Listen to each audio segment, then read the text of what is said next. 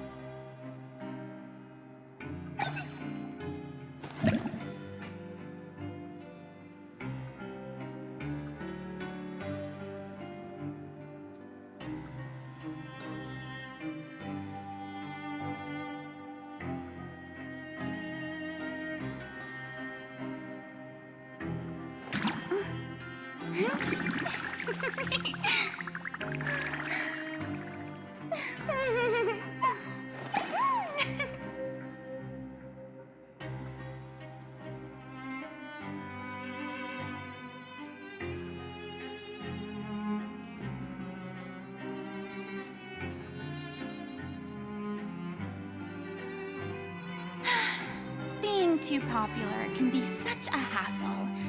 Who knew the people would adore me so much?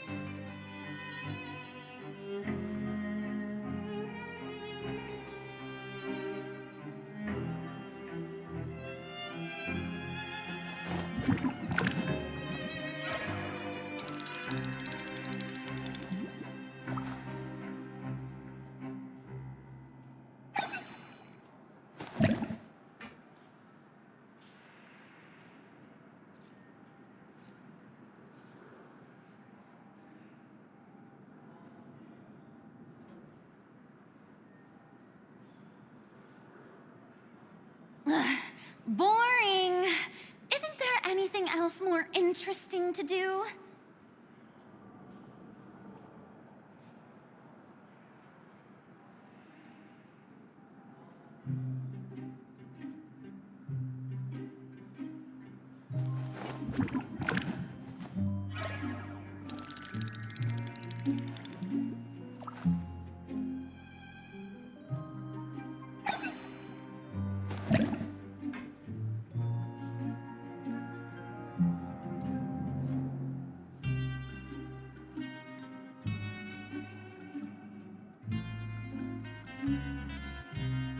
Tea parties are a must for the well-mannered. If you'd like to learn the proper proper etiquette, I'd be happy to teach you.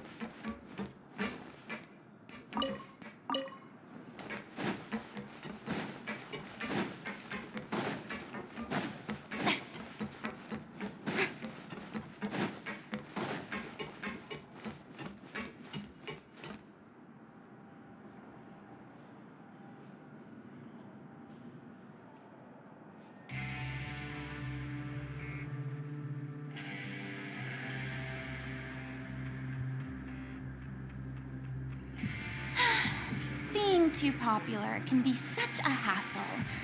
Who knew the people would adore me so much?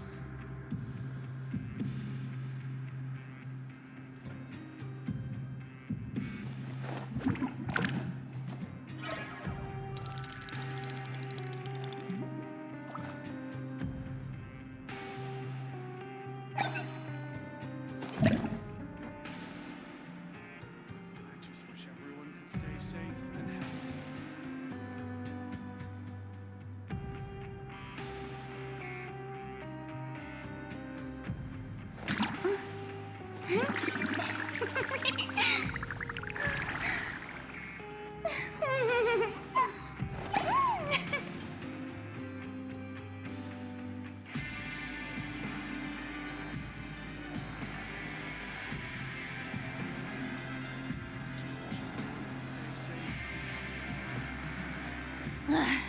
Boring! Isn't there anything else more interesting to do?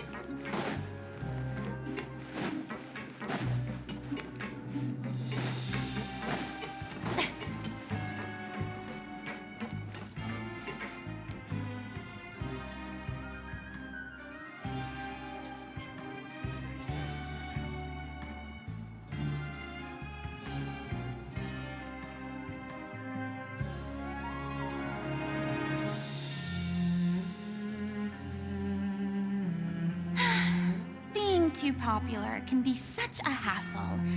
Who knew the people would adore me so much?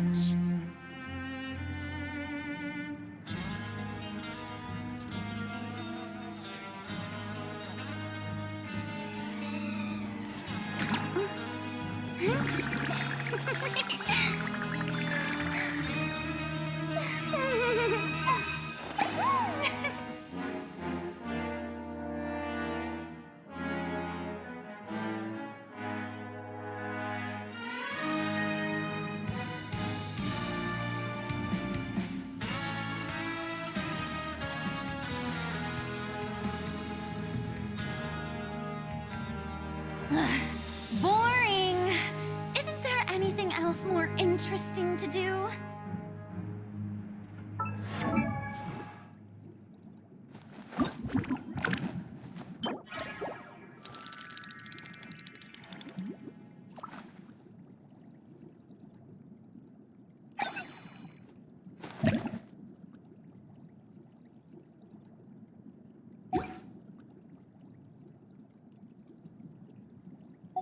Tea parties are a must for the well-mannered. If you'd like to learn the proper etiquette, I'd be happy to teach you.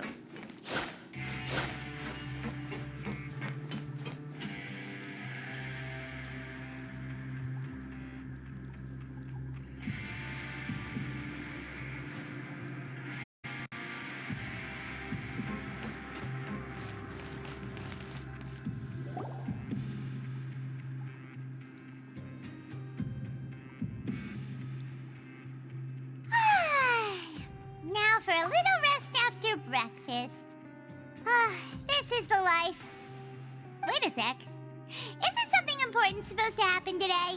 Oh, today's our big day! We're supposed to leave the Fortress of Mirapede! Come on, we've got to go complete the release procedures now!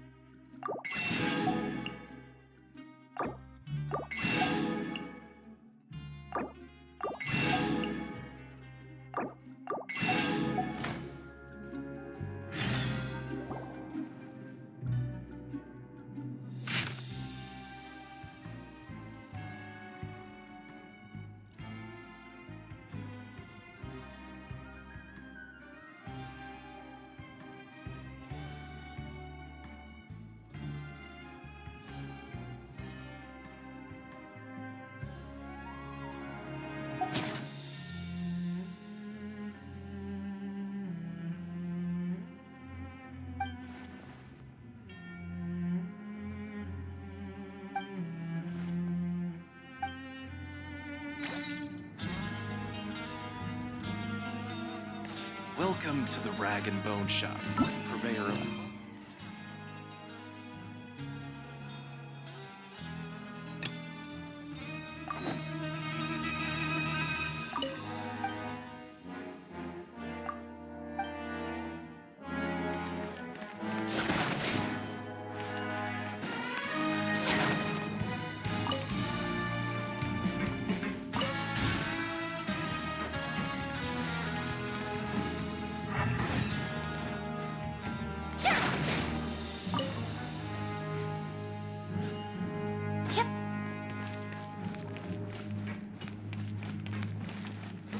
Welcome to the Rag and Bone Shop, purveyor of all essential provisions.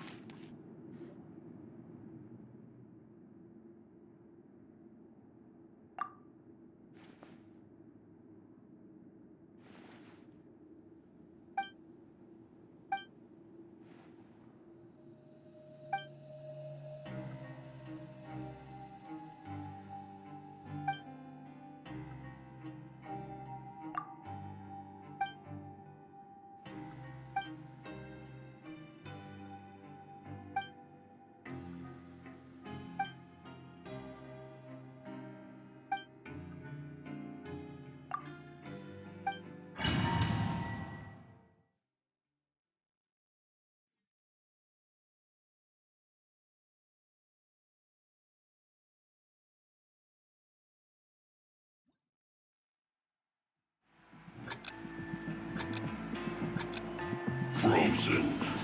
Crit, you'll get frostbite. Don't get in the way!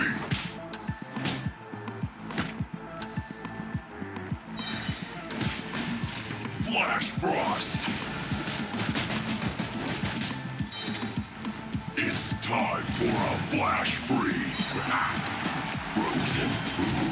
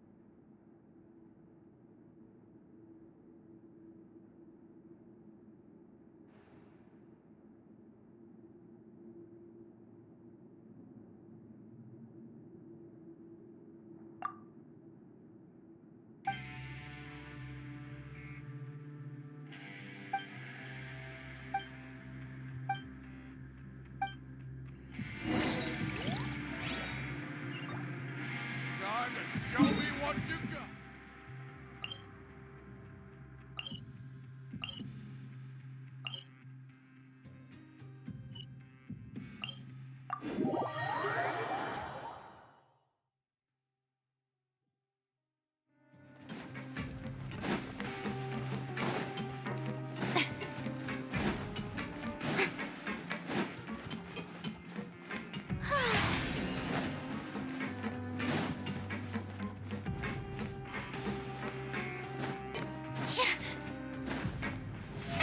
How brilliant!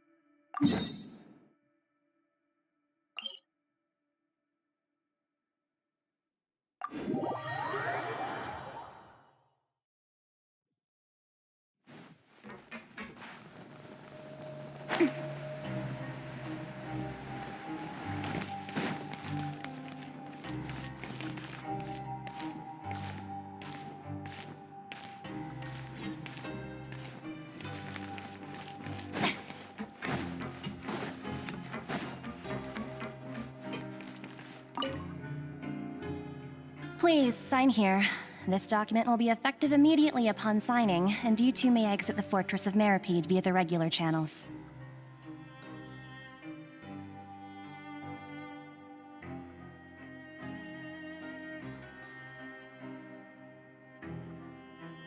It's been so long since we've been to the surface. Let's hurry up and...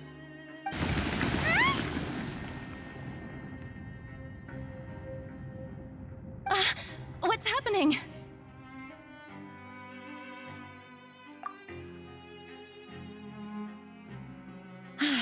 I'm fine, thanks. But I wonder what that tremor was just now. Let's go ask the Duke.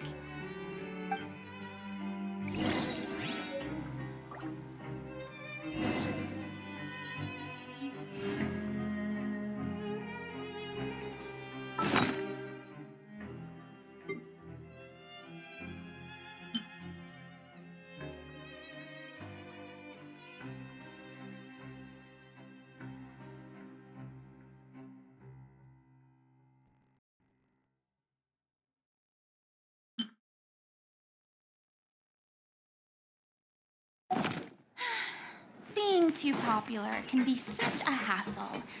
Who knew the people would adore me so much?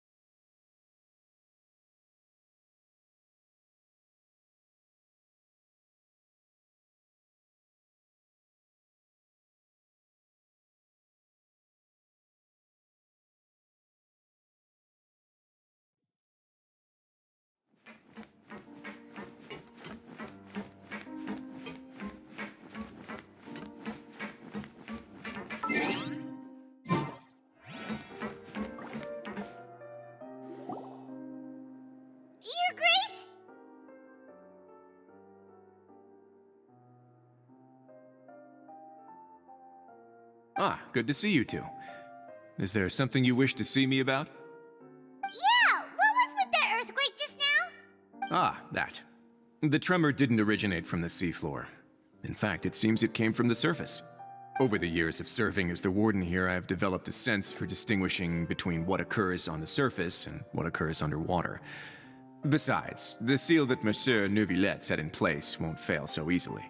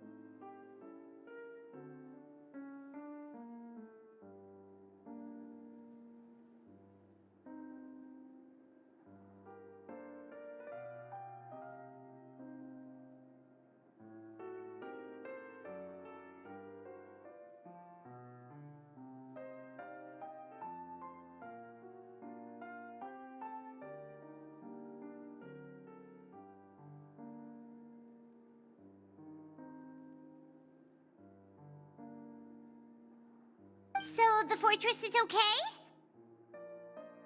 If you recall our last incident, if there really were a problem, there would be crowds of inmates in a panic right now. Huh, you've got a point. Okay, seems we need to get back up to the surface and ask about what happened. By the way, do you know what day it is today?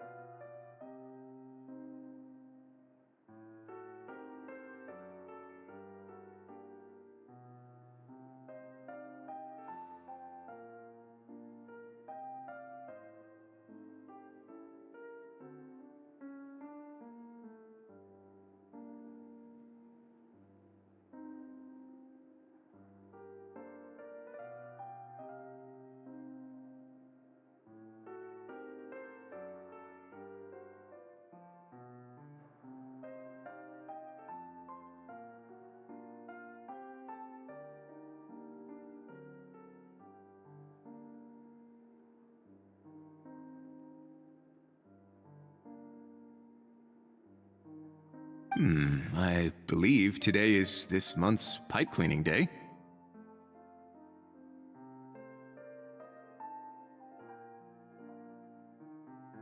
Wait, seriously? Ah, yes. Have you completed your release papers? Yep. It's you two. Are you leaving now? That's right! Today is our last day in prison!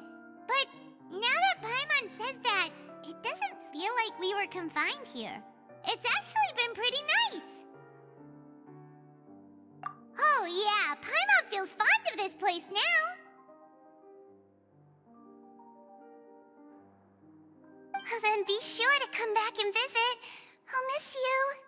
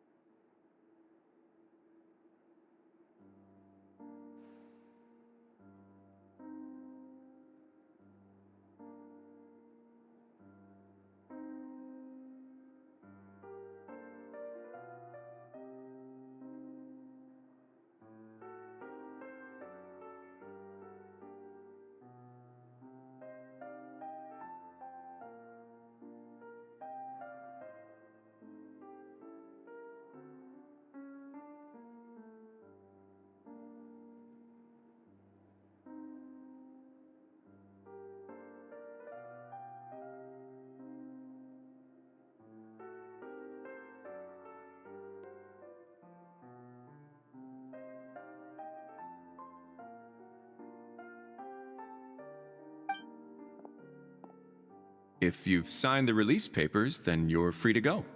The guards will escort you out.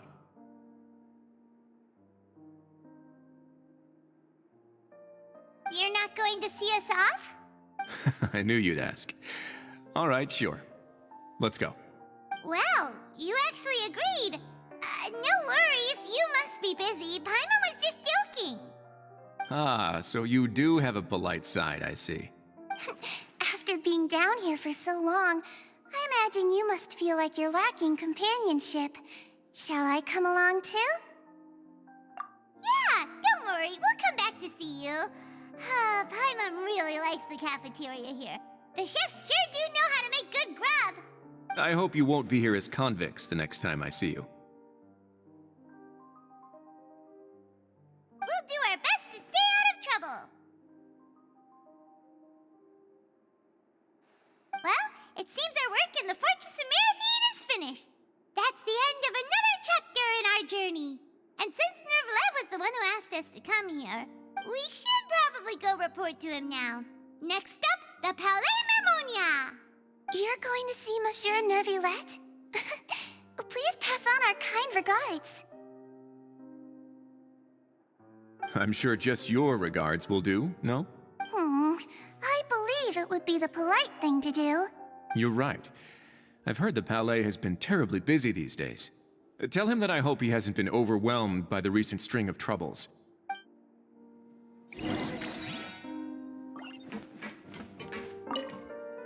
If you're concerned about things at the I believe you should still have some vacation time to spend. Thank you for being so understanding.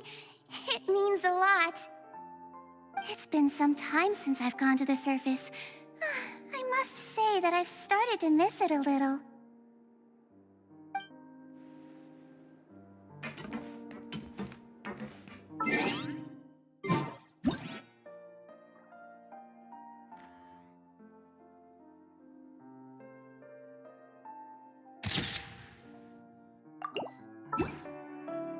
If you're concerned about things at the Palais, why don't you take some time to go up and check things out? I believe you should. I think it's been some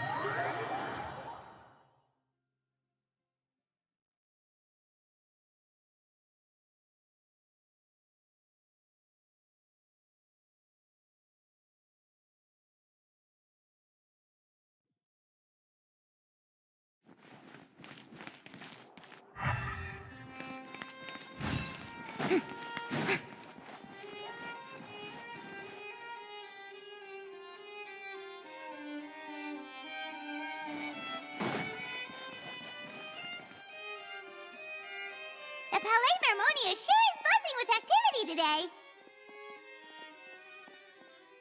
Halt! Huh? Oh, it's you two. Apologies. Monsieur Neuvillette did say you'd be welcome at any time. Excuse me, would you mind helping me take a look at this report? I'll be right there. Sorry, I've got my hands full here. You can see yourselves in.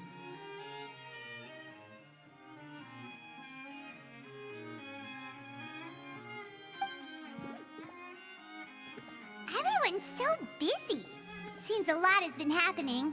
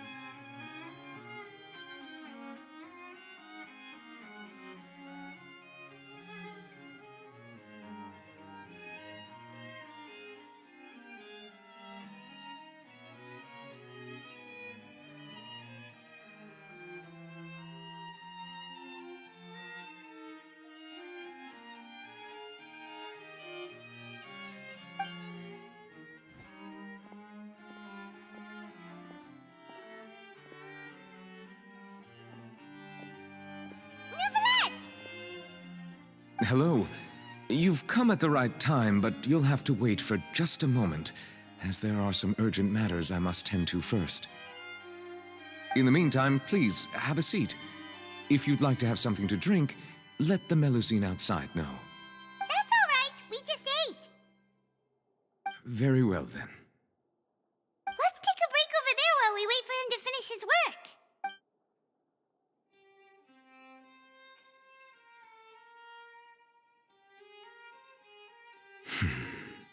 All right. That should wrap things up for now. Are you done with your work? Yes, sorry to keep you waiting. Today should be the day you were released from the Fortress of Meripede, and it appears that you've managed to complete all the release paperwork. That's right, and we came here to see you right away.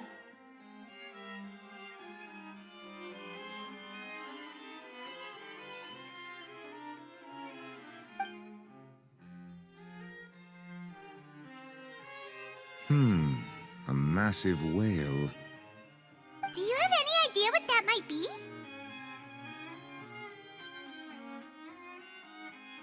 Judging from your description, that cannot have occurred in any ordinary waters, but rather something like the primordial sea.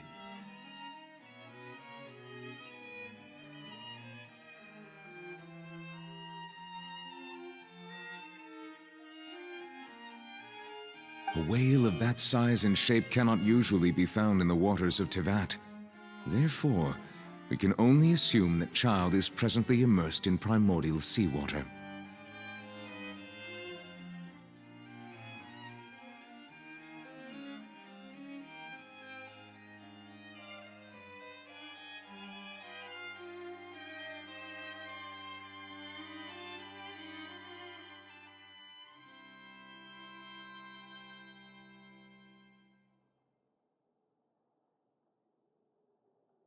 Immersed in primordial seawater?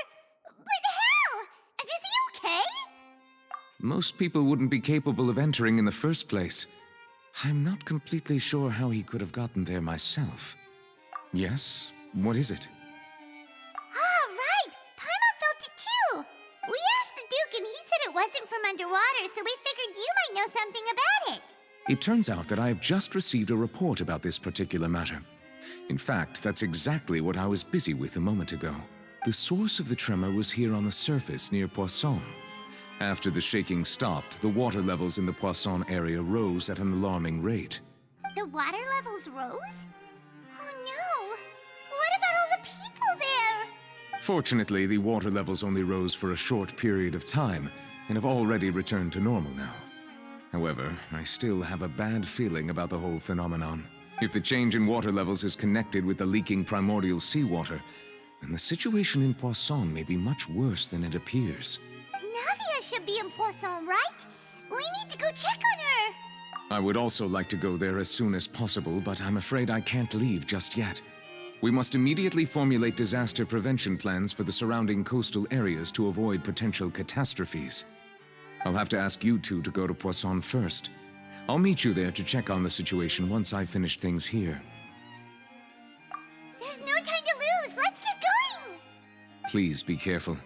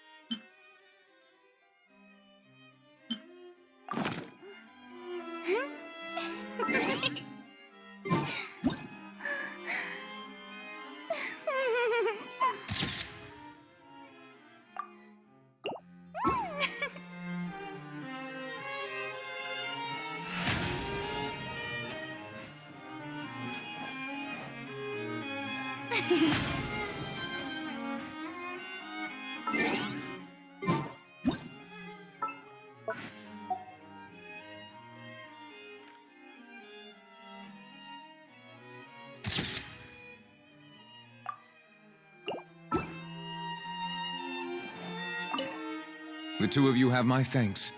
If you need any help, just let me know.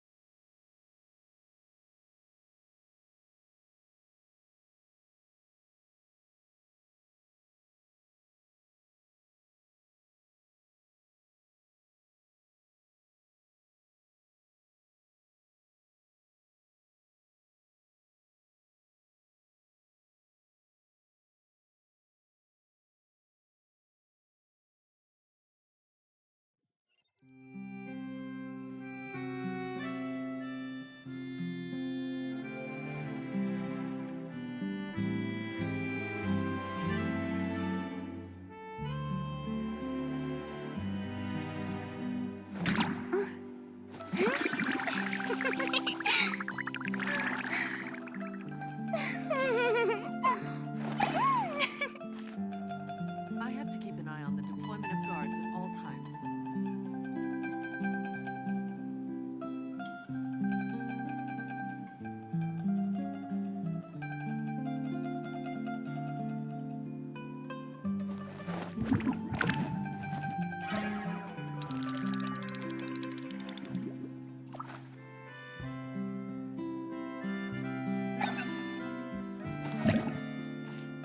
I have to keep an eye on the deployment of guards at all times.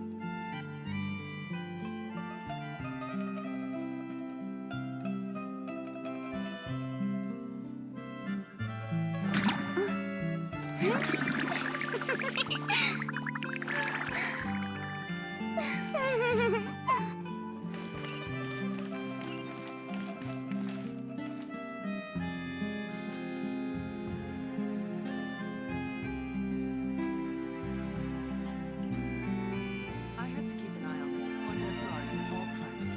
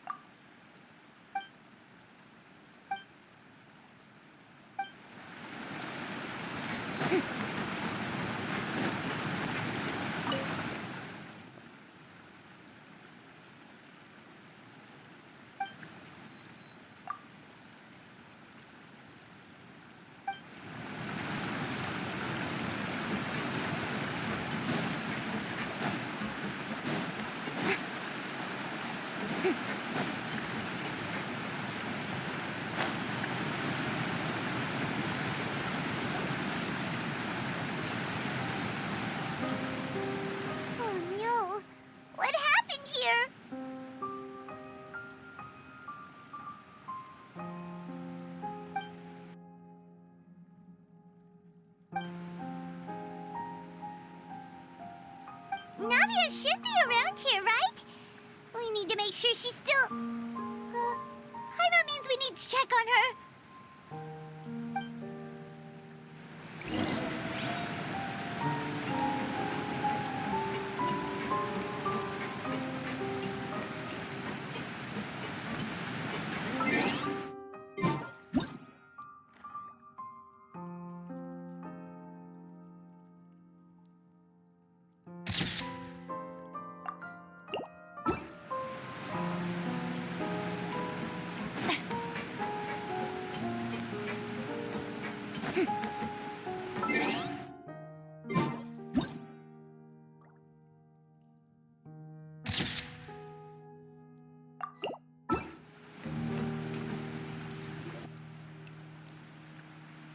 We haven't seen a single soul all the way here.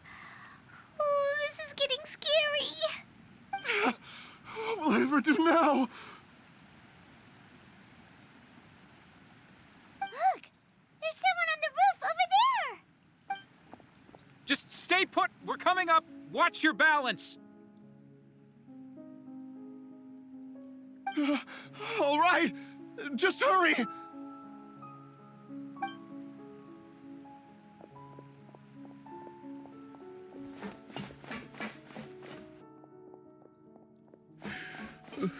I'm not young anymore. How will I survive on my own? My Desiree! Oh, he looks pretty sad.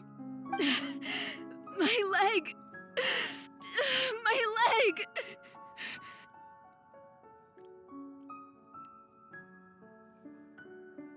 How could this have happened? It hurts! Just hang in there. Help is on the way. You can hold my hand if it makes you feel better.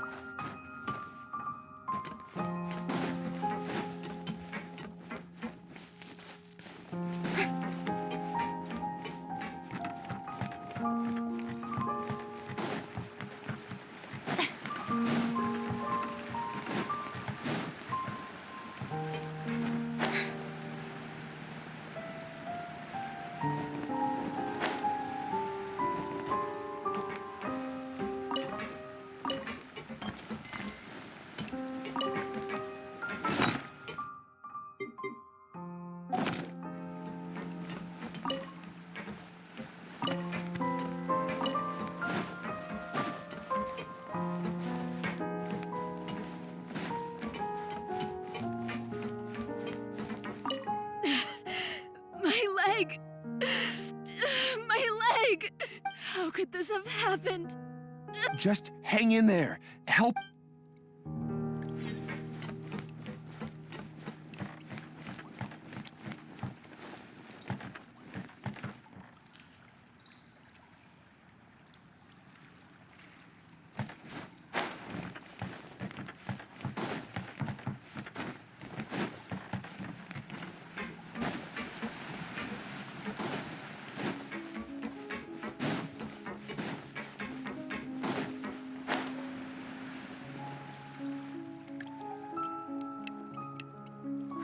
It's Navia! She's over there! Hey, Navia! Are you okay?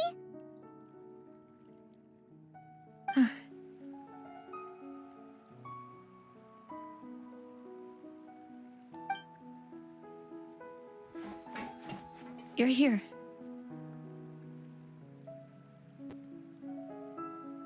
We heard there was a situation in Poisson, so we came as quickly as we could.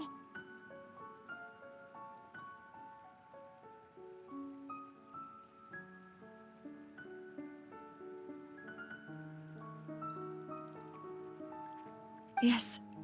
As you can see, the water level suddenly rose. It caused quite the disturbance, in fact.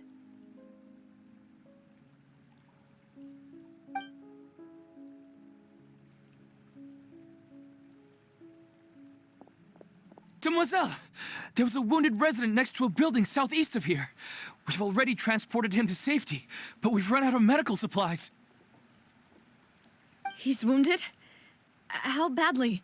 He fell, so it's probably a broken leg. He's pretty shaken up. When the water level rose, he desperately climbed up to the roof.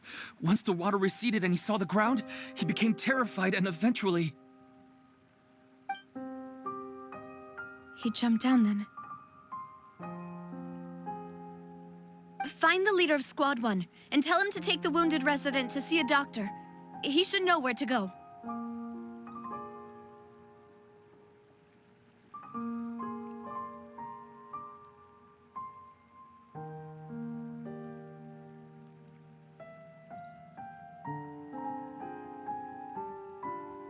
Understood.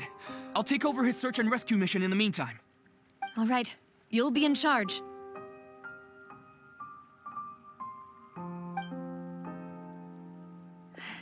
I'm sorry. Where were we? The situation in Poisson? Ah, right. Allow me to explain. A little earlier, we suddenly heard a loud noise. At first, everyone thought that something might have exploded in the waterways. But before we knew it, water started pouring out from everywhere. The rushing water seemed a little odd, almost like the unique color of primordial seawater. Some people didn't realize the danger and thought it was just ordinary water, leaking from somewhere. Everyone on the street who happened to be close to the water didn't have a chance to escape. As the water levels rose, they suddenly disappeared. They were all dissolved.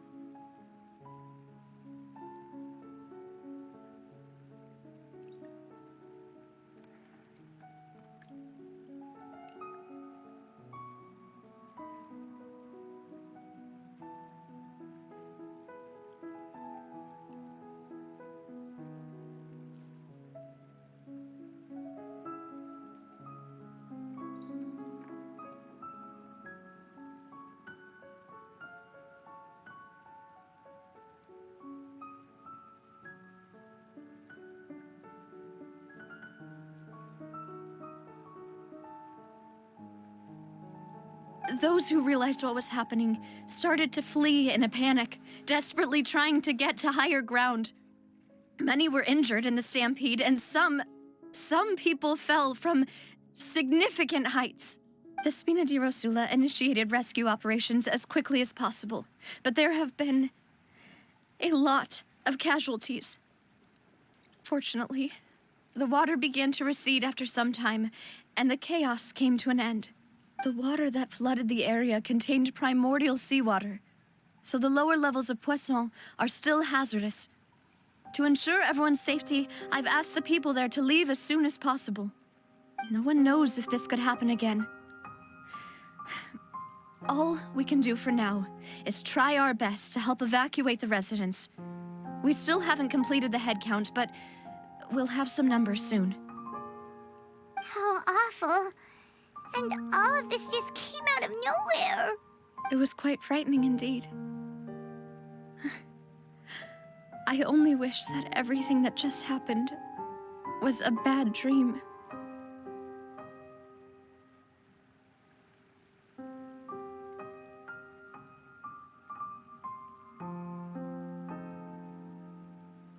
Is there any way we can help, Navia? Thank you for being so willing to help in a moment of crisis like this. You don't know how much it means to me. I really can't express how grateful I am.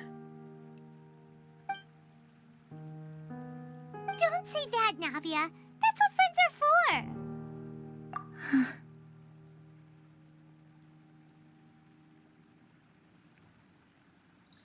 Demoiselle! We've got a situation here! I'll be right there.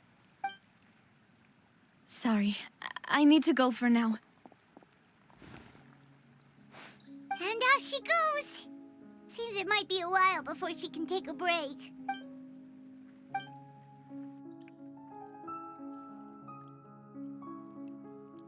Okay, the wounded are being tended to, and we finished a preliminary head count. More support has just arrived, so I suppose I finally have a moment to focus on my own matters. Of course, we should remain ready for anything, and continue doing our best to rescue others. I'll be sure to have everyone at the Spina di Rosula ready to render assistance. Traveler, Paimon, would you two accompany me to my father's grave for a moment? Huh? Right now? Thank you.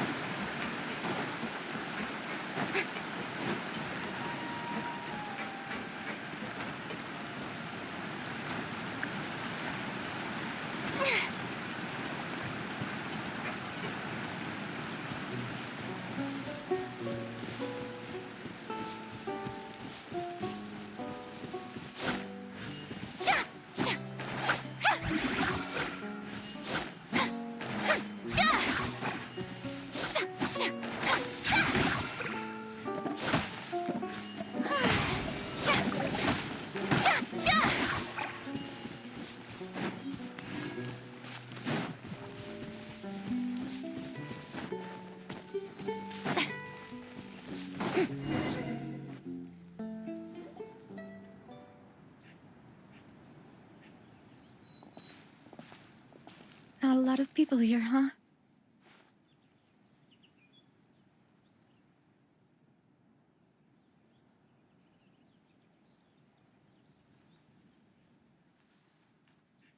Well, given the time of day and the whole situation in Poisson, Paimon doesn't think there'd be a ton of people here visiting graves.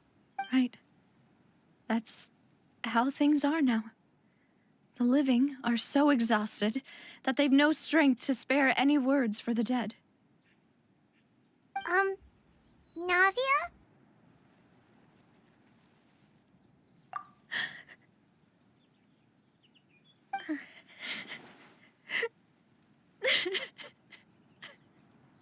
Navia, what's wrong? Sorry. I just...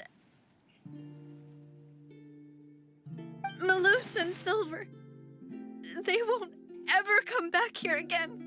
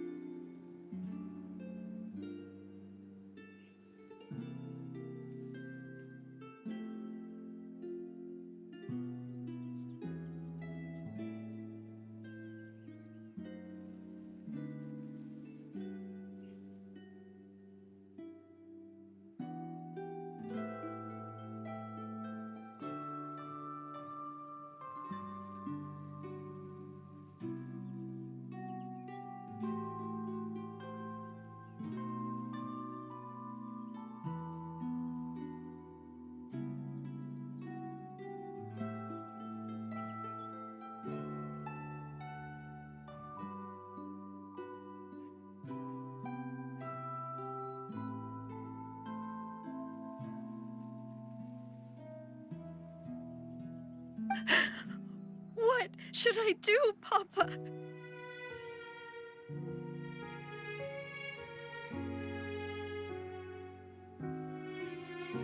Huh? What happened to them? Everyone agreed on the rescue plan, but still, I was the one who initiated it. They were helping evacuate the residents, but they couldn't leave in time. And they were caught in the seawater.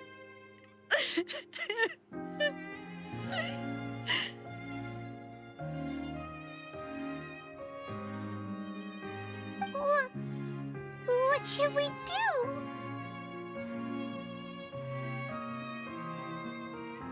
I've known them for so long. And I know they weren't afraid. But...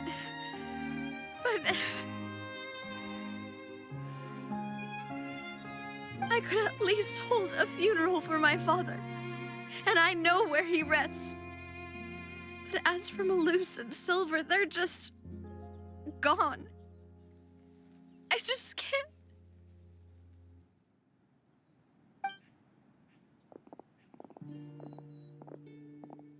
Everything looks so clean after it rains. Even the gravestones. I didn't expect that you'd enjoy a glass of red wine in front of Master Callus's grave.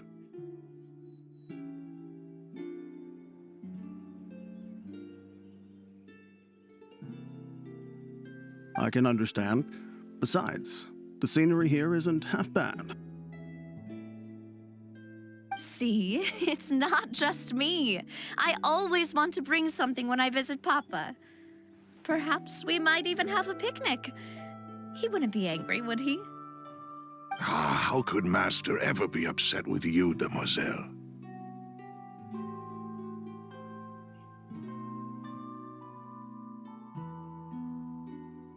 Yet the cemetery is the home of those who have passed, is it not? Everyone ends up here sooner or later, no matter who you are.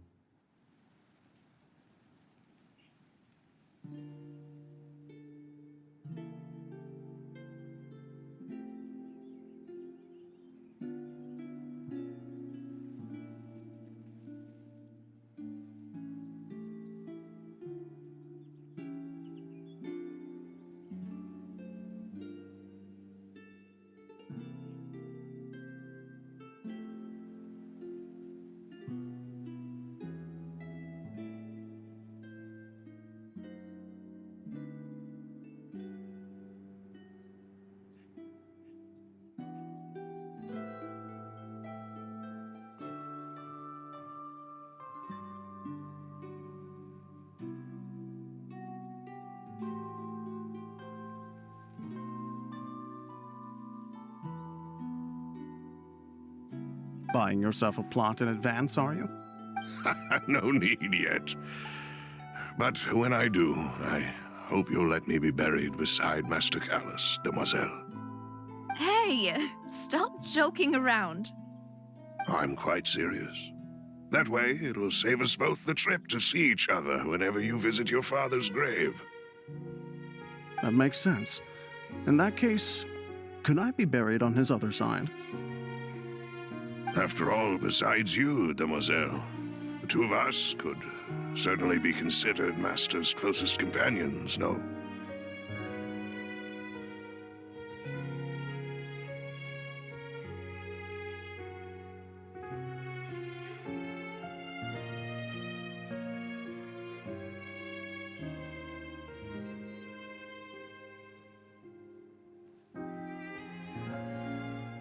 Personally, I believe we fill those shoes just fine.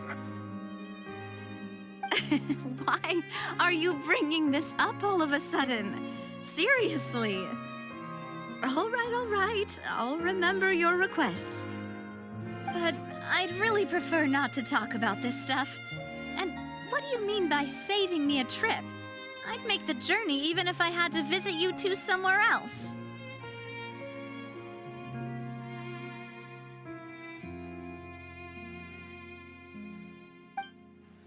I'd promised to let them rest in peace here. But here I am breaking that promise.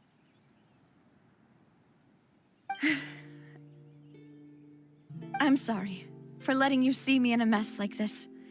I don't usually cry, really. Paimon doesn't know how to help you feel better. But, well, she understands how you feel. I had always thought I could make my wishes come true. But now that I think about it, that never solely relied on me. Many things can only be accomplished with someone else's help.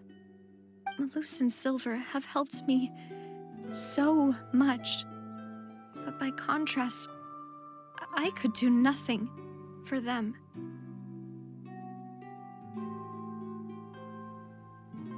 I'm so sorry. You can spend as much time as you need here, Navia. We'll stay with you.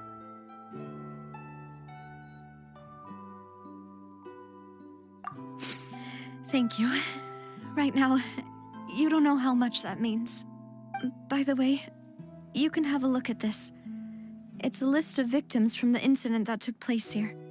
Obena, Khan, Burnett, Giverny, Francine, Karina, Daisy Ray, Joinville, Julianne, Esson, as well as Malus and Silver. So, everyone else is safe. But still... It's okay. I know what you're thinking. And you're right. We lost Malus and Silver. But we were able to save more than we anticipated. The overall outcome indicates that the cost was worth it. Right! Don't think that way, Navia. One person might be saved at the expense of another, sure, but that isn't something we should ever consider a trade. Malus and Silver were not the price for saving anyone. They're heroes. You're right. Thank you, Paimon. What you said just now was pretty amazing, actually. I'll remember your words. Oh, really? Seems you've become more eloquent in the time since we last met.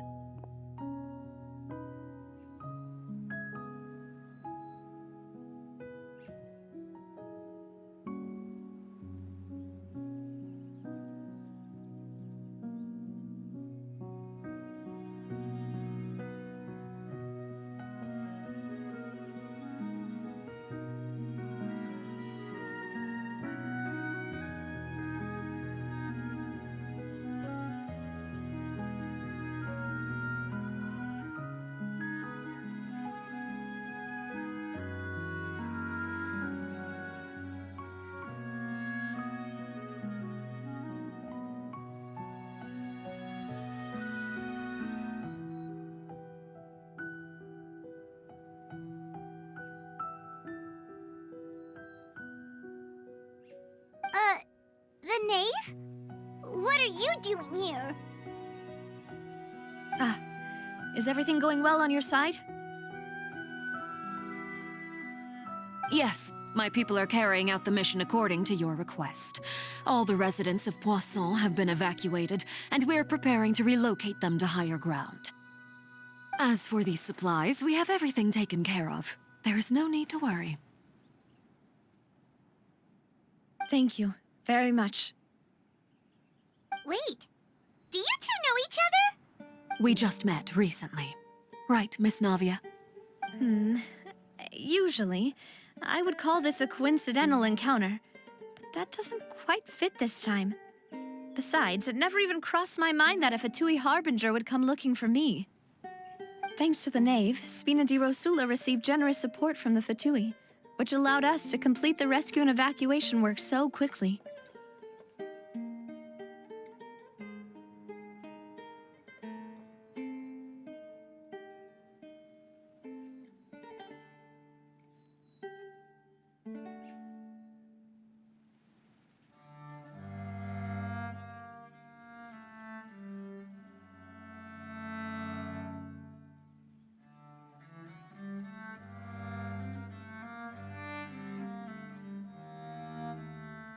Mutual aid is essential to fostering positive developments. We were already in the area, in any case, so it was nothing. That said, I must say that you're a lot sharper than you let on. I'm sure you understand what I mean. I apologize for all the ways in which I tested you previously. We've never worked with a Fatui before, and it's extremely important for us to know who we're working with. My subordinates have reported that Fatui soldiers have been observing water levels and taking head counts in various locations. I hear that they've also prepared a large amount of emergency supplies. I'm quite surprised. This is nothing to brag about, nor do I intend to. It is simply the way of powerful organizations to act forcefully, whether they are doing good or ill. You've witnessed that firsthand, in any case. As I've told this traveler before, I know of the prophecy, and I intend to prevent the impending disaster. Lending your organization a hand was a natural first step in accomplishing that. As such, do not be troubled by this token of our sincerity. Perhaps one day, you'll also be able to help me in the same way.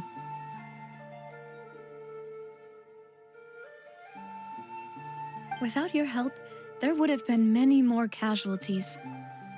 I won't forget your kindness. Furthermore, I sincerely regret what happened to Malus and Silver.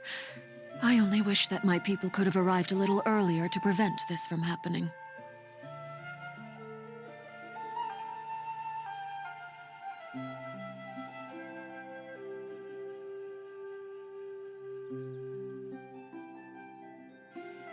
Don't say that. You and your subordinates did everything you could. As Paimon said, Malus and Silver didn't choose to sacrifice themselves for any specific person, and they weren't the price paid for other salvation. They chose to become heroes themselves.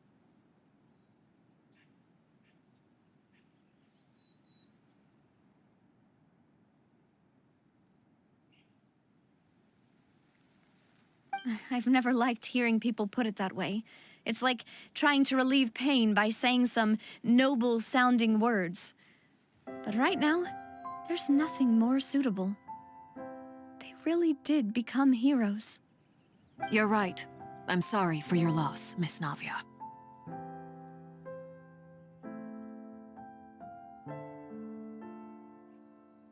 Water is life to Fontaine's people, and it also spells disaster. It's no wonder that people always say that prophecies represent fate. Fortunately, I've never been one for such opinions. So, you're one who will try to change fate, then?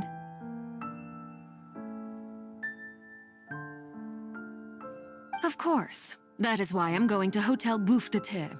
I still have some things to take care of, and the children need my attention. By the way, Traveler, Paimon, one more thing. All right, then we'll just... Huh? This isn't right. Paimon thought you would ask us to walk with you for a moment so you could tell us something in private. That is a clever and useful conversation technique, which I do like to use when necessary. But there's no need today. It would not hurt to have Miss Navia listening in. Traveler, I'm sure you remember that I said we could work together when we had the chance.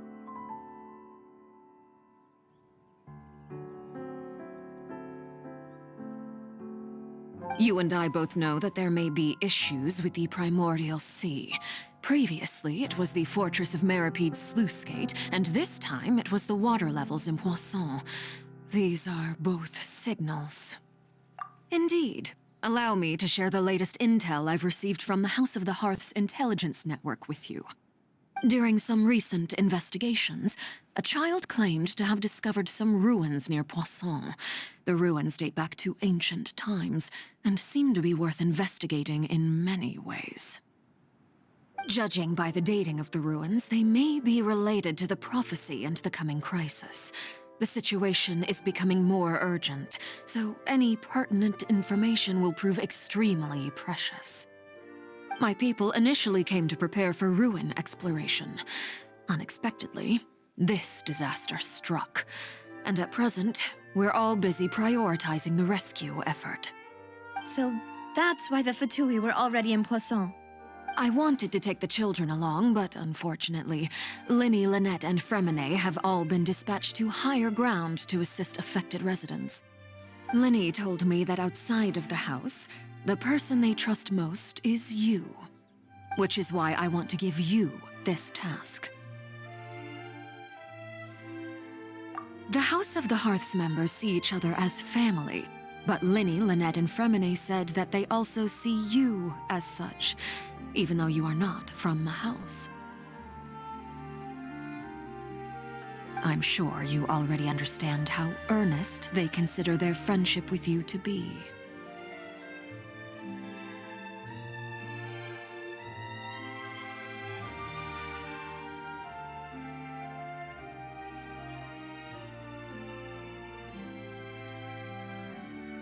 Oh, that somehow makes Paimon feel kinda happy. The intel I just shared about the ruins could fetch a high price. But since the children consider you family, it's only natural that I freely share it with you. Got it!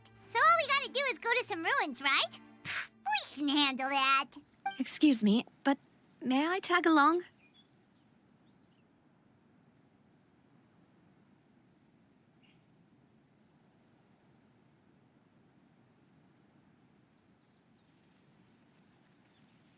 You wish to join, Miss Navia?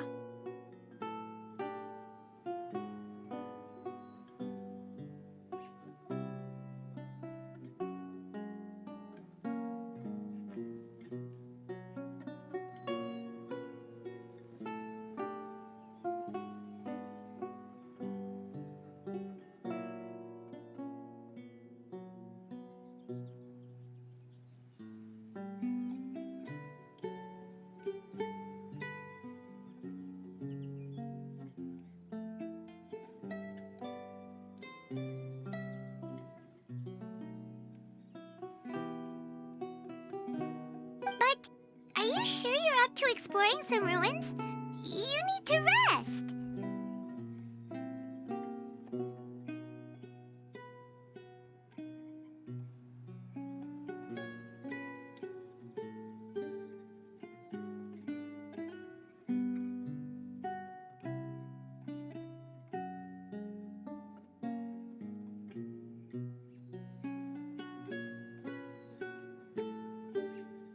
Well, I'm sad, yes, but I can't just go back and plop myself into a chair by the roadside and do nothing.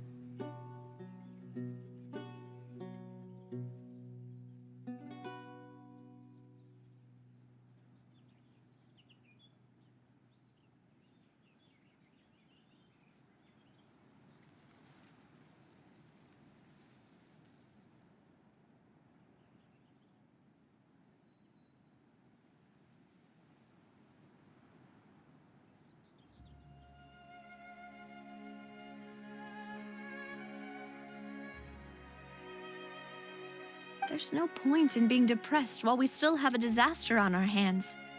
As my father's successor, I must live up to the hopes he had in me. Besides, I'm also doing this for myself. I need something, a distraction, to keep my mind off Malus and Silver.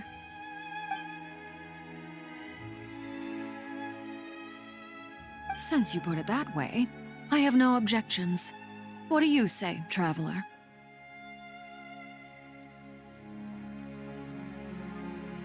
All right. The ruins are to the south of Poisson. Here's the map. Okay, the three of us will handle it. Come on, let's pack up and get going.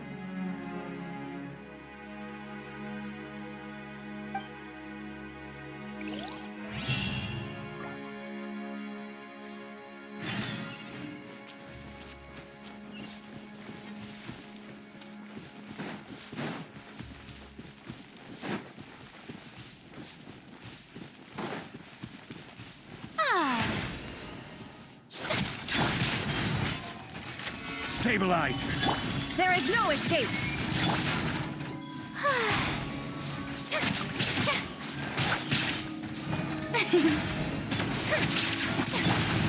Everyone's okay. Gather! Shine down!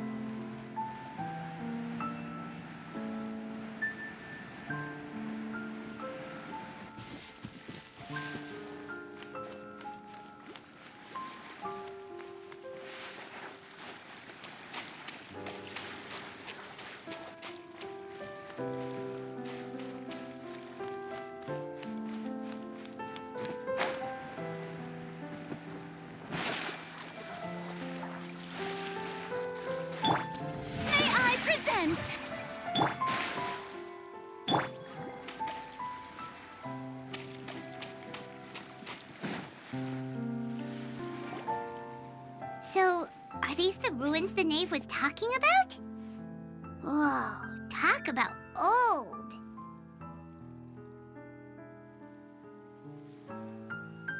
They seem to be pretty ancient, all right. Let's go in and have a look. Just be careful.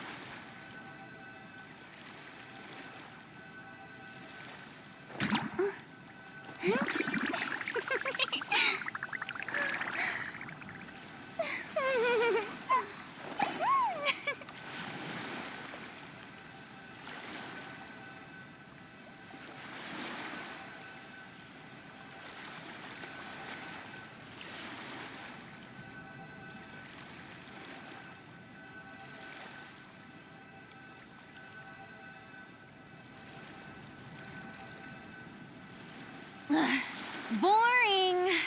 Isn't there anything else more interesting to do?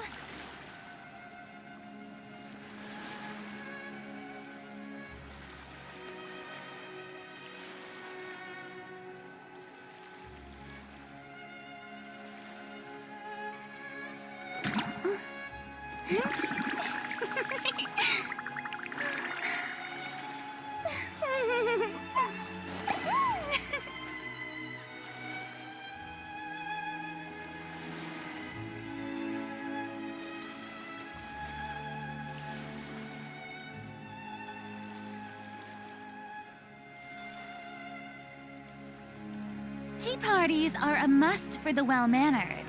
If you'd like to learn the proper etiquette, I'd be happy to teach you.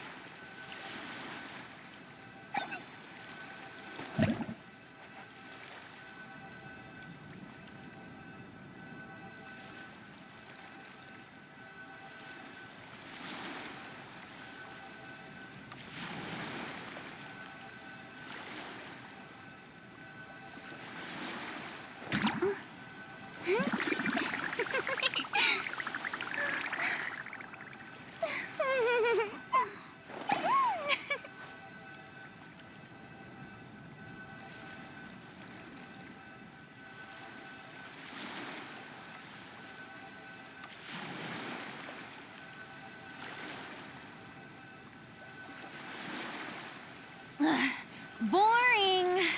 Isn't there anything else more interesting to do?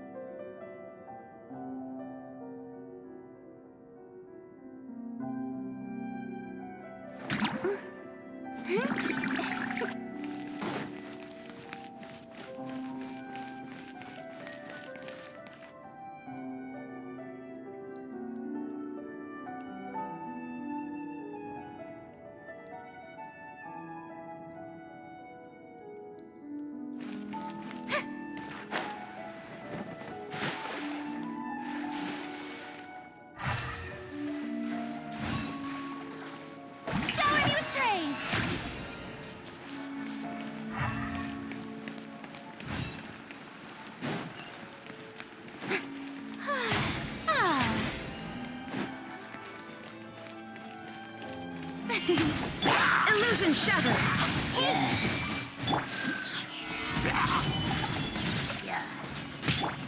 Strike a pose!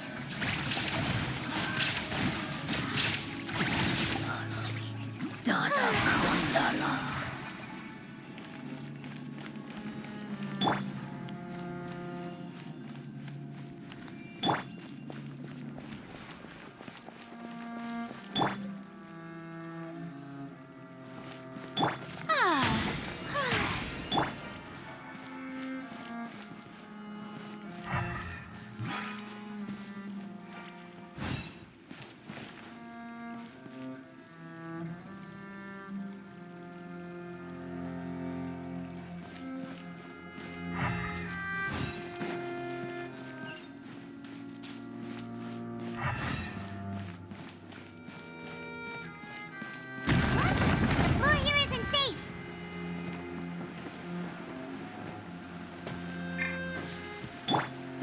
Escape! Everyone hold hands!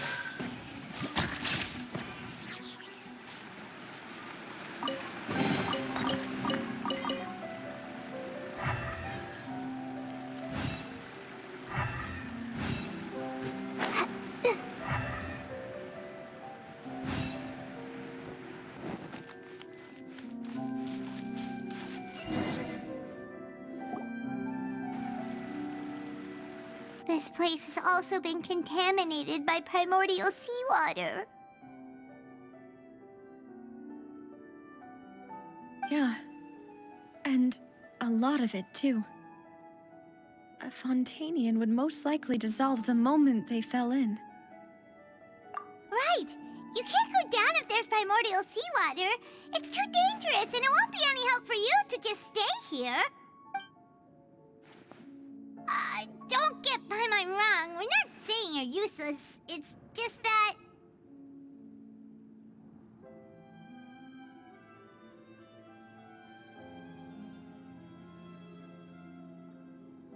No, you're right.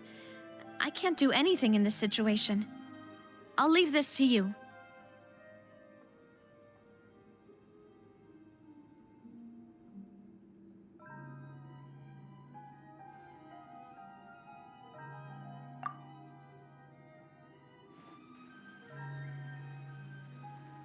That complicates things.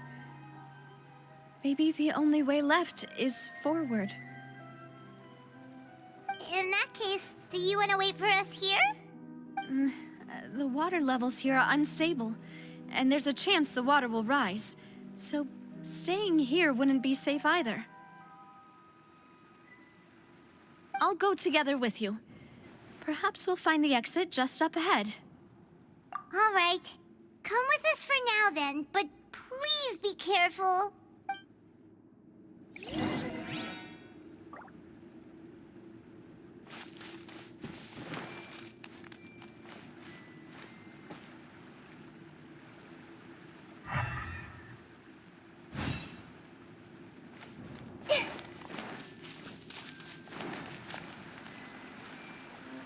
Oh no, it's a dead end! Let's try climbing over from the side.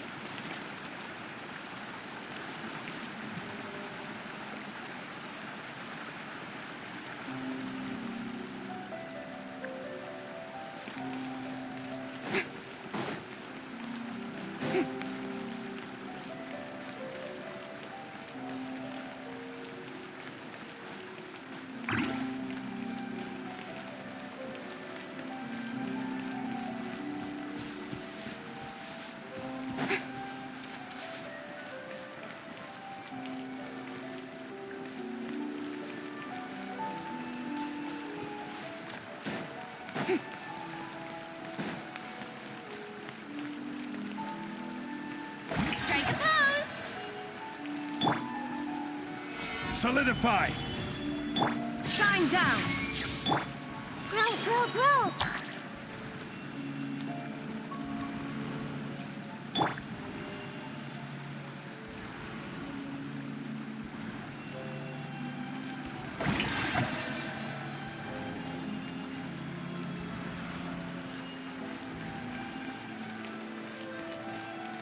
Yep. Wait, there's something wrong with this bridge!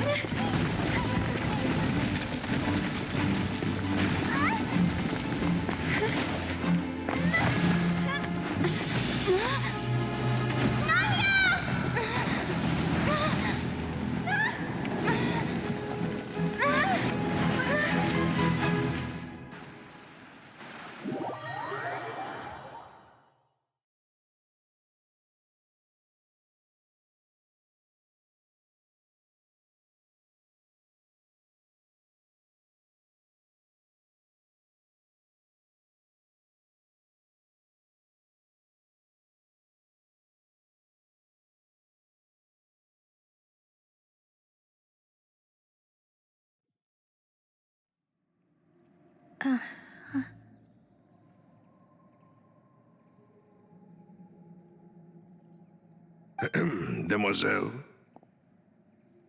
Huh?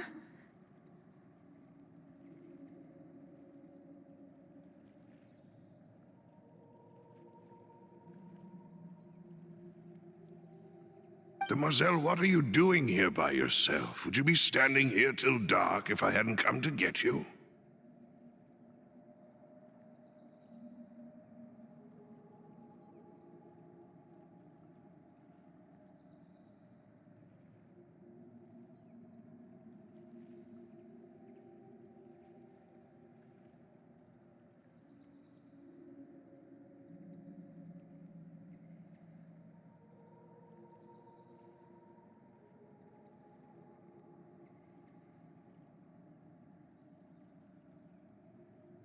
Maybe she just wants some time to herself, Malus.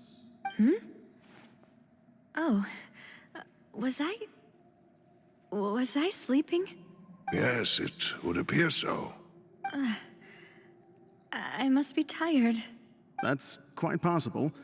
However, you were the one that suggested we go out for a walk. Oh, right. I nearly forgot.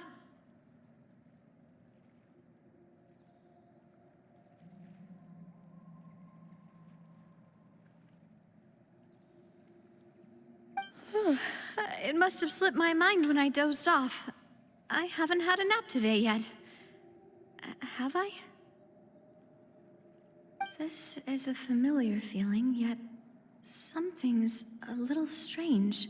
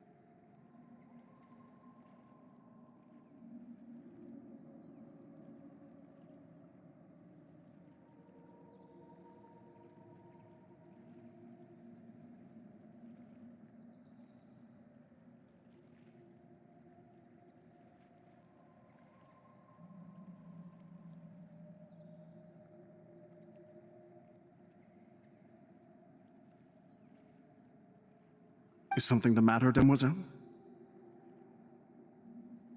Oh, no. No, I'm fine. I was just trying to recall why we came out for a walk.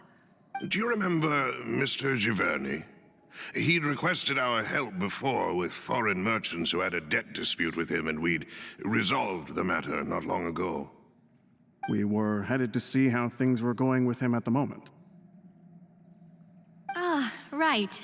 Yes. I remember now.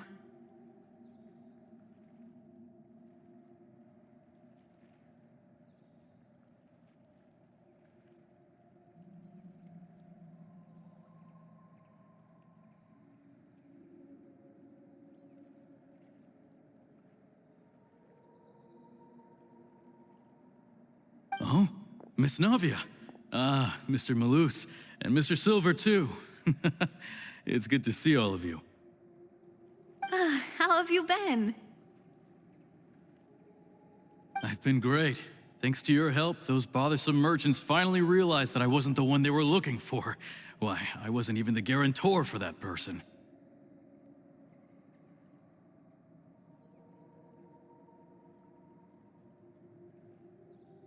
They were knocking at my door day and night. Even my neighbor, Obina, was getting fed up with them.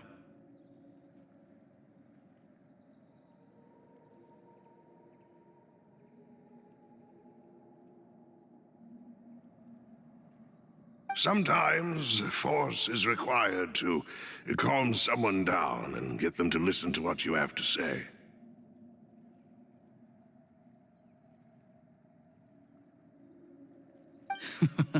That's right. Oh, by the way, Burnett, what was it that you wanted to give to Miss Navia again? Oh, yes. One moment, I have it right here. Miss Navia, these are some flower seeds that I prepared. Please take them. They're a very good variety, and they'll become very big and beautiful once they bloom. I don't know what we would have done without your help, so this is a little token of our appreciation. I hope you won't refuse. Did you cultivate them yourself? Thank you so much. I'll certainly take them. Malus, we do still have some empty flower pots at home, right? Why, we can have as many pots as you'd like, demoiselle. Perfect. In that case, we'll swap out some of the decorative plants for some of Mrs. Burnett's flowers. Very well. Wait. Something seems to be off here. Excuse me, madam. If I'm not mistaken, your name is Burnett, correct? That's right. Is something wrong? No, it's nothing. This is the first time we've ever met, but your name seemed familiar to me. I must have heard it when I was discussing things with your husband previously.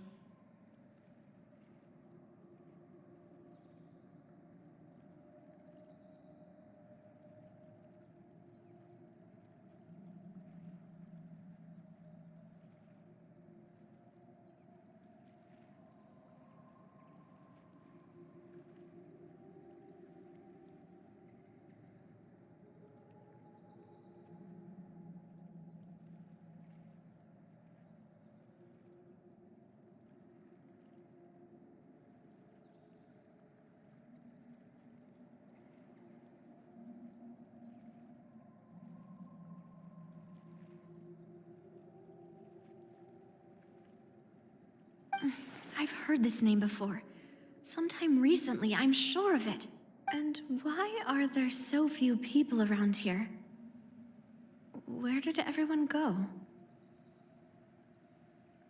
We must mind the time, demoiselle. We still have important things to attend to today. Huh? We do? Like what?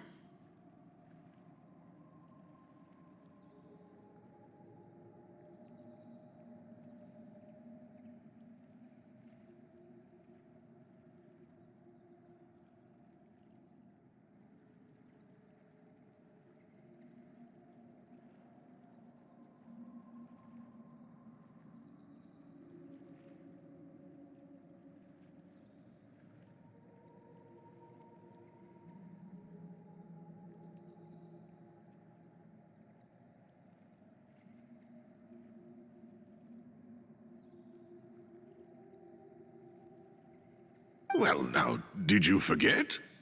Miss Navia, here you are. I've been looking for you. Please, come to the Opera House. Your trial is about to begin.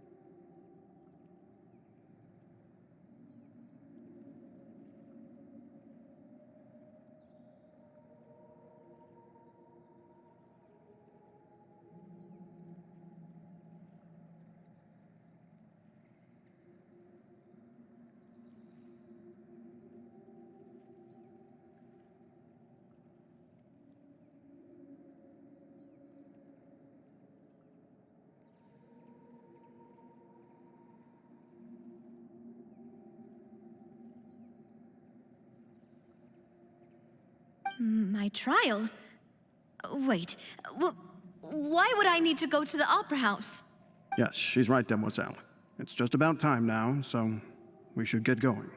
Oh? All right then.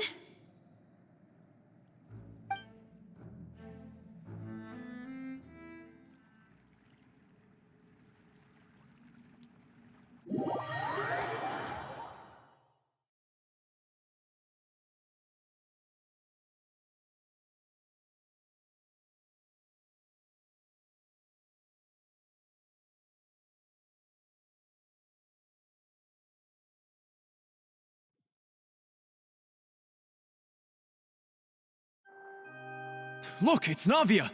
She's here! And her two attendants are with her. Goodness, everyone's finally here.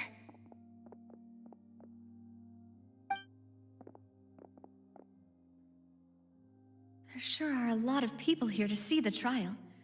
And they all seem to be oddly excited about something. I even know some of these people.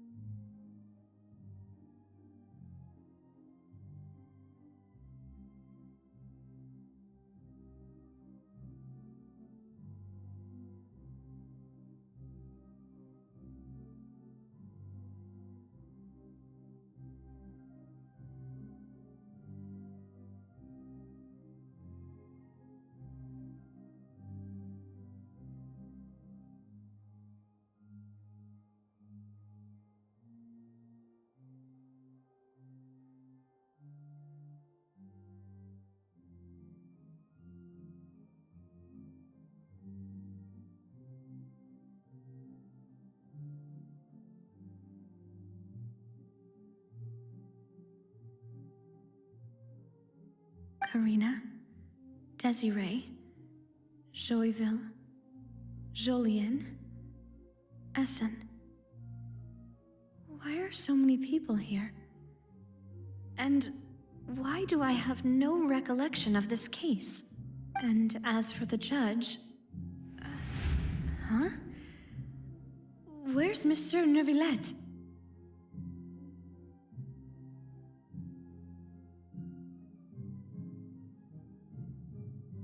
Please sit in the defendant's seat. Don't worry, Silver and I shall accompany you. All right. But are you sure you can stand behind me?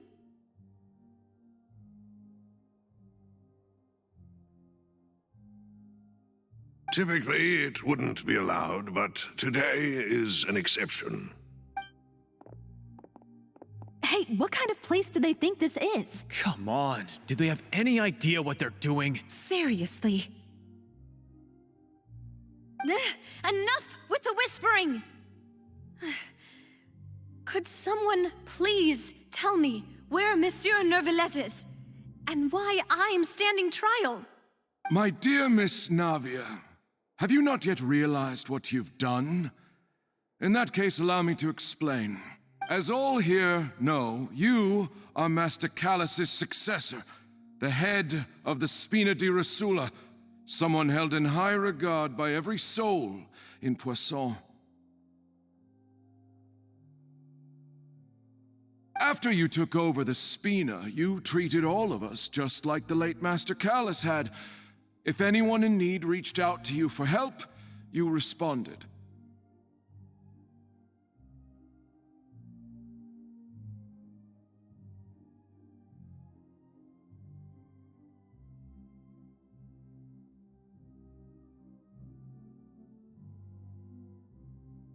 Not only you, but your butler, your subordinates, nearly everyone in the Spina di Rosula fought for the well-being of those in Poisson.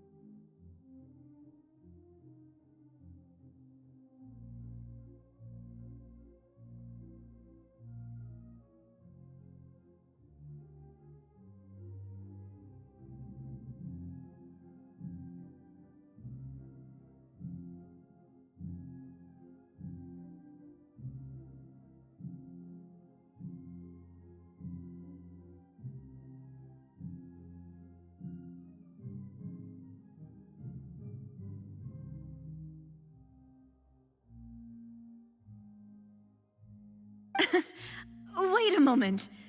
Aren't you just proving that I'm a good person?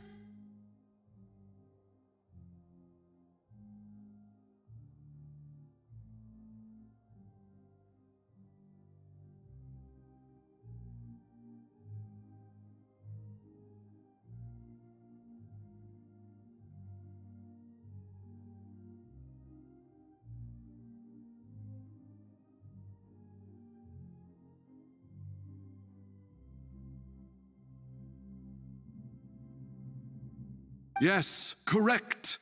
Absolutely right. And that is why you stand accused. You have helped so many people get through so many difficulties. You are one with us.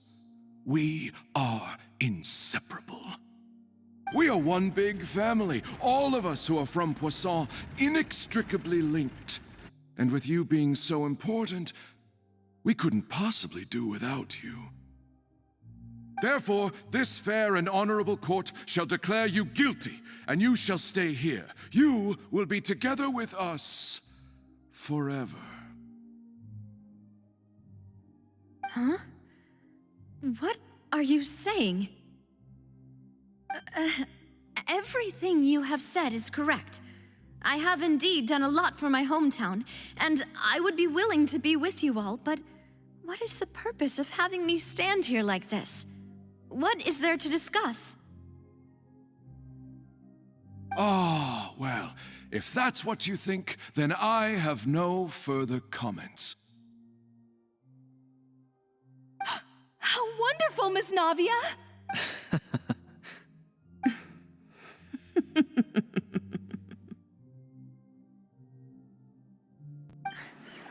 I know all these people. Why are they laughing? I seem to remember now. Yes, I get it. This trial is... Wait just a moment. This isn't right!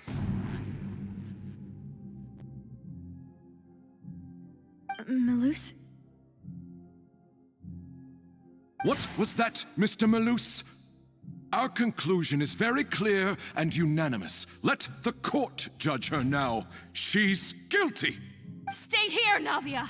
You're one of us! Demoiselle, don't admit guilt. This trial means to keep you here forever. I wish to exercise my right to defend Our Lady. Mr. Joinville, you only know of Navia's goodness, but nothing of her utterly independent mind. She was born a free and independent spirit. She has never been tied down by anything. Indeed, even the death of Master Callus couldn't stop her. Her actions cannot serve as proof that she identifies herself as part of any group. She merely acted as an individual, extending her hand to help others.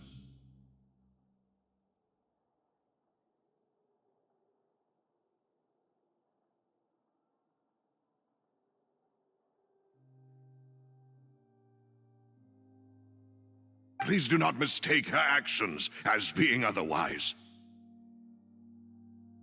Really? As an individual, you say?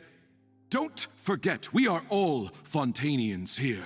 This is the nation of justice, the nation of Hydro. Even if Miss Navia only voluntarily rendered her assistance, that doesn't change the fact that her beautiful soul must return to everyone. Water accepts all, blends with all. It will surely accept her kindness.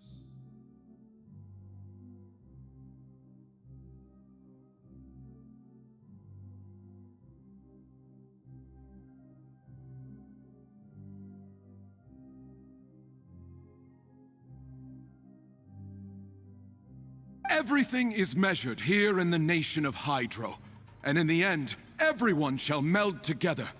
Thus, when a unanimous opinion emerges, that opinion represents justice. Now I speak for everyone. Our opinion is consistent. Navia should stay. We and Navia are one. And you would call this justice? Preposterous. You are merely jealous that Demoiselle still has a chance to exist as an individual. Have you forgotten how much you all once longed to become individuals, to become independent? Do you mean to defy our justice? If your justice is flawed, then why should we acknowledge it?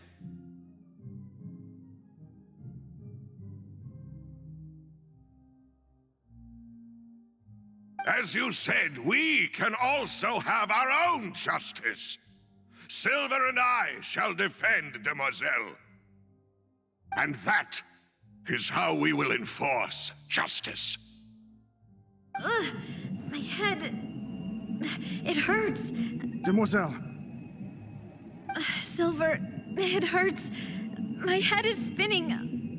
All I can see is stars swirling in front of me. I remember now. Everything that seemed odd from the very beginning. Karina, Desiree, Joyville, Jolien, Essen, and Mr. Giverny and Mrs. Burnett, who we met earlier. Even Malus and Silver. I don't want to admit it, but they're all dead.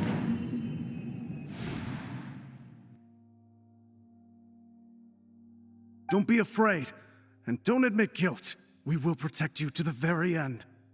Absurd! Who are you to say that she cannot be judged? We are the majority, and in the nation of trials, the majority is absolute justice. We are the will of all. Don't let them escape! We shall keep Navia here with us! Mr. Malus and Mr. Silver, must you be so stubborn? How could the two of you possibly hope to stand against the collective? Do not resist. This judgment is fair and just. Navia belongs to us. After all that happened, she should not be left alone in Poisson. What are you saying? No more excuses! She says we're jealous. Jealous? How could she possibly be an independent individual?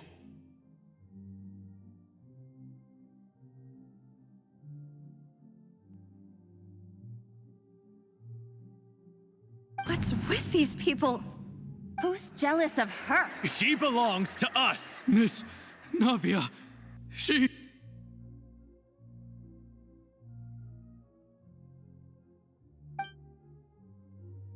Silence! That's...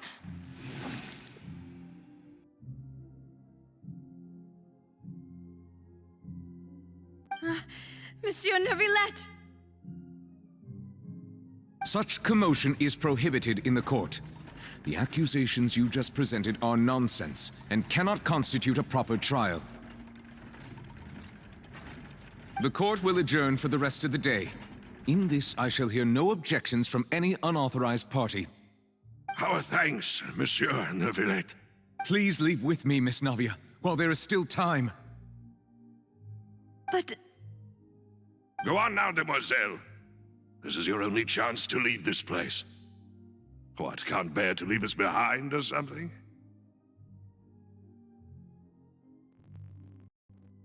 Malus. My apologies. I couldn't resist making one little joke once I realized that this shall be our last goodbye.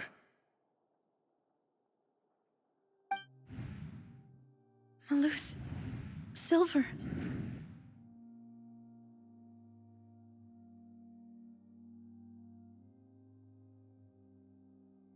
Quickly, you must come now. Goodbye, Demoiselle.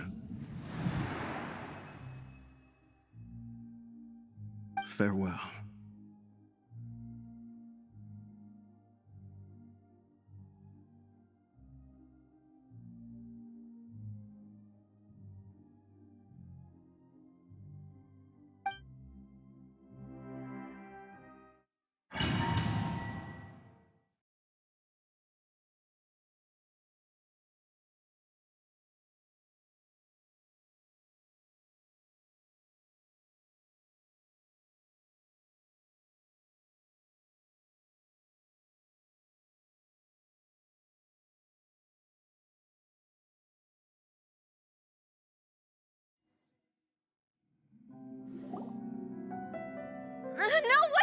Just a second!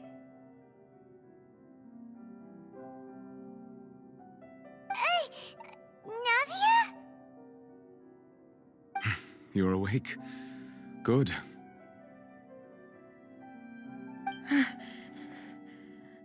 I must have been dreaming. Malus and Silver were still alive, and they were defending me at some insane trial. It looks like you're all right.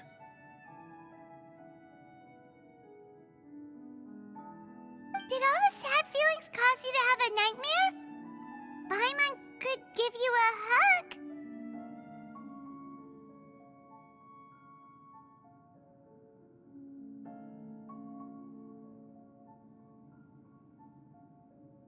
The ruins you were exploring suffered a cave-in. When I arrived, I found you falling toward the water.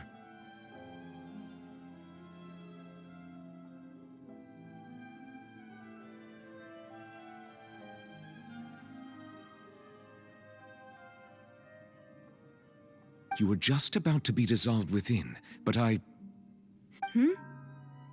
What is it? I think I saw 2 Oceanids protecting you. It was only for a moment, perhaps even a fraction of a second, but they gave me the chance to retrieve you. Were it not for their intervention, I would not have been able to rescue you before your consciousness dissipated. Wait, did you say Oceanids? You mean like what happened with Vache? Perhaps those 2 Oceanids were the people you saw in your dream. I always told them that they didn't have to protect me. To think that they'd keep doing so even after death.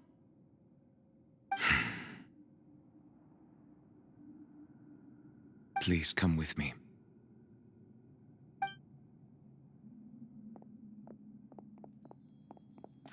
Neverlet, are you okay? Oh, I am quite all right. Perhaps there's something we could chat about? Why do you look so stiff all of a sudden? Oh, Paimon knows. You're the type who feels awkward when there's nothing to talk about, right? I merely thought that we should give Navia some time to herself.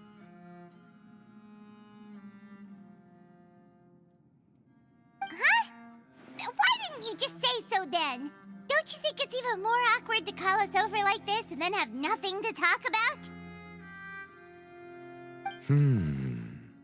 I suppose so.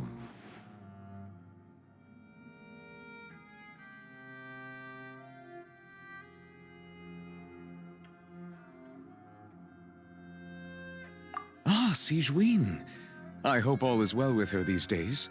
Her work in the Fortress of Meropide has not been too much for her, has it? No way, don't worry. She's doing fine down there. She's an amazing head nurse. I see. Well, that is good. I have always worried that Sigewinne would need a lot of time to understand the world of humanity, just as I have.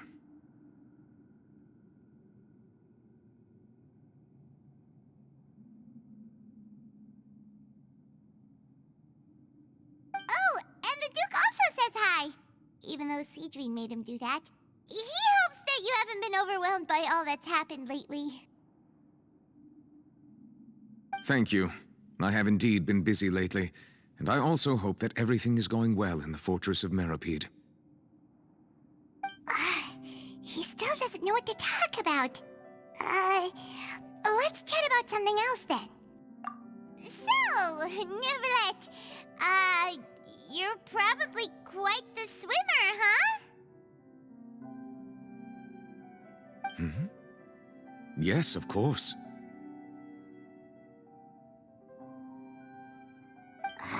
This isn't going anywhere. Let's try something else. How did you find these ruins? Did the knave tell you? Yes, in fact. I had arranged to meet you in Poisson, but when I arrived, I discovered that the Fatui were helping the residents evacuate. They had even transported a large quantity of supplies to the area. Amid my astonishment, I ran into the knave, and we had a chat. She informed me that she had asked you to investigate the ancient ruins here. Yeah, we originally originally planned to meet up with you, but we thought you might still be busy with all those official documents. We didn't think exploring the ruins would take very long, and who would have thought you'd wrap things up so quickly?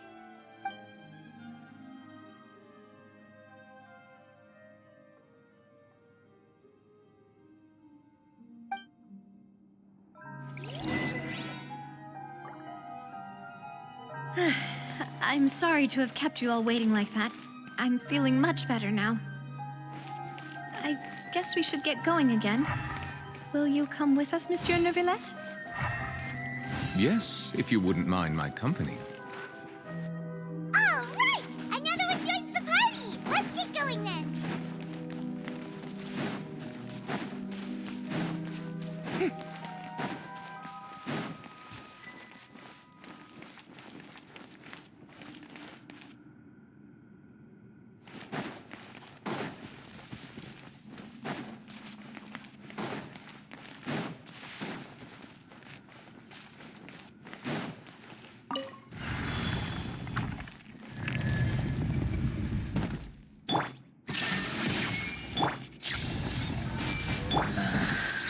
Stabilize!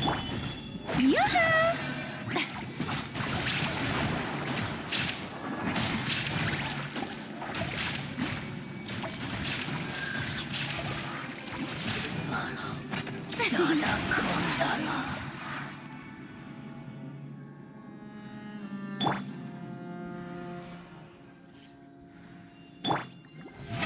How brilliant!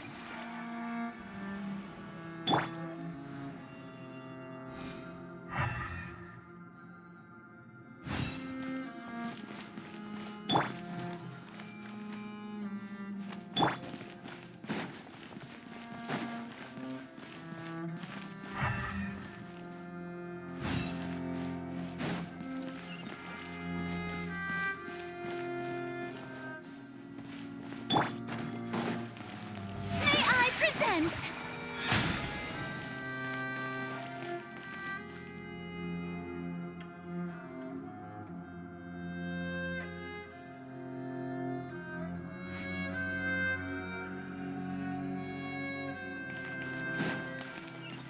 Oh no! Another unstable path! Watch your step!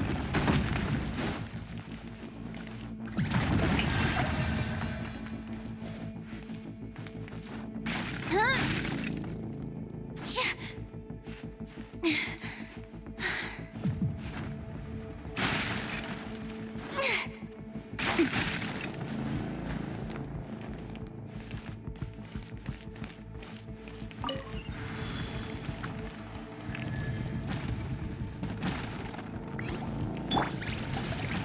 Watch out! There are rocks falling over here!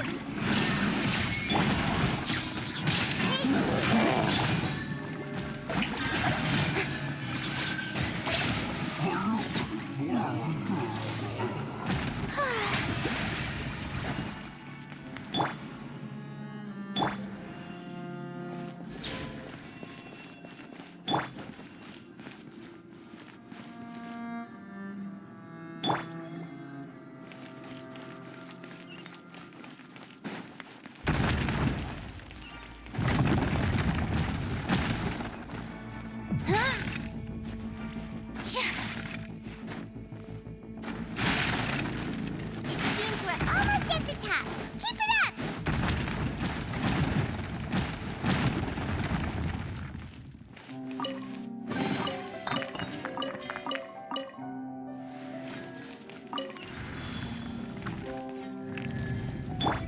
Illusion shattered!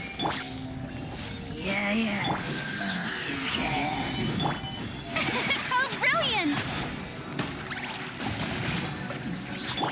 Inazuma shines eternal!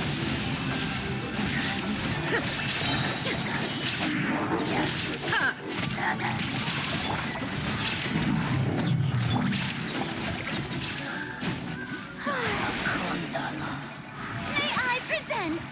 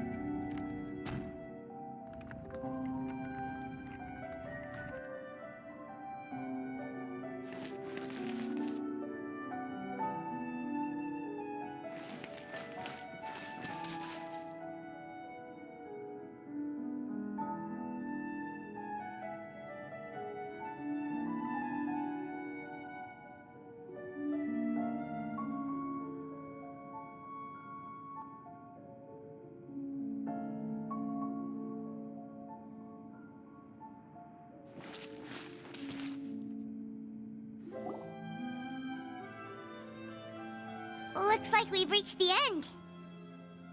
This is the place. There should not be any other hidden spaces in the vicinity.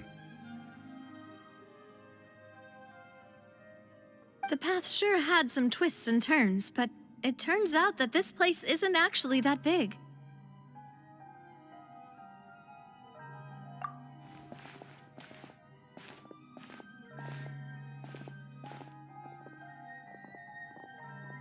Stone slates?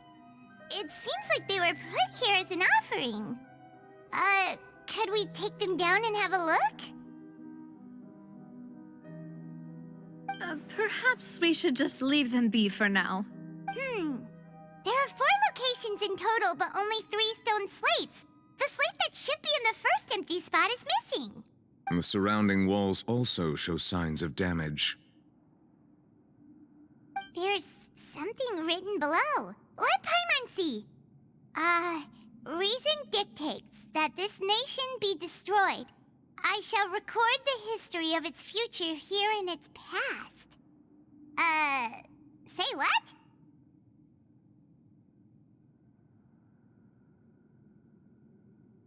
It feels like someone left these slates and these words here for a purpose. But does he mean that Fontaine should be destroyed? That would fit the circumstances dictated by the prophecy, yes. Indeed, the slate's contents correspond to it. Take the second slate, for example. There's a person kneeling here. She seems so dedicated. And there's a whole bunch of other people behind her doing the same. She's facing this... what is this? Some kind of island in the sky? And is that Lady Farina in the third image? Did the Hydro Archon fall into the water? And is that a ring of people around her? Paimon doesn't quite get it. Are they all in the water? The fourth image. I know this one. This exactly matches the content of the prophecy. The people will all be dissolved into the waters, and only the Hydro Archon will remain, weeping on her throne.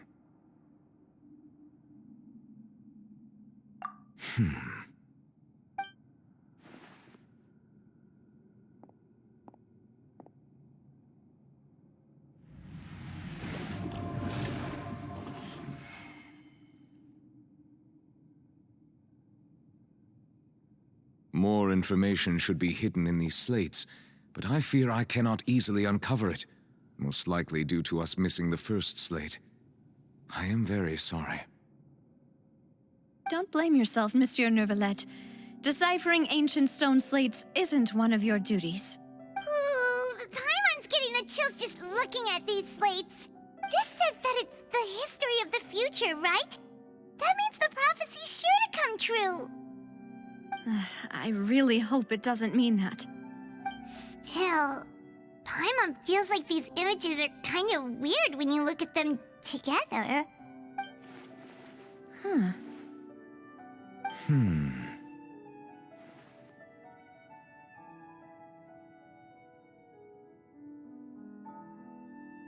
That's right!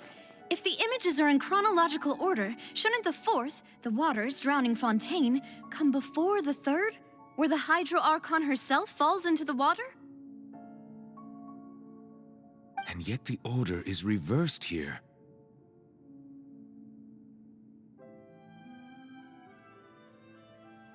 If we go by timing, Lady Farina only emerges in the third image. That means that the person in the second image might be the previous Hydro Archon. Egeria, then. I had never met her, but her appearance here does match the records. The previous Archon kneeling before the floating island in the skies, as if confessing a sin. Did she herself commit that sin? And if not, why would she be in such a posture? Also, I'm still wondering why these ancient stone slates are here at all. Judging from their contents, could this place be the origin of the prophecy?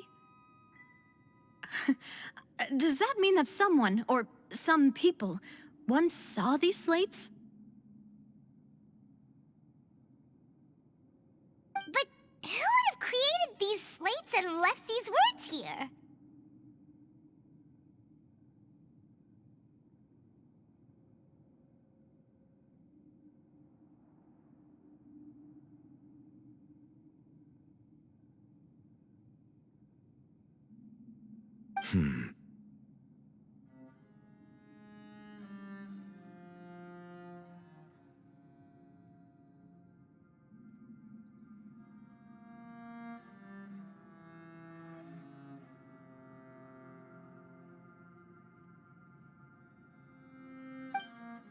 It seems that any further clues will have to come from Farina.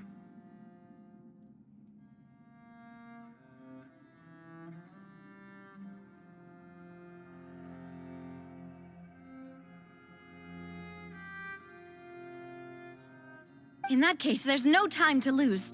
There's nothing else to be gained here, so let's head back first.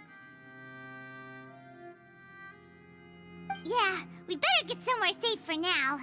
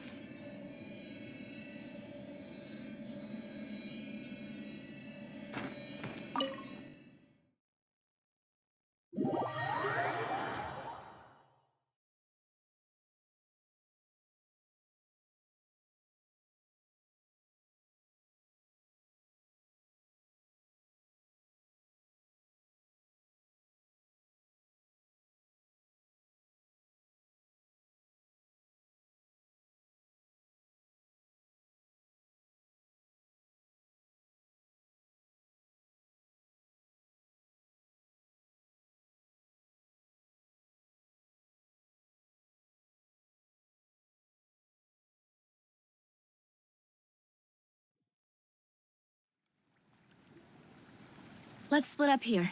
I'm going to check on what's happening with the Spina. You know how it is. There's some things you just need to be there for yourself.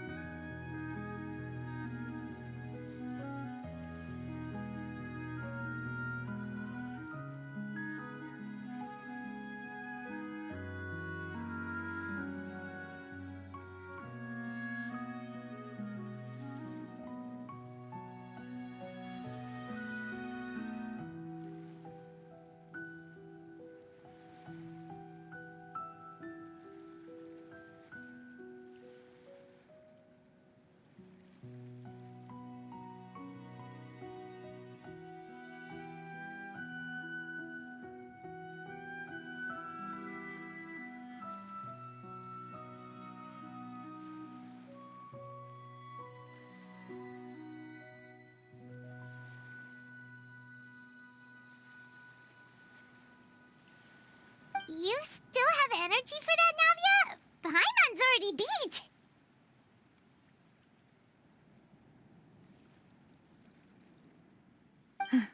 Just head back to the Fleuve Cendre and have a rest then.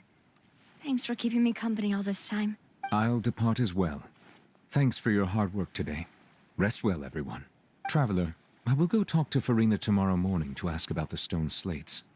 I'm sure that you're concerned about this matter as well. If you have time, drop by my office.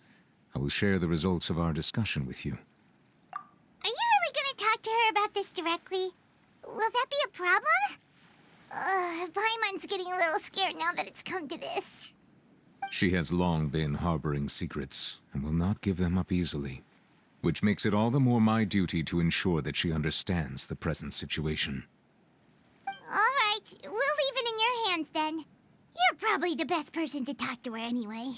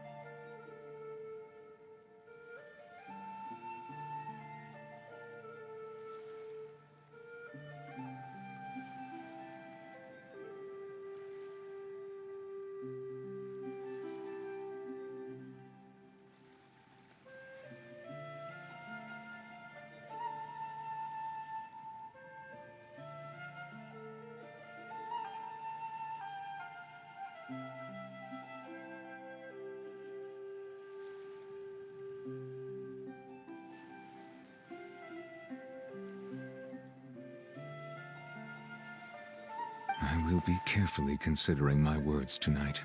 Traveler, Paimon, our safe house at the Fleuve Cendre is always open to you, as ever. So please don't think you're an imposition. All right. I'll be on my way then.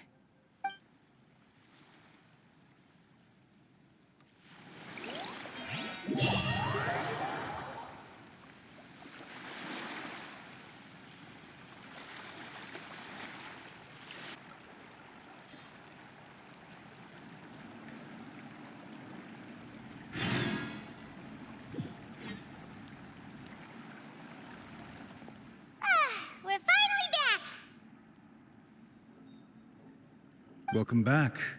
We've got a special menu prepared for you two tonight. Yay! And there's good food too! Navi, no, the boss is the best. Ooh, desserts! Nice, these are all Paimon's! Paimon's already starting to forget what happened today. Oh, that voice. Is that who I think it is? Huh? It's you two. What are you doing in Fontaine?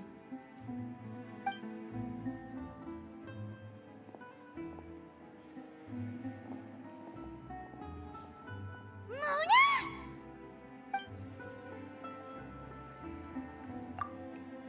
Seriously, nobody just uses a scry glass whenever they've got time to just see who they'll meet on the road.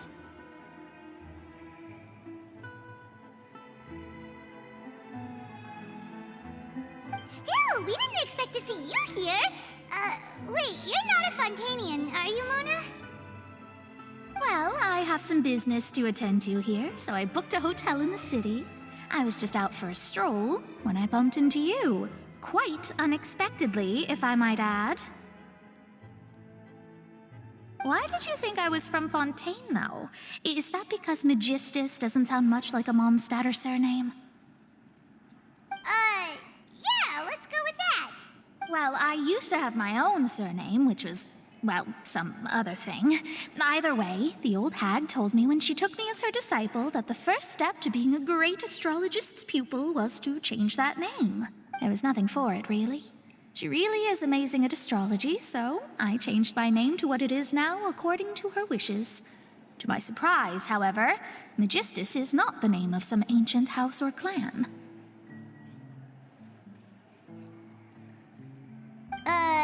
It isn't? Nope.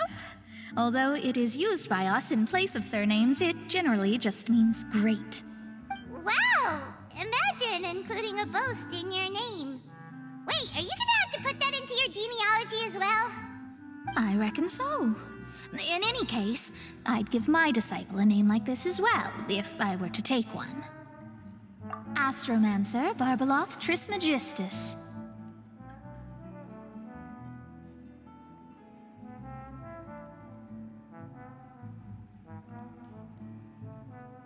Whoa, that's a long one. Does it also mean great or something? My name means Mona the Great Astrologist. As for the old hag, hers is, in plain speech, the thrice as great Scholar of the Stars. Just take it as a title specific to astrologists. Thrice as great? That's so petty. I know, right? That's just how she is. She used to call herself Magistus, actually, but when she took me in, she changed her name to Trismegistus. Talk about excessive. Magistus is thus the calling card of our school, so to speak, which makes it about the same as a surname. It's all right if you don't get it. You can look into it further should you need to study astrology more deeply. That sounds terrible! But anyway, you're not Fontainian, are you, Mona? You're from Mondstadt, right? Well, I was born in Mondstadt, yes. My parents migrated to Dornman Port, and I traveled with the old hag for a while, after which I settled down in Mondstadt City.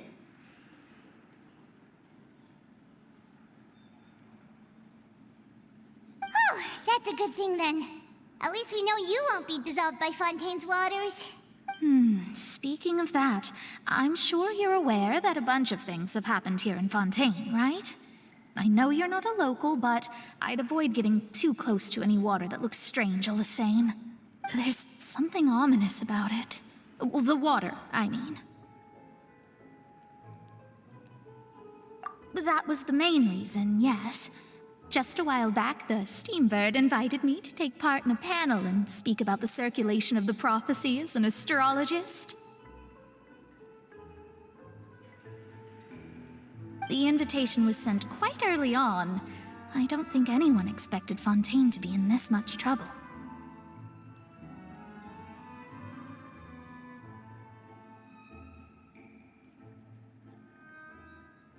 What do you make of that prophecy, Mona? Just tell us what you think as an astrologist. Your word would go a long way to make things more certain and less scary.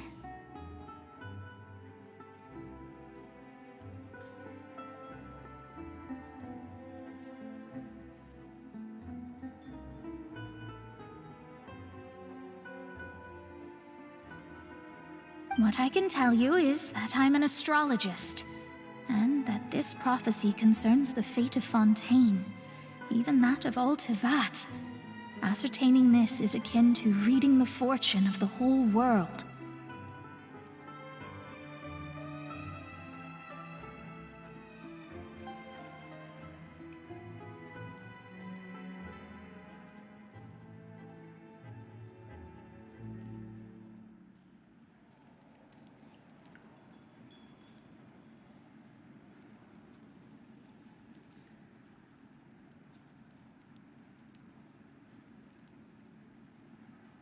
I'm afraid that this is not something that just anyone can do.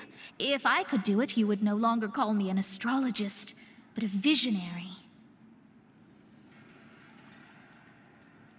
But on the flip side, the prophecy is so huge and powerful that it must surely come from a powerful visionary. Its contents involve the fate of the world. Disregarding it would be a mistake.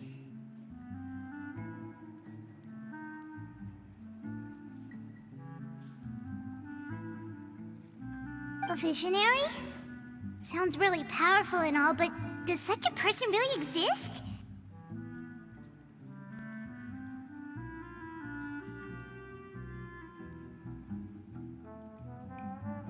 Of course.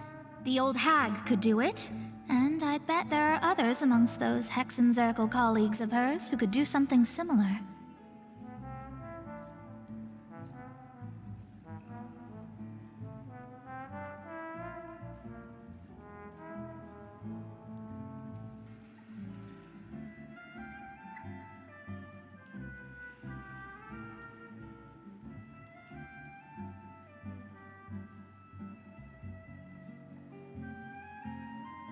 Huh? Are you sure?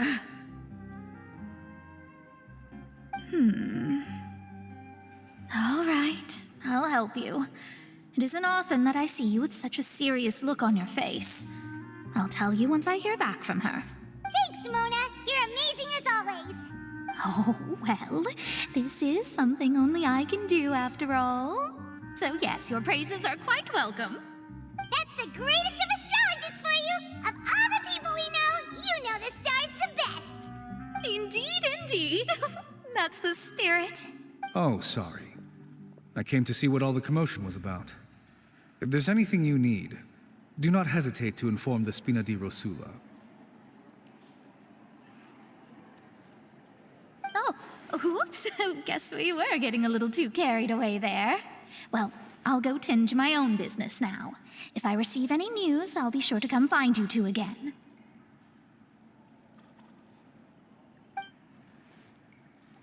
And there she goes, quick as rushing water. And here we are with the Spina guy giving us suspicious looks. If Paimon hadn't spoken for you, it'd be you getting all the weird looks. Huh. The things Paimon does for you. That's more like it.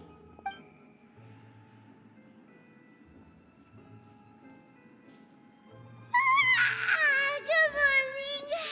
To be honest, Paimon's still feeling kind of sleepy. But it's time to get up, Traveler. We agreed to go see Neuvillette, so let's pack it up and get going.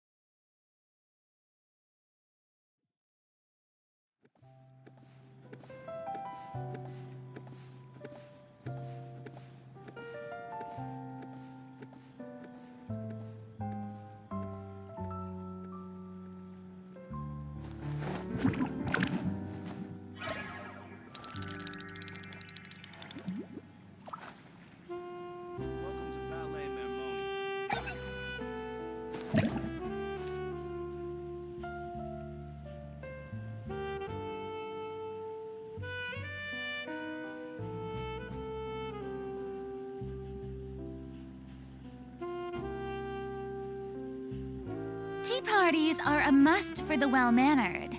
If you'd like to learn the proper etiquette, I'd be happy to teach you.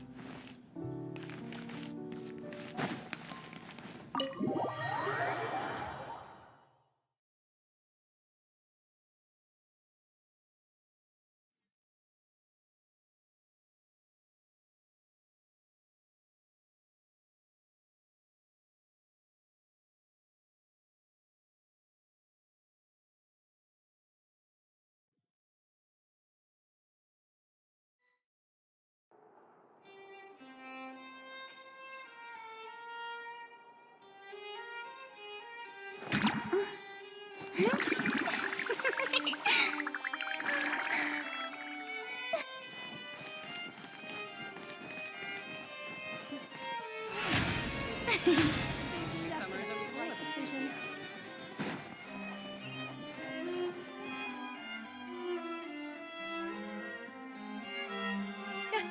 here! Finally!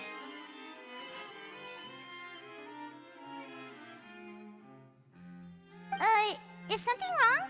Monsieur Neurvalette and Lady Farina, they seem to have gotten into a dispute. Please go see for yourself.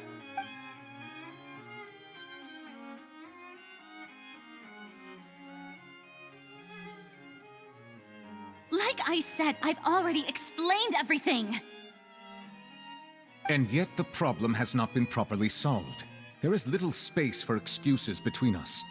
It is not my intention to offend you, but please, tell me where you stand. You are the Hydro Archon Focalor, are you not? Look at this. This is a list of the victims from the recent Poisson incident.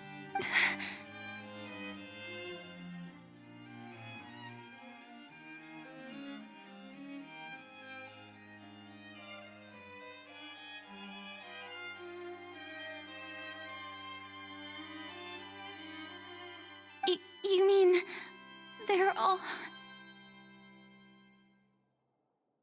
We did not arrive in time to avert this disaster, and I will not have it happen again. I will say this once more. You must tell me everything you know. Yesterday, I found 3 stone slates in some ancient ruins near Poisson. Do you know anything about those? Seriously? You're questioning me like this is a court case now. I don't know anything about that. But you found them in some ancient ruins, you say? That's correct, which is why I came to ask you some questions. There should have been 4 slates, but one of them was missing. The other 3 feature different images that seem to correlate to the prophecy. The prophecy? The second of these slates depicts the previous Hydro Archon Egeria kneeling before a floating island in the sky, as if confessing something. Do you know nothing of this either? I don't. I've never seen such slates. I'll ask you again. Do you really have no information regarding the previous Archon? My deciphering of the slates indicates that the Hydro Archon Egeria once had to confess to, or apologize for, a certain sin. If anyone would know about it, it should be you. All gods don't have the same secrets, you know. She was herself and I'm me. Is it really so strange that I know nothing? I understand your concerns, but I'm sorry. I just don't have anything to tell you. Forgive me for saying this now, Lady Farina, but I have long known of your various secret investigations into certain matters. There are several indications that you have been investigating the prophecy on the sly. This is not strange in itself, considering that you are the Hydro Archon. But it is strange that you should also claim to not know any of Egeria's secrets, as well as do nothing following your inquiries. You have never been as superficial as you have presented yourself to be, nor are you a fool. And yet, your behavior is very inconsistent.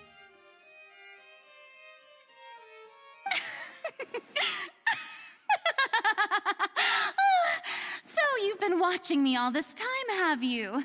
I didn't think you were that type. You... Well, since you know about my secret investigations, then you should know I'm actually working to take care of it. There's no point questioning or suspecting me. You're the Eudix, but you're still my subordinate. You should be following my lead. Just trust in me. You're Archon, and do as I say. Never mind whether you can truly convince yourself to or not. It'll all turn out fine.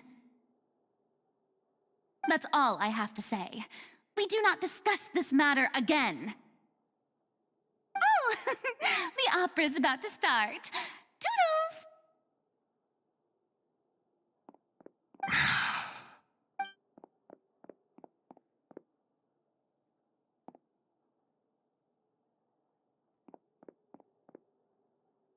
Did Farina not notice us standing by the door? Wonder what's up with her. She was smiling. Huh. She didn't seem in the mood to care if we were listening in or not. I assume you've been outside for a while now?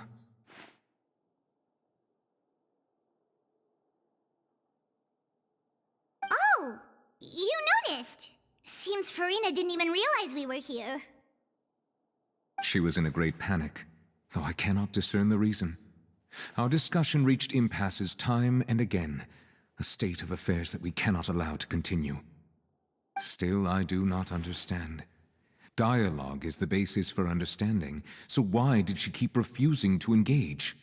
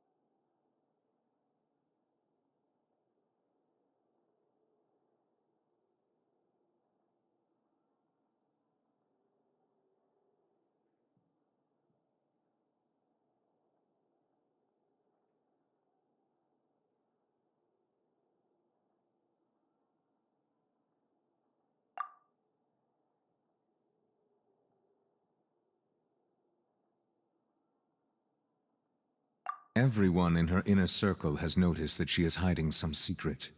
The issue is her attitude. I fear that she will not reveal anything unless absolutely forced to.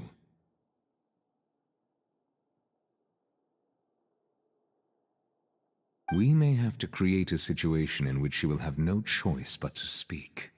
Oh? Like what? Normally, people will only reveal the truth when standing trial. Perhaps we must have the Hydro Archon experience just such a scenario. But Farina's seen so many trials, and she's really good at dodging questions. How do we make sure that she won't just slip away at the first chance she gets? We will need to consider this thoroughly, join forces with various parties, and then do what we can. If at all possible, I would prefer to recuse myself from this affair, but we must prevent the prophecy from coming to pass. This may be cruel to her, but all Fontaine is in crisis.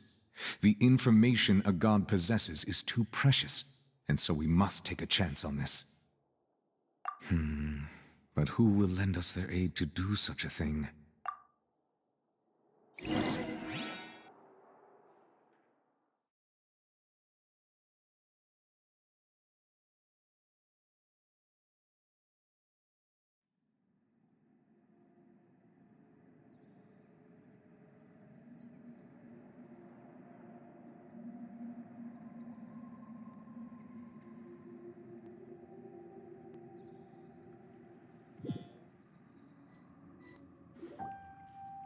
Well, that's everyone, huh?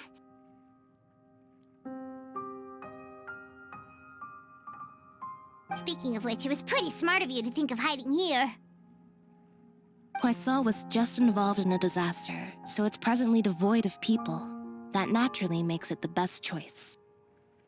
And here you are drinking tea like it's the most natural thing in the world, huh? That's what families should do. Sit and enjoy a leisurely time together. It's nice to enjoy tea here, you know? Care for a cup?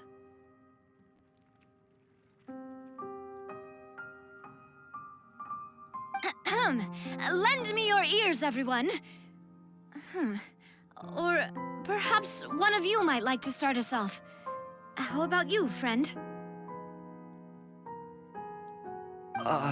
Me? No, I don't think I can. Then, how about you, good sir? I fear that I will cause the mood on this boat to become as somber as it is in court. Well then, I guess we're lucky we've got a local like me to organize things. Wonderful, the spotlight at last. I guess I'll be facilitating things from here. That was a little long-winded, don't you think? Oh, you might be right.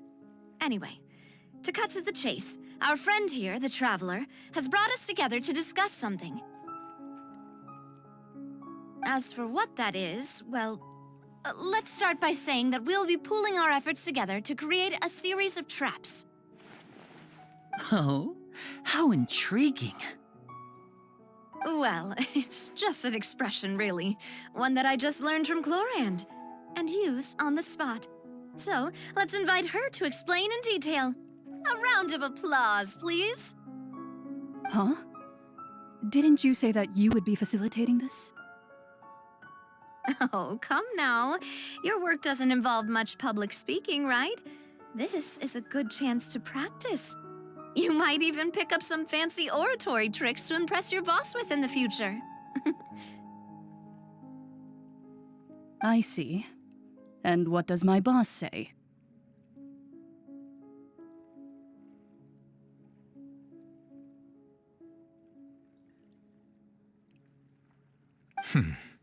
He is glad that you consider him your boss. Do go on.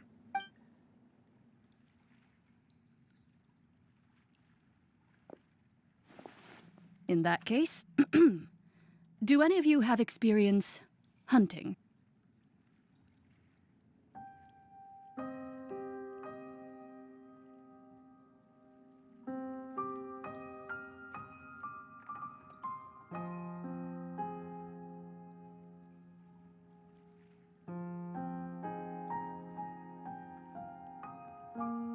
Not that I recall.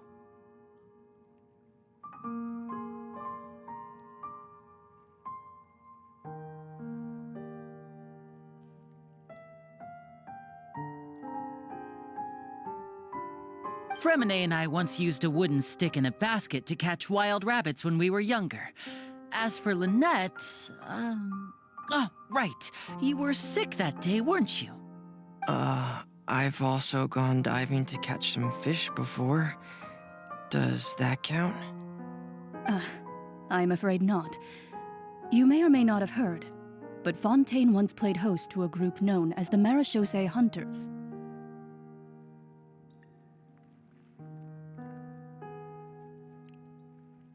Though that was their name, they did not hunt animals, but rather various monsters left behind by the ancient dynasty of King Remus. Today, Fontaine's monster population has already thinned greatly, so the hunters have blended back into society, taking up arms in other lines of work. They even left a unique methodology of hunting in their wake. A trap comprises of the following components: bait, a trigger, and a containment device. Sometimes a lethal implement will also be necessary to deal with the prey. So, if we were to build a trap together, right now, what would you choose to build it with? For me, I would prefer something basket-shaped. Pigeons and rabbits will see the bait and naturally enter the snare. Our line of work requires a deft hand, and we're some of the best in the industry, so you can count on our techniques. You used some of those techniques while moving the people of Poisson, didn't you? My subordinates mentioned that you even performed some magic for the bawling children. Yes, and I even managed to gather some intelligence in the meantime. I'm quite the multitasker if I do say so myself. I'm afraid I can't claim that as my strong suit. I prefer more stable methods, like placing bait in the water and waiting for the fish to come within reach. That's the kind of method I would count on.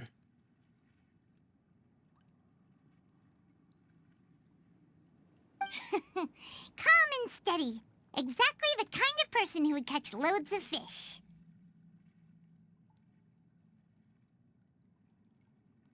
And I can be their assistant. With discretion, I'm sure. I'd probably use some sort of mechanical animal. Papa once bought me some small clockwork squirrels, mice, and such. When placed in the forest, they can attract others of their kind. I remember that you liked those too, didn't you?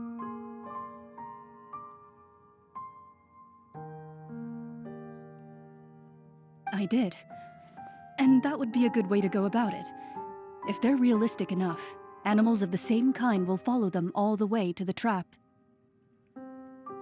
What about you, Monsieur Neuvillette? I fear I do not have any related experience. That makes sense. You usually solve problems directly, without the use of any such tricks. But I do have one more question for you, monsieur. If we were to create a trap now, how would you design it? I would like for it to be effective, but bring no harm to the prey. A more gentle trap would be ideal. Kind, as always. However, our intention doesn't necessarily change the containment device and the type of implement we need. If we wanted to kill the prey in one strike, we would need a powerful implement. However, that also goes for prey that must be captured and safely contained. Wait, why's that? Only a hunter who's a true expert at subduing their prey can snare it without harming it. The line that divides life and death is often exceedingly thin. So are we going hunting together? Huh. We hadn't thought of seeing ourselves as hunters. It kinda works, but maybe it's still not the best metaphor. If our means of capturing and dealing with our prey is to put them on trial, then the hunting metaphor is actually quite accurate.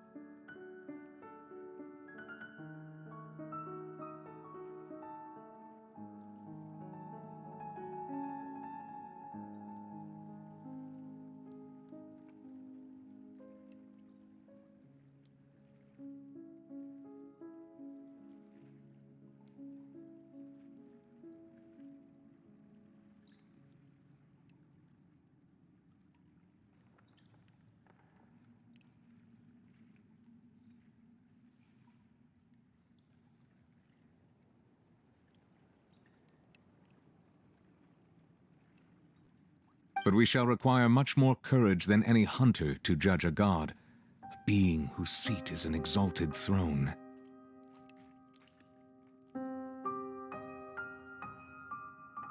Oh, so that's what's going on. Sounds very interesting.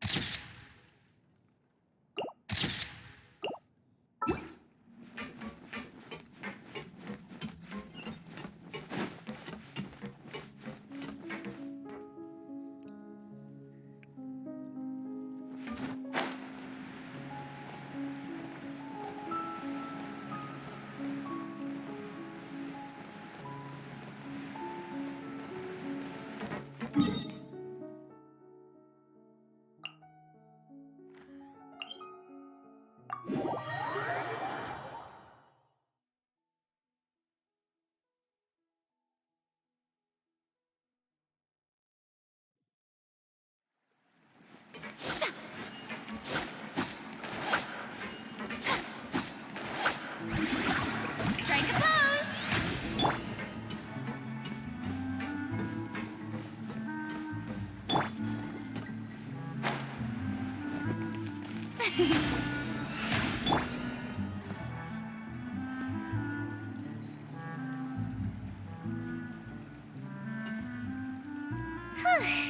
It's been a tough few days, hasn't it?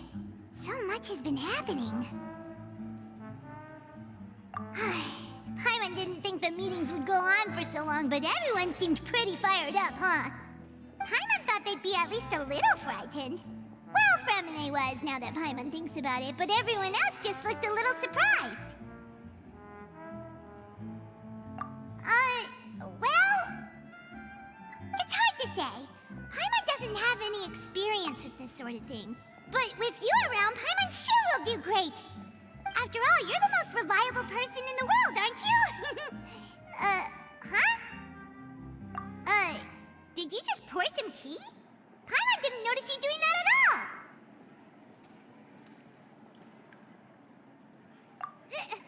Then what's that? Paimon's never seen that cup before. Don't be frightened. I'm just joining you two for tea. I merely refrained from saying anything till now. Who's that voice? But there's no one here.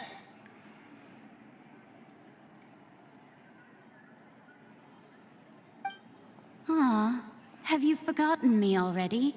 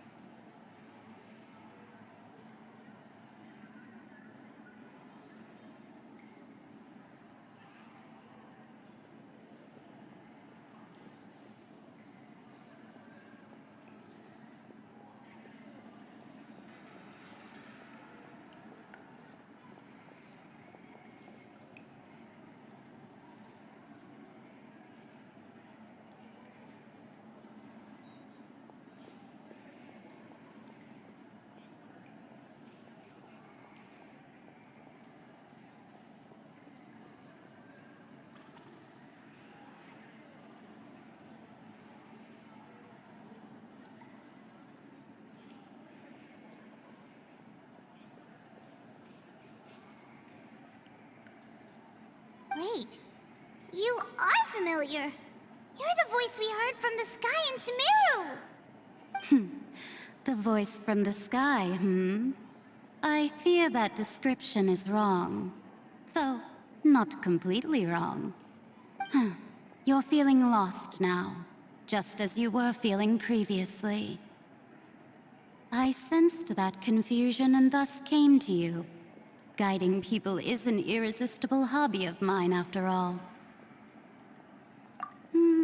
Consider me a passerby, just accepting a commission from my friend's disciple on a whim.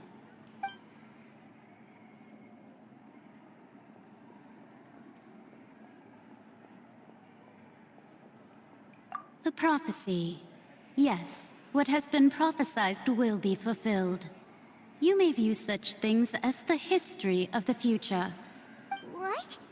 Then is there any way we can stop it? I believe you have witnessed a failed attempt with your own eyes. Can everything in Tevat so easily be changed? So you've caught on. Just as prophecies are usually only the future as seen from the perspectives of the gods, could things be happening in hidden corners where the gods' gaze does not fall? Are the things that you shall see different from the fate that the gods perceive?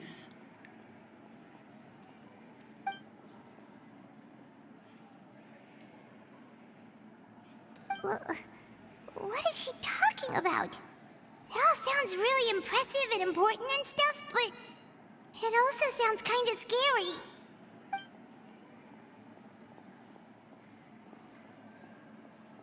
I believe that you understand, right? Some things are insignificant, but others you must reach out to change. Ultimately, fate shall serve as your only guide, no matter what will happen in Tevat's future. All you need to do is to play your part. This was good tea, by the way. Thank you for your hospitality. Well, that'll be all for today. The voice. It's gone.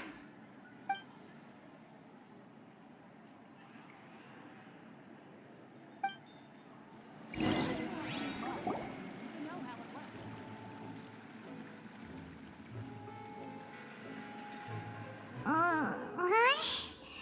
I want to hear someone talking. All right, coming. Hey, it's you who's getting lazy, okay? Well, I see I've walked in on some lively banter. Luna!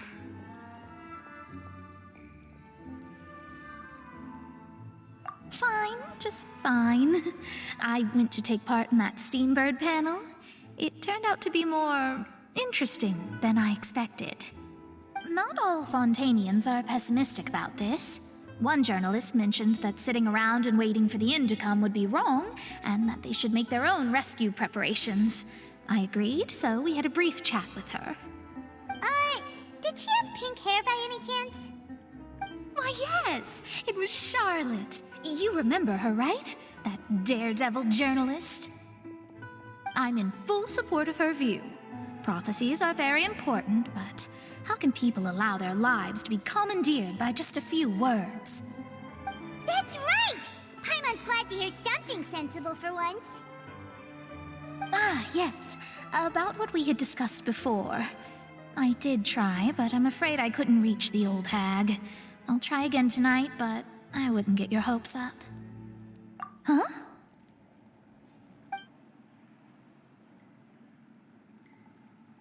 Goodness gracious. Are you serious? She said that even the god's gaze has blind spots. Pretty bold if you ask Paimon. Most people would believe the gods to be all-knowing, right? The Hexen Circle members are certainly anything but ordinary. As for the mage named N, the old hag has mentioned her a few times. She said that N's sense of direction is incredible, and that she loves guiding those who are lost. But I've never met her, and if she were still alive, she'd be. Well, suffice it to say that the hag's at least a few hundred now, and N's been around for longer than that. Whoa. The Hexen Circle sounds like a scary group. But they must really stay in shape to live so long. Their abilities alone are pretty terrifying. If she came to see you personally, then the problem you're facing must truly be of great importance. Well, it's not like Paimon could understand anything she said. Yes, she was quite cryptic, but I suspect she means that there is still a way to turn things around. She didn't say when or what that would be, though, so... Perhaps it is something that you cannot know right now.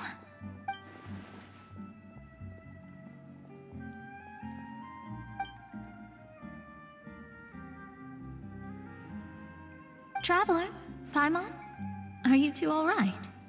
Oh, we're fine. We're just a little down right now. It kind of feels like the end is coming, you know? I see. I feel that same sense of desperation, too. I guess you could consider me someone who has often witnessed fate. So far as I have seen, it cannot be swayed. But even so, I still hope for, and believe in, miracles. Astrology is eternal and rational, but fate may not be. It is cruel, but it can also be beautiful. Perhaps that's what En was trying to tell you. Not to lose heart, and to believe that what you are seeing playing out before you is not yet set in stone. I did originally think of steering clear of all this, but I couldn't. Even if this is all futile, I still wish to help everyone. If we don't struggle to the last, then how can we face the end when it comes? Huh. You do have a point. There I go, talking about astrological principles again. Sorry about that. The moment I start talking about work-related stuff... I need to get going. It was worth trying to comfort you, even if only a little. I believe that you'll help those who are struggling in the same way I did. I suppose that might be why we always seem to meet by coincidence. Paimon feels kinda moved by what Mona said. But also kinda sad, too. Hey, Traveler. Paimon suddenly feels like going outside for a walk. Let's go. Let's walk around the city, shall we? There's a few spots we always like to walk by.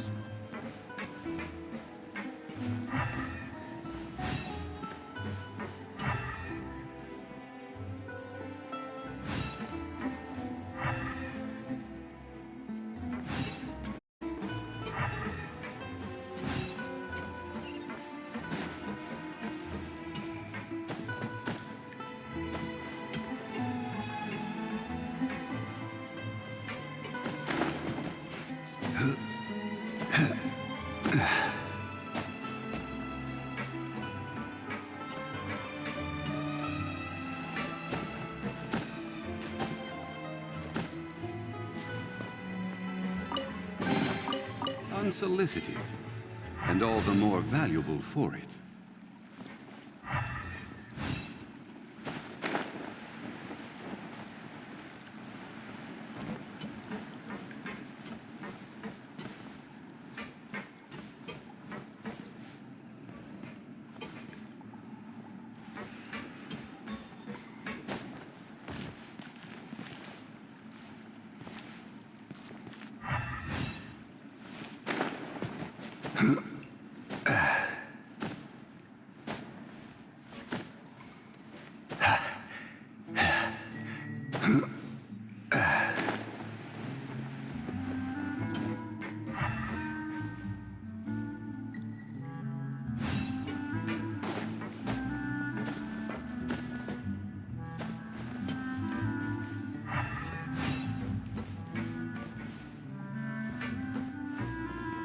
Right!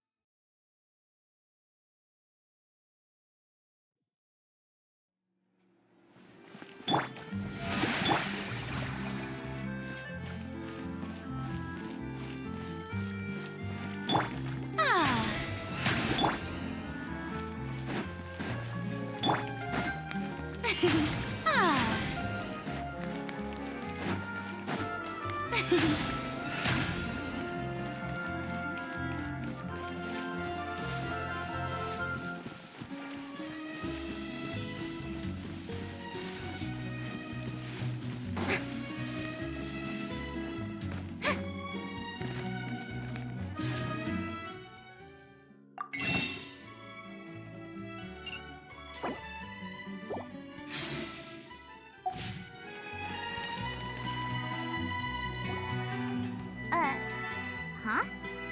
Our names are written in this newspaper. What's going on? Let Paimon see!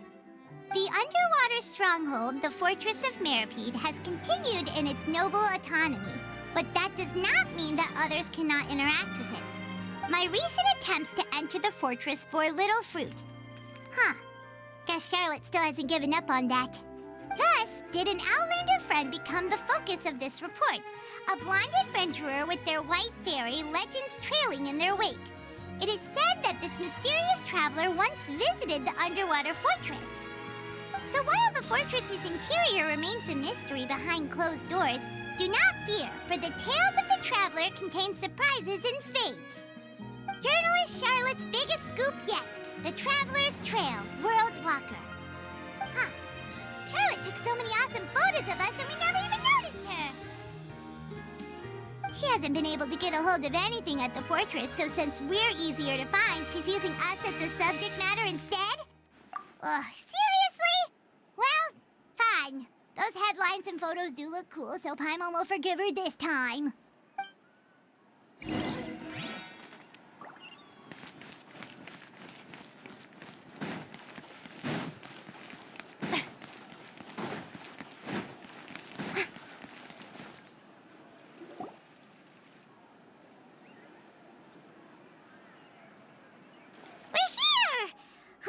Paimon's hungry. Should we go in and get something to eat?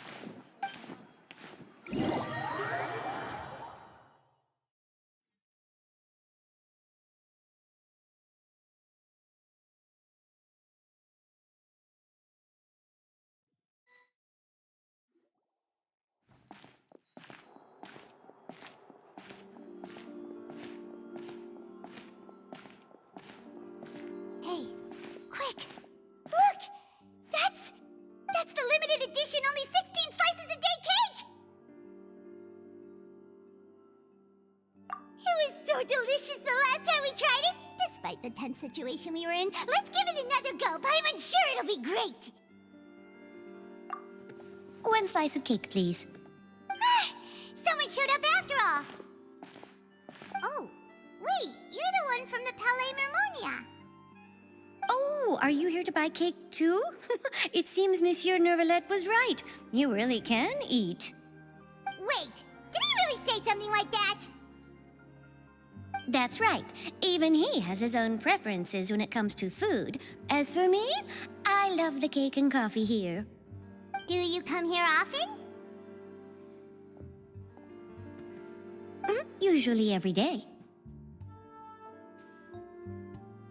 Every day? It's part of my daily schedule, apart from work. I shall have my cake and coffee. Then what if someone told you one day that this place would be closing soon, and you wouldn't get to eat cake here anymore? What would you think? But why would it close? Well, Paimon doesn't know either, but maybe the waters will rise tomorrow. You know, like in the prophecy. Oh, the prophecy. To be honest, I haven't paid much attention to that. No, still, even if there'd be no more cake tomorrow, that wouldn't keep me from having some today. No, it's the same for eating in general. You might not be able to eat tomorrow, but if you can do so today, then you should carry on. That's what people call living, you know. Huh. Don't be sad. Excuse me, could I have 2 more slices of cake to go? These 2 slices are for you. Sijuin said that this kind of expression you're making is what humans call being sad. Oh, you know Sijuin?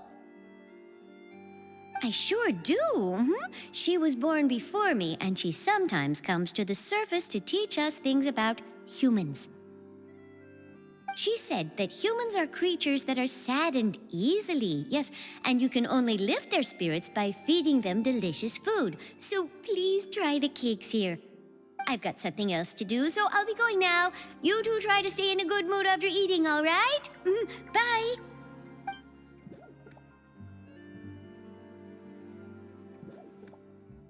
And there she goes. All right, let's dig in. Paimon's sure this cake will be delicious.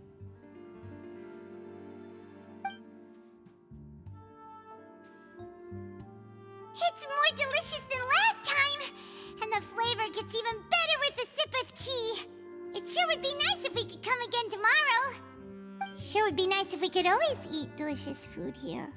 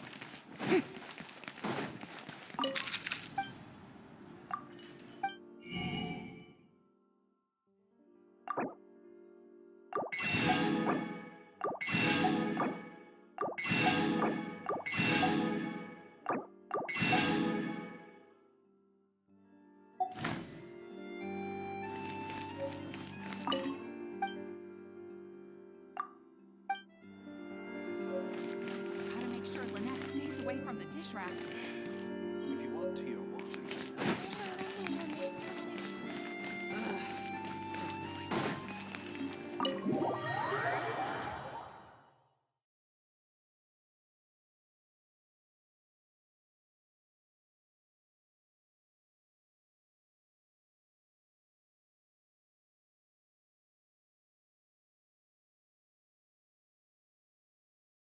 Oh, we're near the Steambird office. Let's go look for Charlotte and have a chat.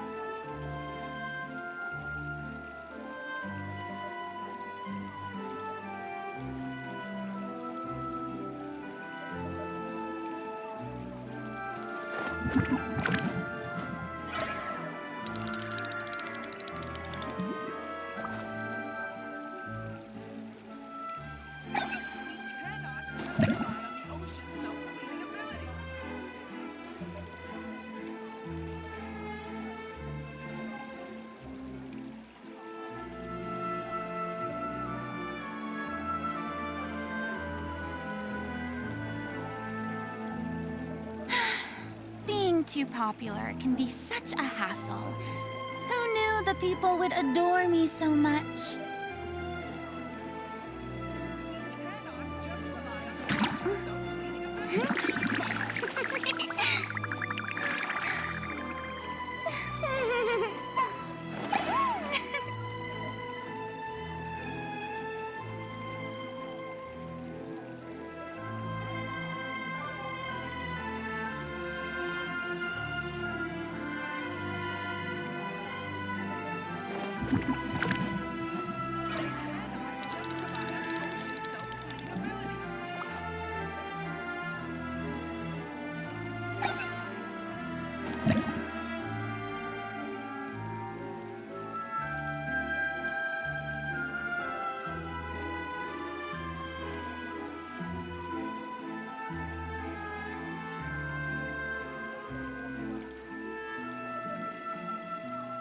Boring! Isn't there anything else more interesting to do?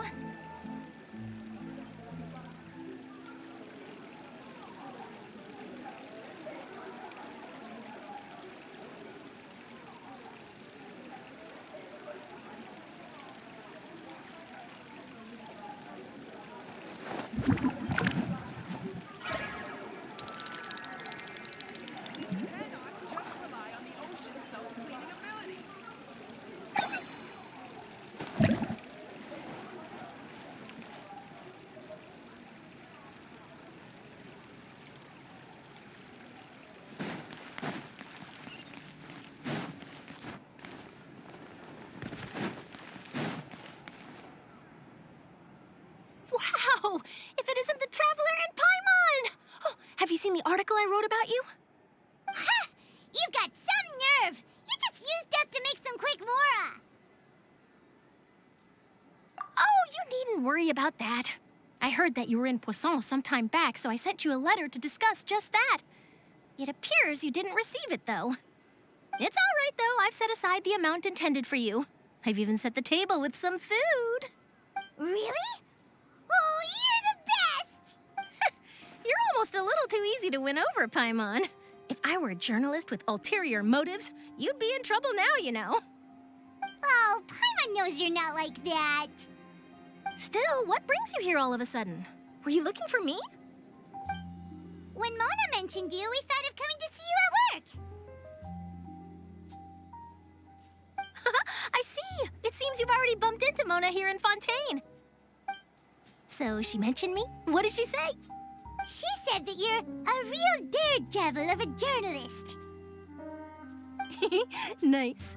In which case, can this daredevil journalist dare to request an exclusive interview with the legendary Traveler and Paimon?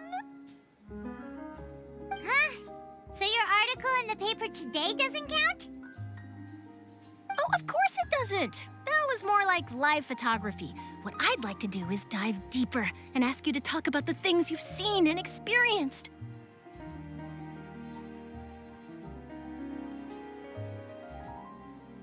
Yeah, are we even qualified enough? Why not? If I say you're worth an interview, then you're worth it. But not right now, of course. I'll need a few days to prepare. Oh, in that case, we'll just chat when you have the time then? Oh, so that's a yes? Ooh, splendid! I'll tell the editor-in-chief immediately. I'll have to apply for lighting, a venue, some props, and... Whew, so much to get done now. Talk to you later. Wait, Charlotte, Paimon's still got a question for you. And what's that? If, just for example, Fontaine were to be flooded tomorrow, what would you do today? Huh, that's the prophecy you're talking about, isn't it? I mean, I do hear about it often, but I've never once thought that the day could be tomorrow. If you're seriously asking, then I might try and think of a way to leave Fontaine. Oh, but I'm still a journalist first and foremost. That means I have a duty to be reporting from the scene. And secondly, I wouldn't forsake my homeland that easily. From what I've seen, most people don't know what they'd do should the worst come to pass. In truth, it might be better just to behave like normal rather than worry over such an end. So in all likelihood, I'd probably still be prepping at the office for that interview of ours. I know what you're thinking. That sounds a bit sad, but I've always believed that it's best to do what you enjoy. Just think about it.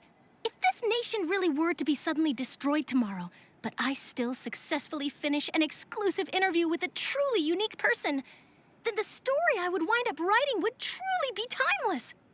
And then do you know what I'd do? Well, I'd write that story, send it for printing, and use messenger pigeons to get copies out to the various nations as soon as possible. I'm not a dreamer, nor am I a workaholic, but I do love my job, and I'd be proud of leaving such an article behind. I guess you could say that I was born to be a journalist. But anyway, that's my answer. And on that note, I'll get back to my preparations. That's so nice. All of a sudden, Paimon actually kinda envies her. Anyway, let's go and take a look at the sea, shall we?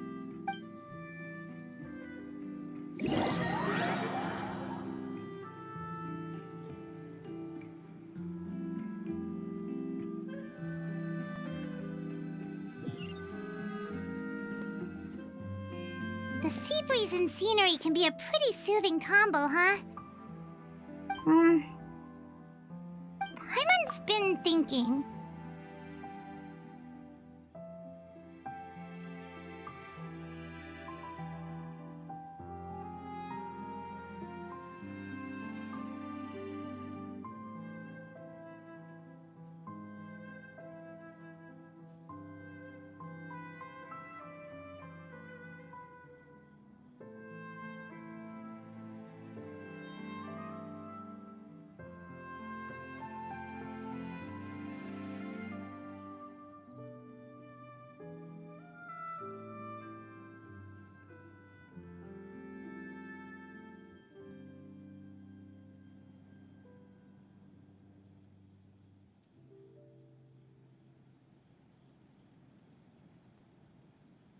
If it wasn't Fontaine, but all of Tevat that would be destroyed tomorrow, where would we go and what would we do?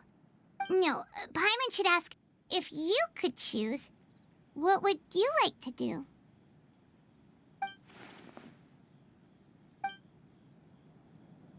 We've always been moving to the next destination, so we haven't spent much time thinking about these kinds of things.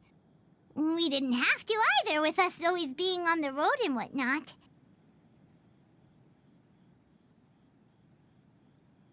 You mean, still traveling?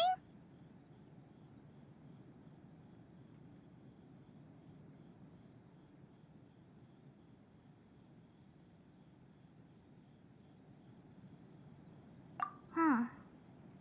Wait, isn't that what we've always been doing?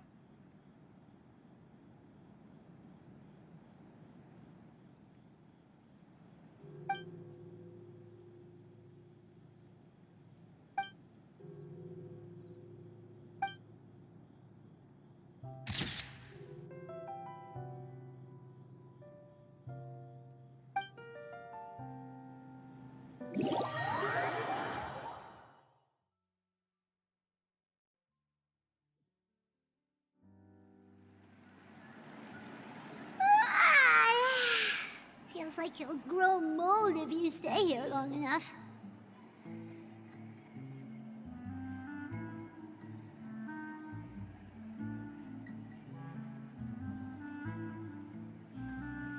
But it's still better than the Fortress of Meripede, that's for sure. It's not only damp there, but salty too.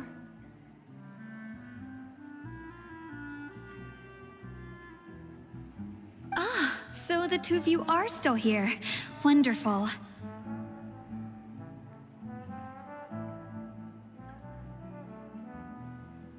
Oh, you're from the Palais Mermonia, aren't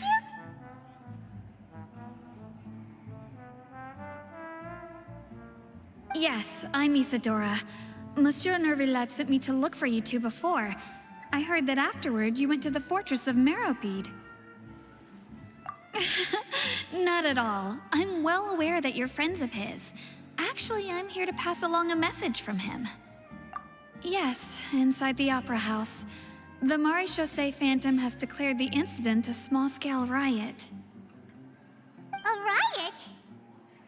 Well, that said, I don't personally think it was that serious.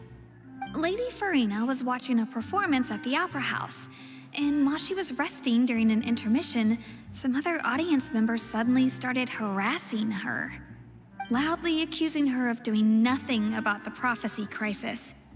And before she could respond, others started to join in. The crowd continued to grow, and protests against the Hydro Archon started to break out. So people have started to put the blame on Farina. Guess they finally found an outlet for the pressure they've been under due to the prophecy. I agree. People will naturally rely on gods, as is customary. But the moment people feel threatened, gods are also the first to be blamed. So what happened after that? Is Farina okay? Seeing that the situation was spiraling out of control and that further argument was pointless, she claimed that she'd gotten tired of this and left in a hurry. The Maréchaussée Phantom had their hands full maintaining order and did not catch where Lady Farina had gone. Only when things had stabilized did we realize that she had gone missing. So, you mean she's still missing? That's right. The marechaussee has dispatched many people to search for her, but we don't have any leads yet. That said, I don't think there's much to worry about. She is a god after all. Even if she were to fall into the hands of rioters, what could ordinary people do to her? Good. Monsieur Nervillet sent me to tell you about the situation, but he didn't say anything else. Don't worry, this is more than enough to go on. Thanks for keeping us informed. Ah, is that so? Well, all right then. In that case, you two take care. I'll be heading back to the Palais now.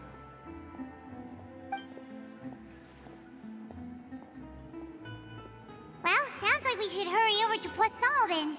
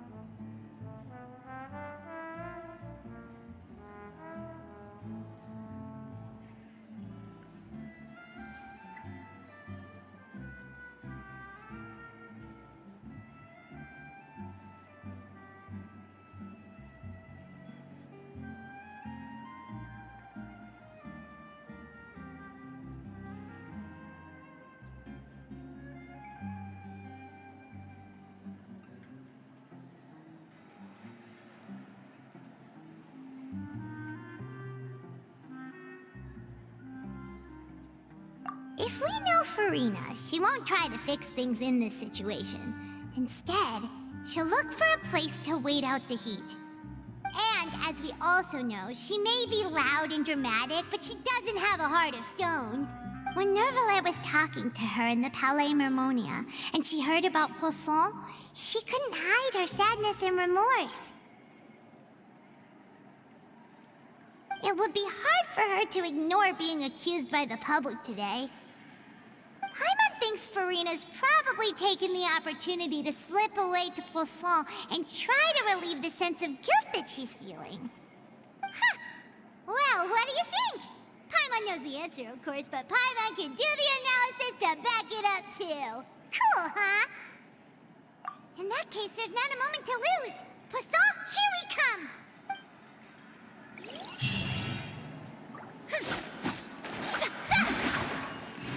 Shower me with praise!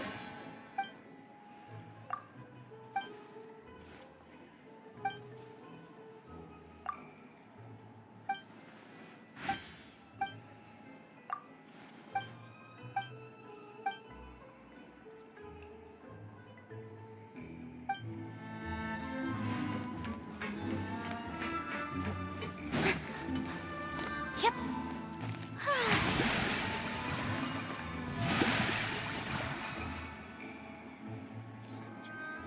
I guess I'm finally on the right path.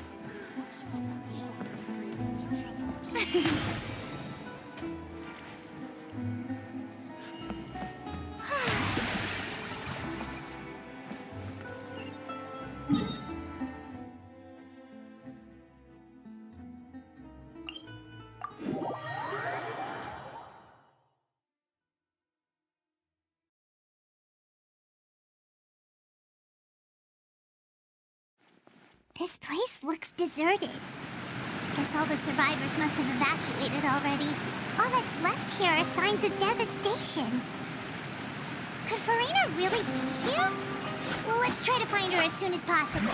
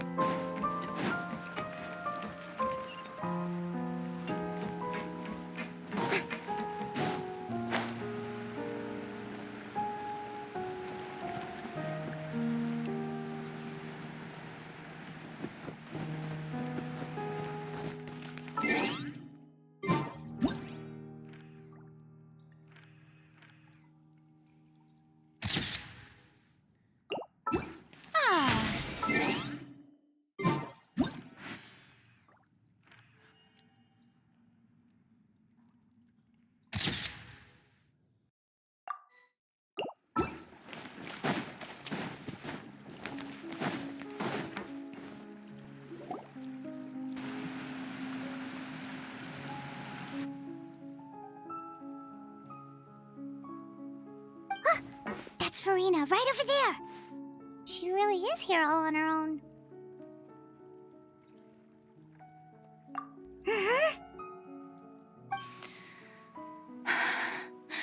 Should I just give up? This is all meaningless. What was meant to happen did happen after all. Everyone's dead. I'm sorry. I'm so sorry. Give up, Farina. There's no point in holding out. I'm sorry. But what can I even do other than to repeat meaningless apologies over and over? Who's that? Don't worry, Farina. It's just us.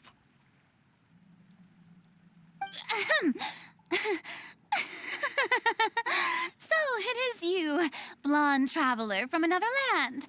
Why, I almost thought you were someone from that mob of my ignorant subjects. Come to kneel and beg for my forgiveness. Farina, you were crying just now, weren't you? The tear stains on your face are obvious. What do you mean, tear stains? Oh, I remember. The show at the Opera House earlier this morning was so moving. I'm still trying to process it. Who did that uncivilized rabble think they were, disturbing my enjoyment of the arts? They even dared to tout their Archon. I must teach them a lesson. I can just imagine their twisted and frustrated faces once they realize that I'm nowhere to be found. Oh, and I'm sure Nouvellette and those people from the Marish Sauce Phantom are freaking out right next to them, too.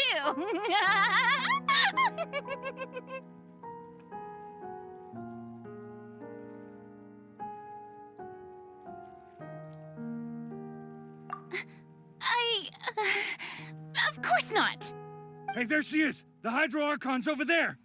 Quick, after her! Farina, those people seem to be after you. They are?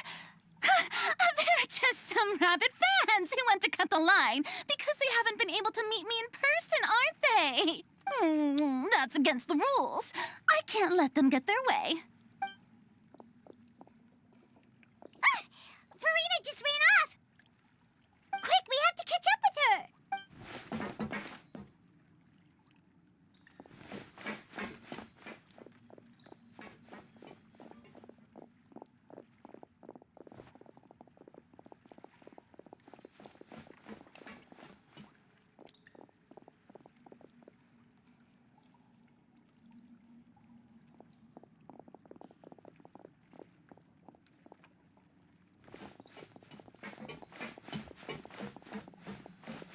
gotta be the place, right? Hey, Farina! There's a good hiding spot over here. Quick, come to Paimon before the rest of them catch up to you.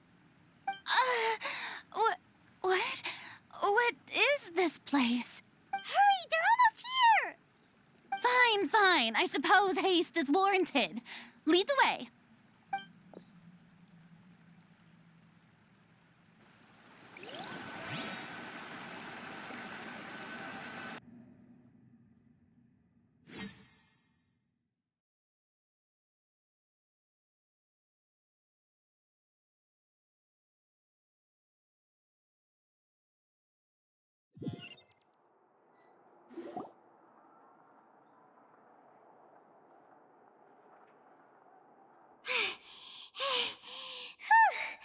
Paimon's exhausted.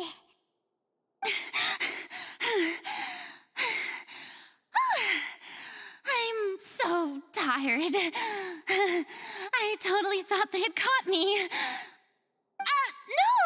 I merely gave in to the sheer enthusiasm they displayed.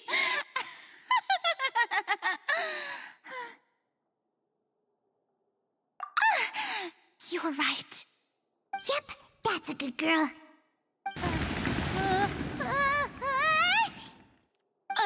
What's happening? The ground's shaking. Is it an earthquake? Yeah, a quake of this kind preceded the flooding in Poisson, didn't it? It can't be. It's happening again. Well, there's no need to worry too much about that. Neuvillette made some emergency plans, so the evacuation should go a lot smoother this time. Yeah, I hope you're right. But the people of Poisson, they've already...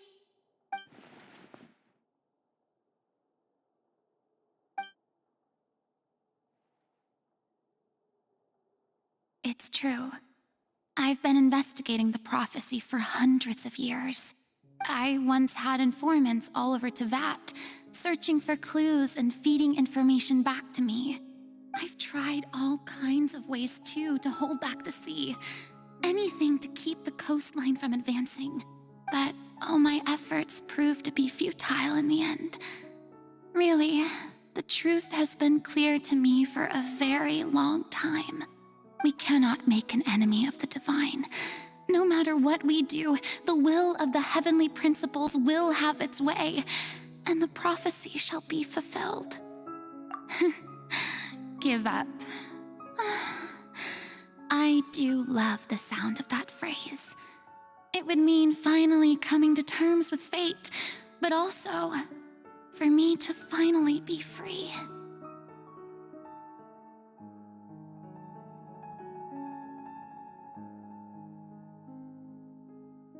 Indeed, I've thought about giving up so many times, especially after we almost lost Poisson. Fate is really unreasonable, isn't it?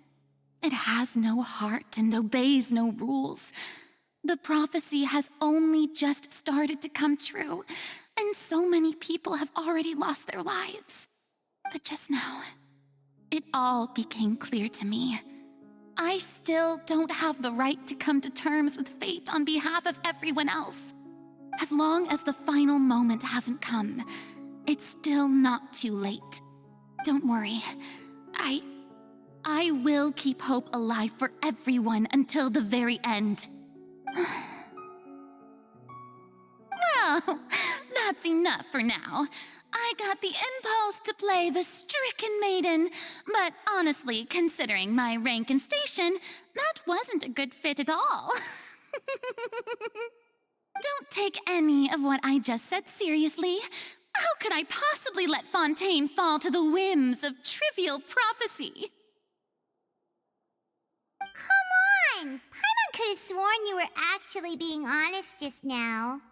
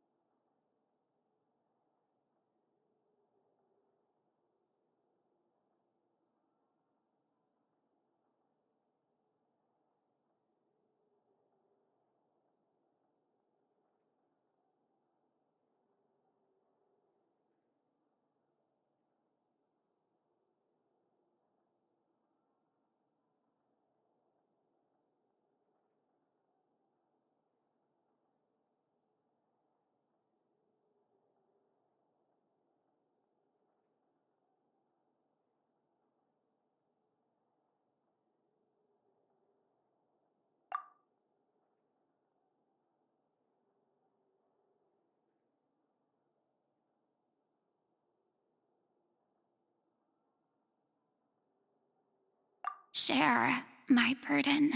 That's impossible. It was fated right from the start that this would be my duty alone.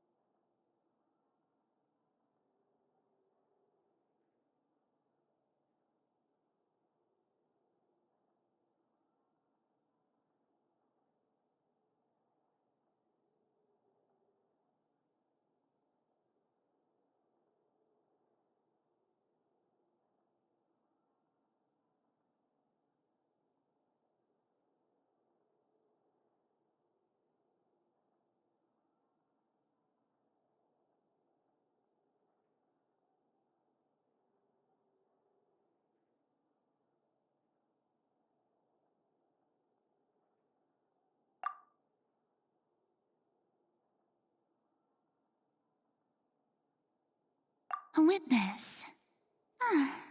Yes, I've heard that you came to Tevat from beyond the stars, yes.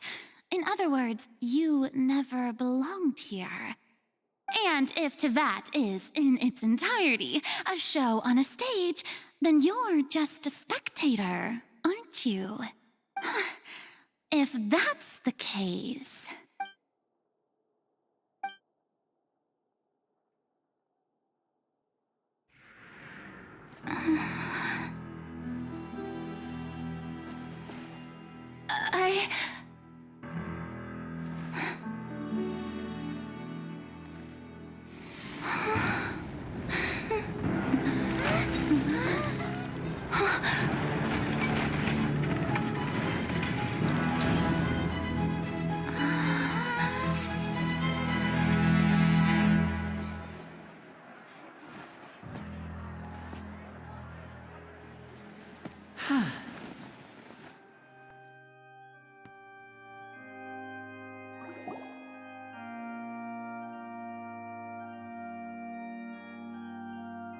Ladies and gentlemen, this concludes my opening performance.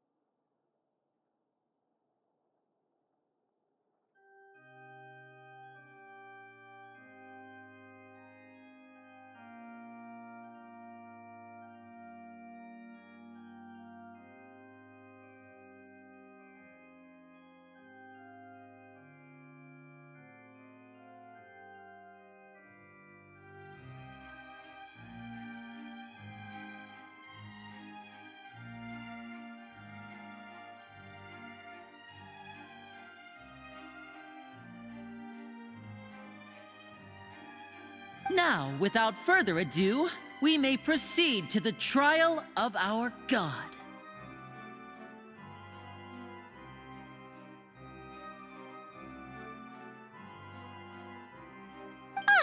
So this is what it is.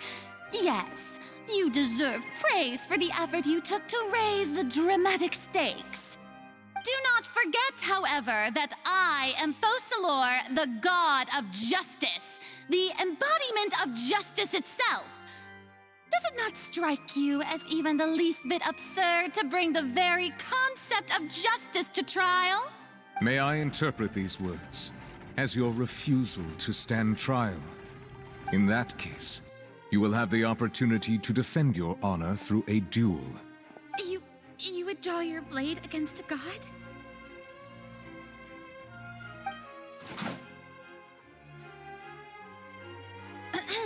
I see. It seems like you have made up your mind.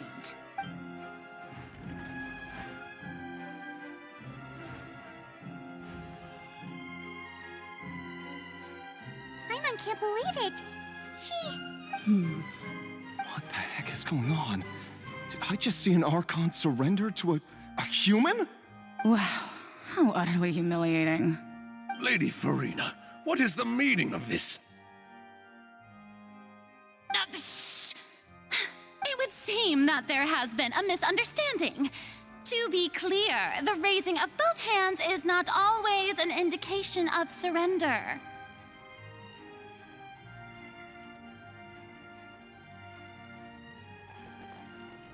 Looking for excuses again, huh?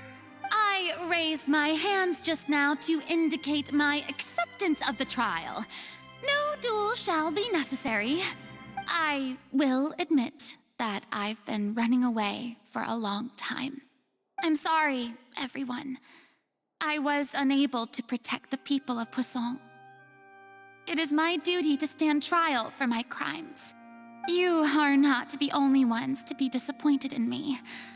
I, too, am exceedingly disappointed in myself. But now, it is time for the Hydro Archon to show you her courage and resolve. I, Farina, will use this trial to show the world the true meaning of justice. This time, I will protect you. Applaud and rejoice. One of the most outrageous and fantastical arcs known to the opera epiclese is now unfolding before your eyes. Mark my words, this shall be one of the most exhilarating and brilliant shows ever to grace the stage of Fontaine. The trial of the Hydro Archon, Focalor, will now begin! Woohoo! Oh, now we're making history. Why does it feel like Farina just took over the whole thing? Like, come on! Didn't she just get forced to stand trial for her crimes? Also, even though she's still acting super dramatic, she is taking this seriously this time, right? All right, then. Who will be my opponent in this trial? The court asks the prosecutor to please take the stand. Is that so? Very well. Then please speak, witness of Tivat, my accuser and fated opponent.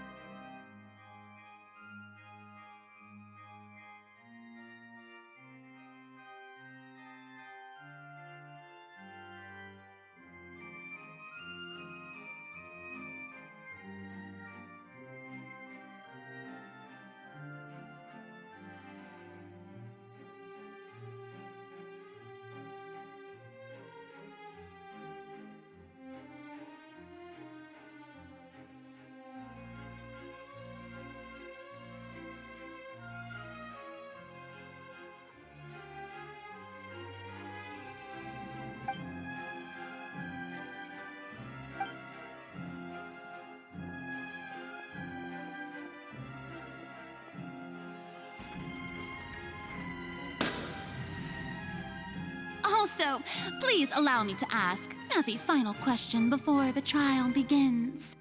Just how much work did you do to force me onto this stage? Well, we did do a lot of prep after the meeting that day.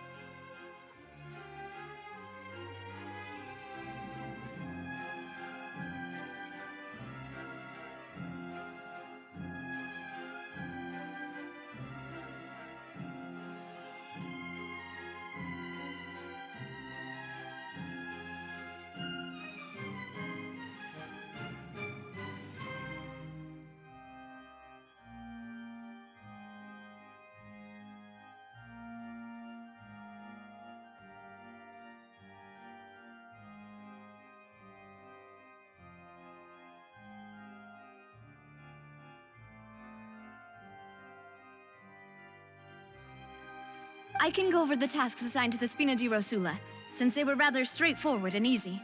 Navia, the president of the Spina di Rosula.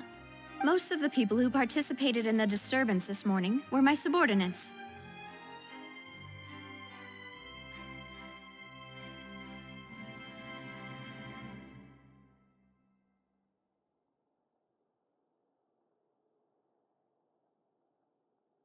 They changed into plain clothes and came to the Opera House as regular audience members, waiting for the perfect opportunity to incite insurrection against you. The people's resentment against their Archon has been building as more and more of the prophecy is fulfilled. A spark was all we needed to turn smoldering anger into a flame. Moreover, according to our understanding and analysis of you, when something like that occurred, you would likely flee the scene and head to Poisson by yourself.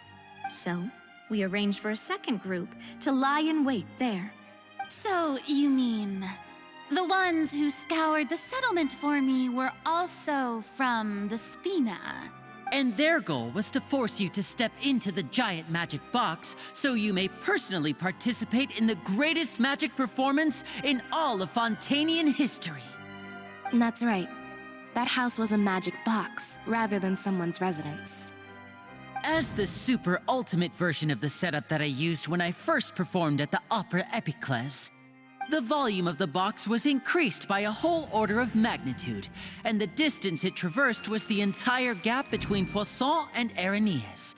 Its cargo, of course, was an Archon instead of a human. My thanks, Farina. Without your help, we could never have pulled off such an extraordinary performance. You're welcome? Of course, this performance was only made possible with Father's support. The House of the Hearth spent a massive amount of labor in Mora to pull this off. We had to select a location, construct a giant magic box, dig a tunnel, and open up a path through the water. It was a lot of work for all of us. So, in other words, the earthquake that we felt within the giant magic box was just a normal tremor from the transportation of the whole house? That's right. It wasn't a sign of another disaster to come. Then, I can guess Nervilette and Cloran's parts. You gathered a crowd, prepared a stage, and made sure that the champion duelist would be immediately ready for a fight. Also that as soon as I appeared on the stage, the trial may commence without a hitch. Am I right? Yes, that is correct. Well, Clorand, I must commend you for your courage. Only the most outstanding champion duelist in all of Fontaine would accept a duel with an Archon without flinching. Thank you. As for you, Traveler, I suppose your role was to keep me distracted with conversation once you found me in Poisson. You'd make sure that I didn't notice anything amiss before revealing yourself as my prosecutor once we'd arrived onto the stage. Oh?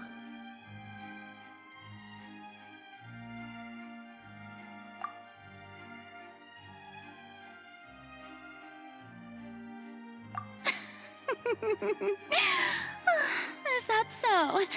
Then I suppose I must have missed my final chance. It's fine.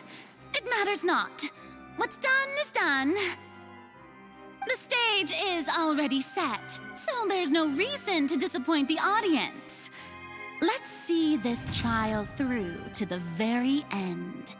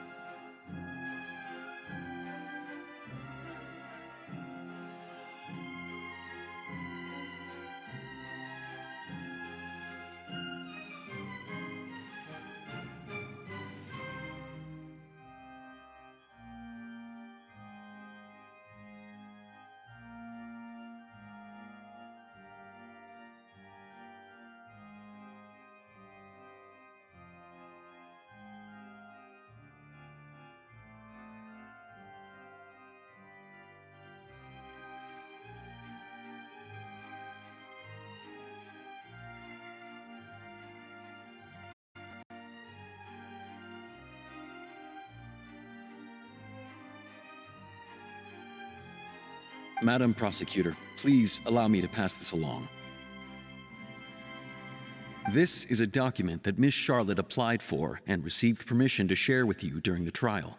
According to her, it should speed up the proceedings. Huh? Charlotte wanted to give us something? Oh, so she's here too! Hey, Charlotte!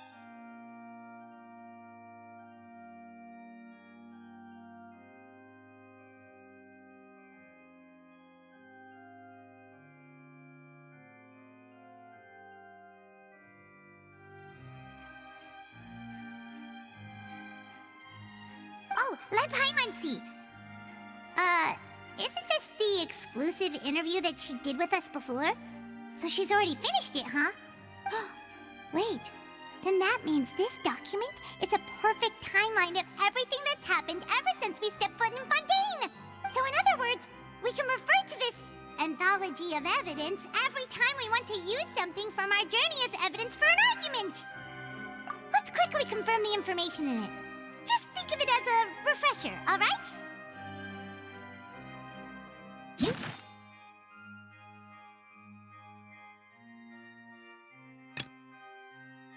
I didn't think that you'd wind up getting to the bottom of the case I'd been following all this time.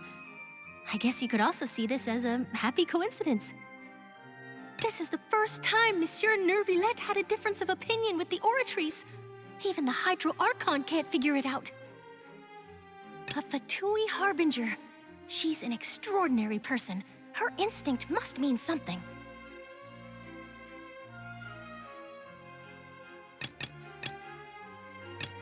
The fortress of Meripede was almost destroyed in a single day. That I didn't witness that scene personally will always be a source of professional regret, I think. According to Monsieur Nervillette, both Child and that whale should have been in the primordial sea at that time. I nearly lost my awesome friend Navia. To be honest, that still gives me shivers. The words of someone as extraordinary as a witch can probably only be truly understood when something surreal happens to you.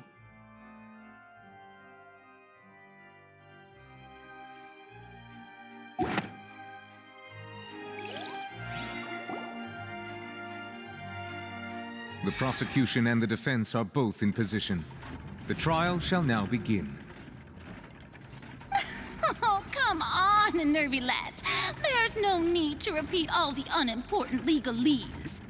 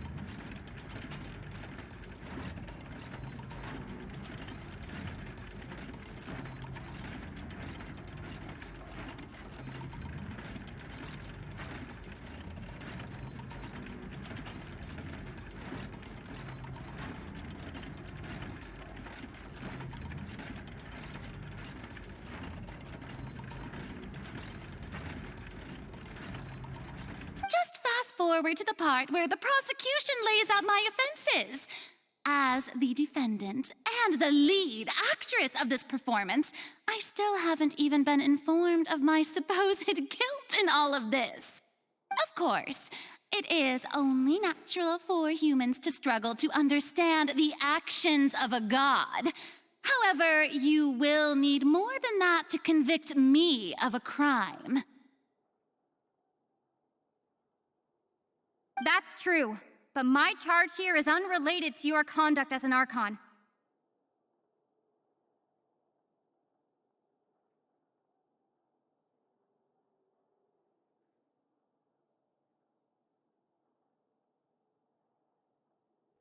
Instead, I would like to charge you as a fraud who's never been the Archon in the first place.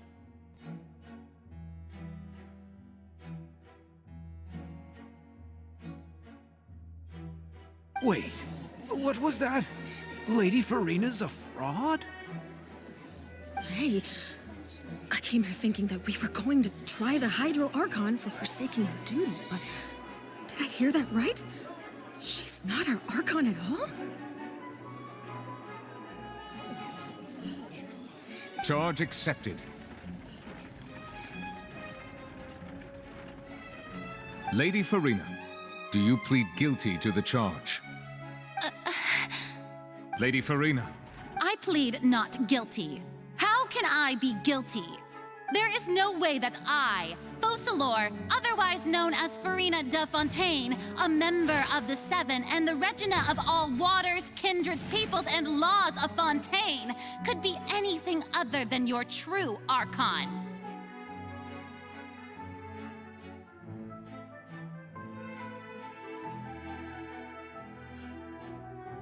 Yeah.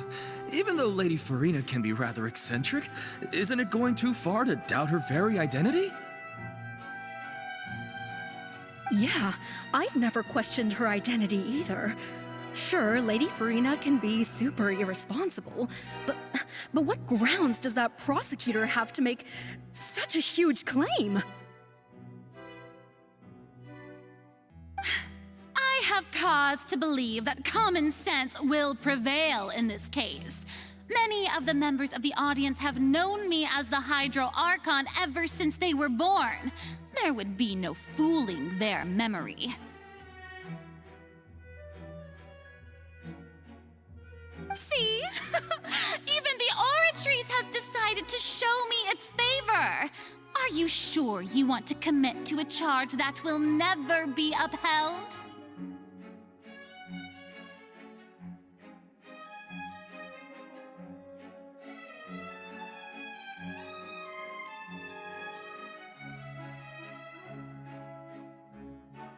If you wish to drop the case, I can promise you as the God of Justice that you will not have to face trial for making a false accusation. We will treat everything that's happened as a dramatic spectacle and move on with our lives. What do you say to that?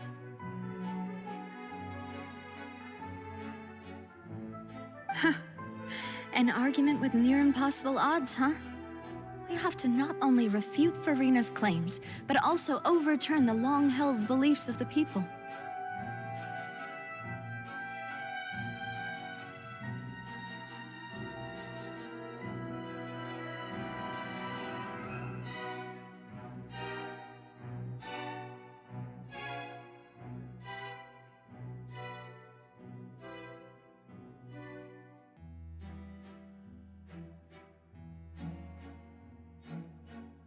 Well, I tried to give you the chance to surrender.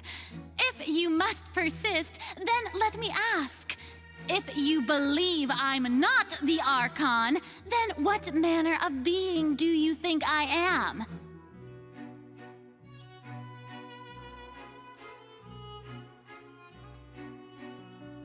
And if I was not the Archon, then how did I manage to live for over 500 years?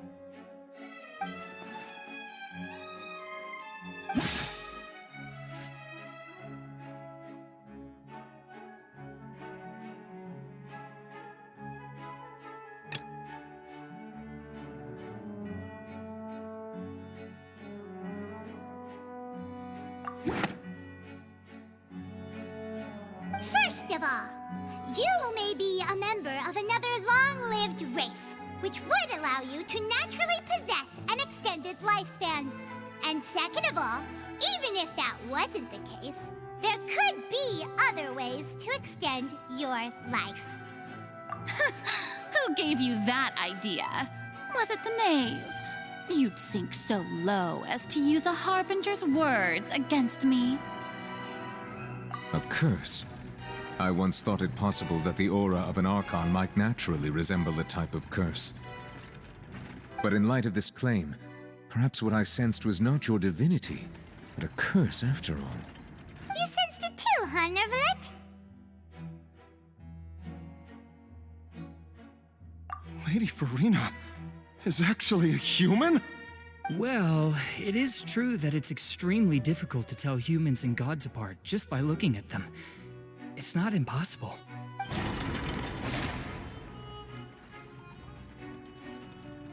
Well, don't start celebrating too early now. Even if I have been carrying a curse like you said, how does that prove that I am merely a human being?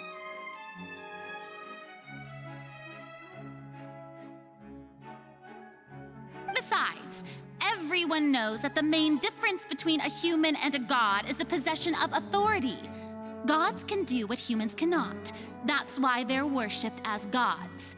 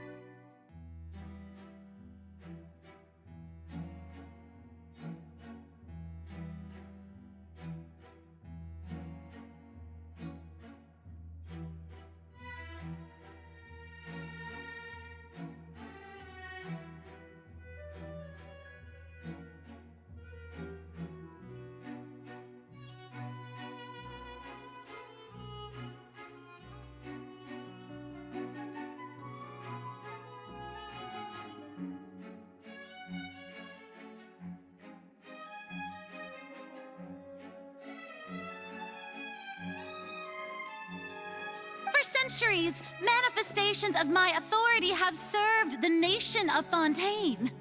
One need only to turn their eyes towards the Oratrice Mécanique d'Analyse Cardinal in this very opera house, or consider the endemnitium that is used in every aspect of life.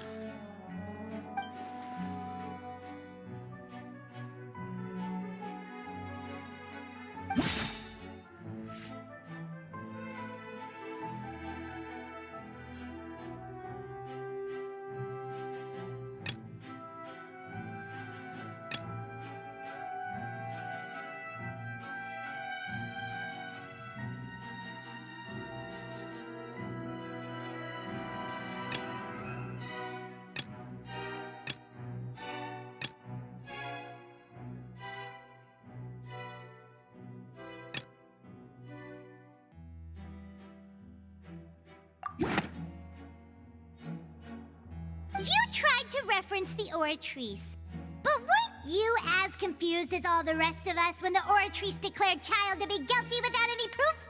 Otherwise, you should have come up with a good explanation for that by now. Didn't I make myself clear at the time? The decisions of the gods are naturally difficult for humans to comprehend. There is no need to provide an explanation.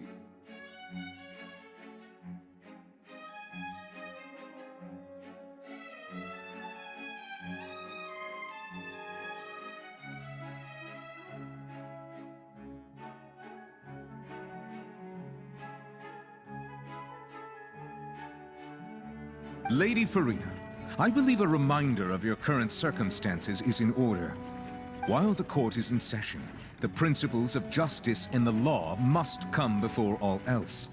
While you are an Archon, you are also first and foremost the defendant in this trial.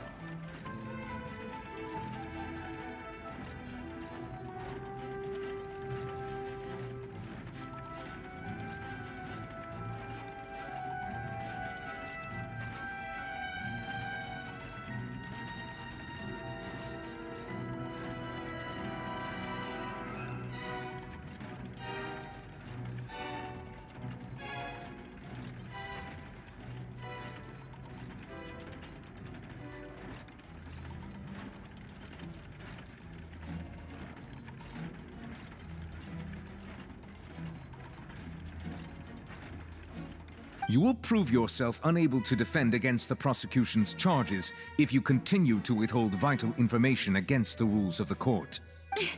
I never thought you'd use that kind of rhetoric against me.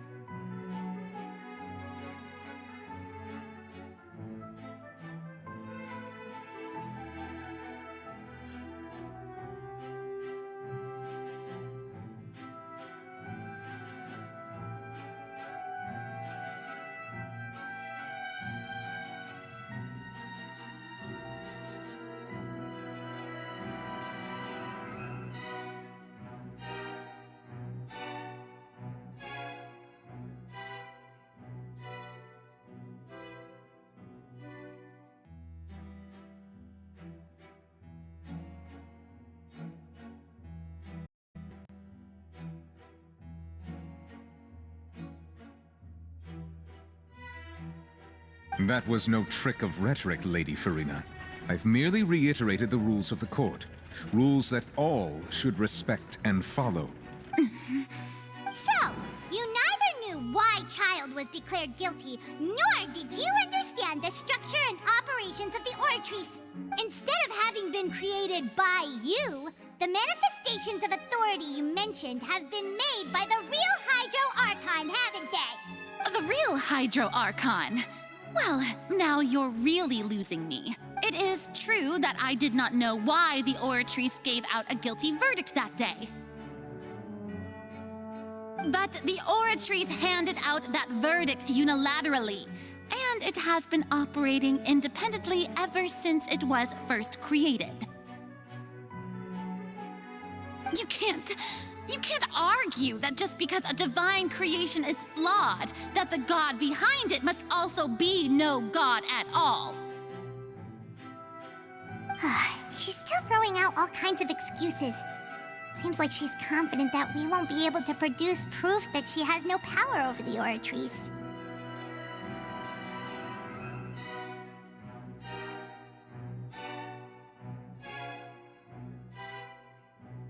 My power as an Archon. There are many ordinary citizens in the audience. How can I just carelessly demonstrate the formidable power of an Archon? If that poses a concern, I'm prepared to extend my protection to the audience. You don't need to go that far.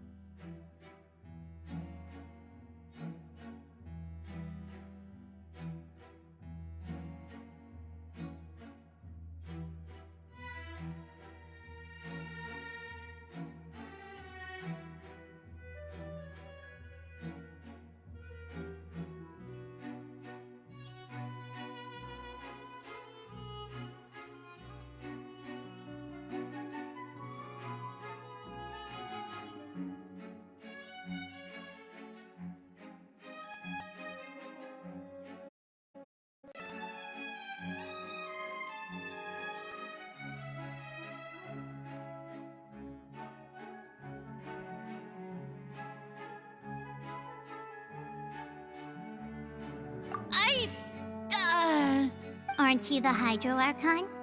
Or is it that you can't even wield the power of Hydro, much less the authority of a god?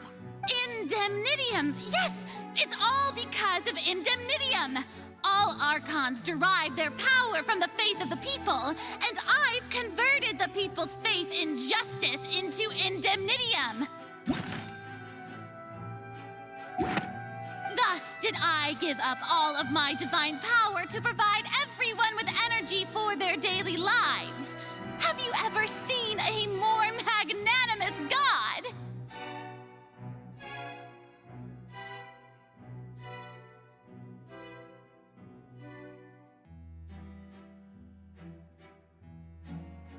Isn't that a huge stretch? Yeah, no matter how generous an Archon can be, how could they give up all their power? Can a god with no power even still be called a god?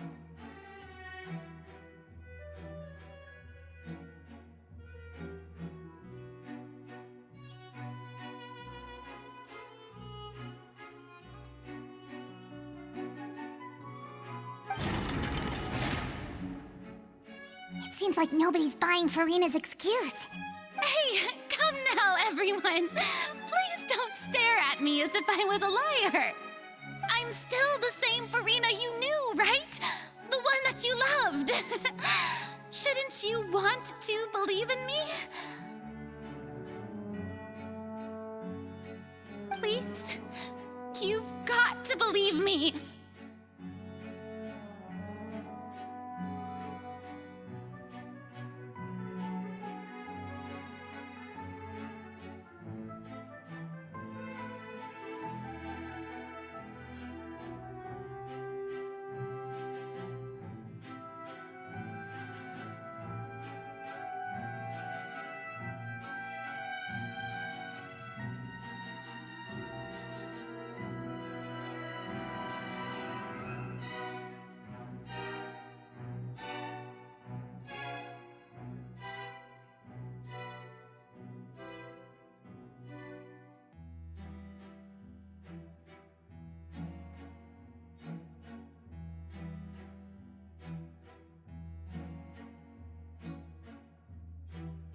If what the prosecutor said is true, she really has committed a grave offense.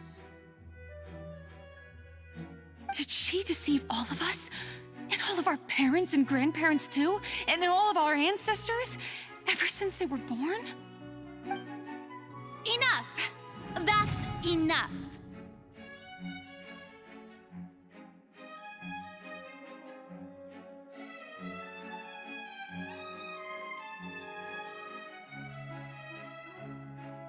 Tell me then, if I'm not the real Hydro Archon, then who is?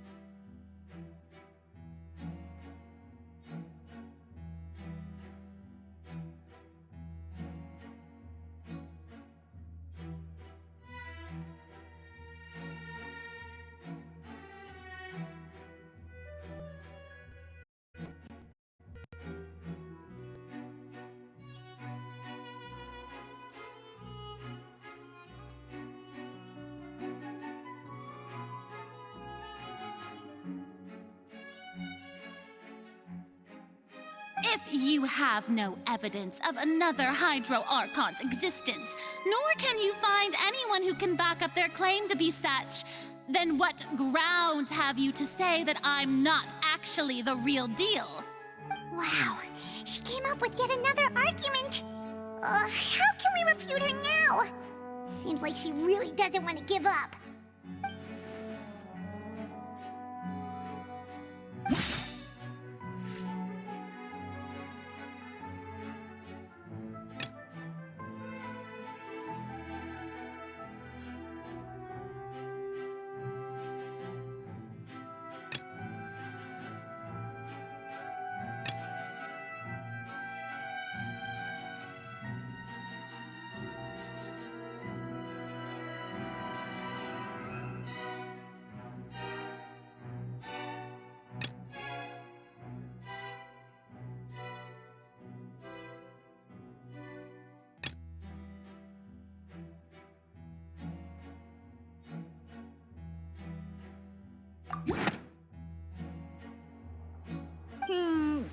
doesn't sound right. Paimon doesn't think this clue can be used as compelling evidence to build our case.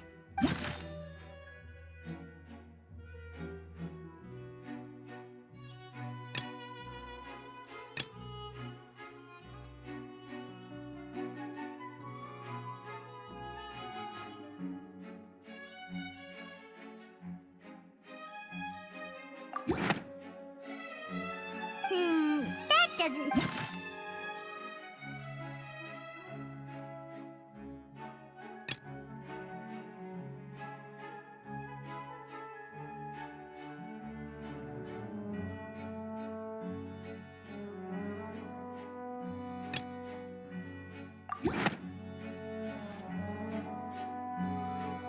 It has been established that all Fontainians can dissolve in water from the primordial sea.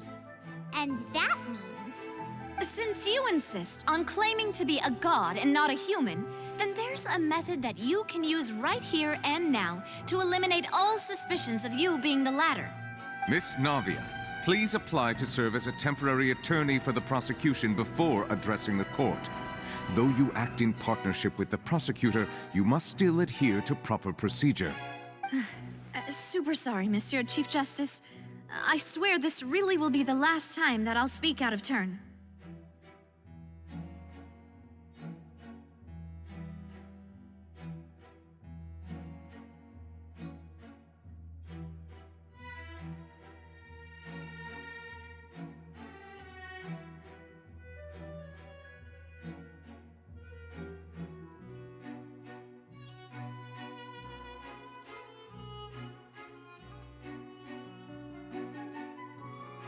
Now, I've brought some seawater from Poisson.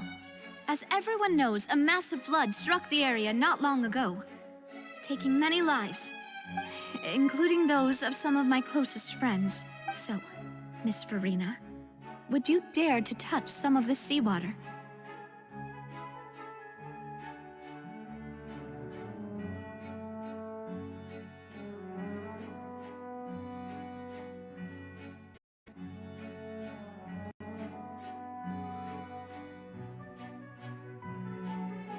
If we are to believe that you are indeed the real Hydro Archon, touching the seawater would have no effect on you. All it should do is strengthen your case. But if you don't dare to touch it, then we would have basically proved the reverse. Oh, and I must remind you that after the disaster at Poisson, nobody wants to see any more people dissolve.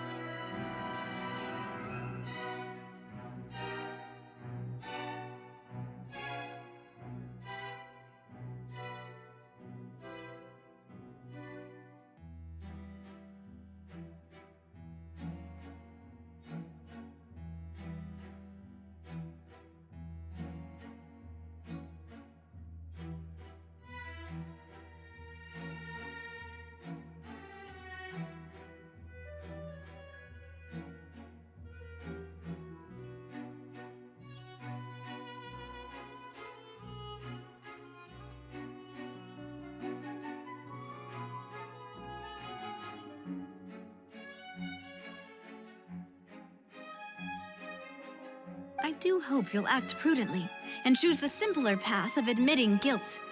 Navia from the Spina di Rasula. The Spina has governed Poisson for many years. I guess her suggestion is valid. If Lady Farina is indeed just a human, she's probably Fontainian like all the rest of us. Would she really dare to try?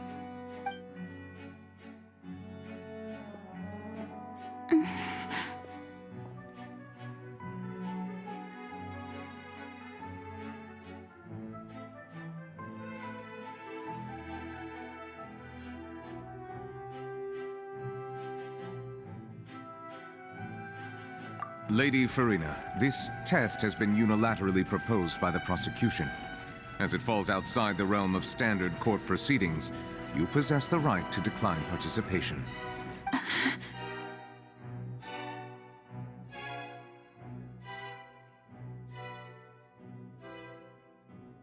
Well, of course he had to tell her that. But refusing to participate is basically the same as a confession of guilt. She's just staring at the water without saying a single word. It really does seem like she's quite terrified of it. That could only mean...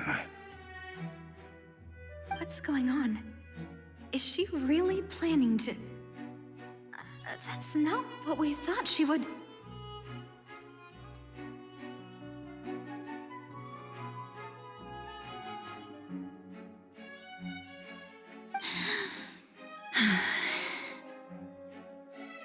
Due to the inherent risk of the test, Lady Farina, you may...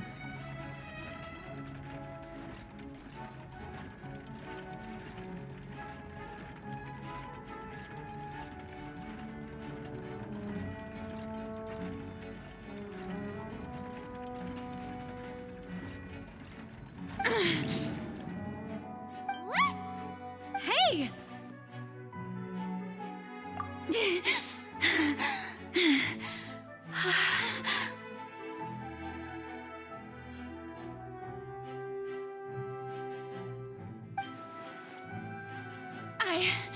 I'm fine! Look! Look at me, everyone! My hand is still here! I haven't been dissolved!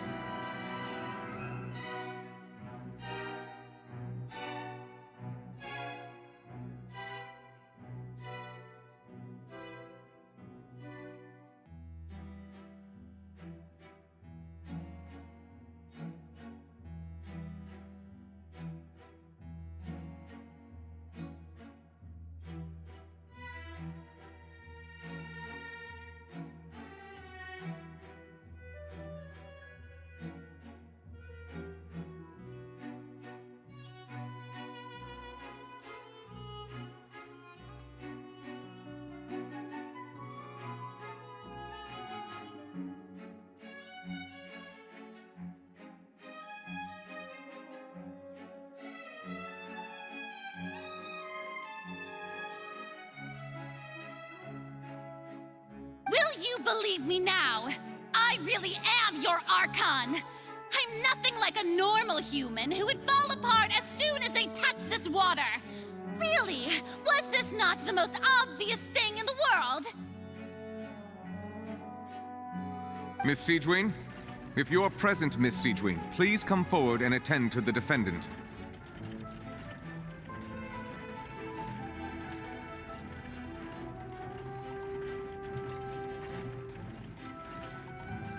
Siegewien? Don't be nervous. It'll just take a few seconds. Let me see.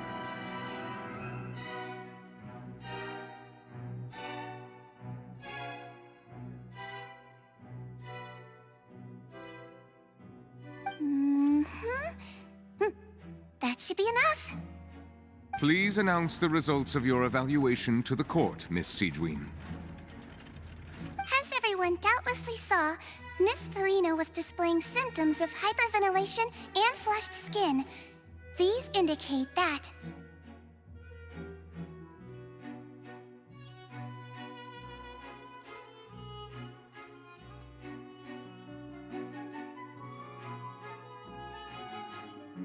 she was experiencing the adverse effects of exposure to primordial seawater. The extent to which she was affected is the same as other humans when exposed to primordial seawater of a similar concentration. Thank you, Miss Siegewien. Lady Farina, you may return to the defendant's stand. Oh, wait, what did she just say? I didn't get dissolved! Shouldn't that be enough to prove my innocence? Well, considering your tendency to run from your problems, we did originally prepare a direct sample of the seawater around Poisson. However, after extensive discussion, we exchanged it for a sample that is not concentrated enough to dissolve an actual human. After all, on the off chance that something entirely unexpected might occur, we don't want anyone else to lose their life to the sea. Yeah, so out of regard for Farina's life, you secured a low-concentration sample and asked the head nurse to serve as an expert witness. It's a great thing that the direct sample wasn't actually used. Farina could have... I can't believe... you...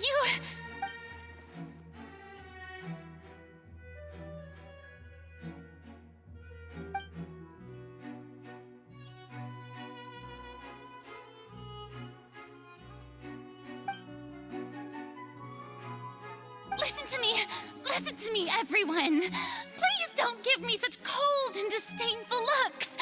What happened just now didn't prove a single thing.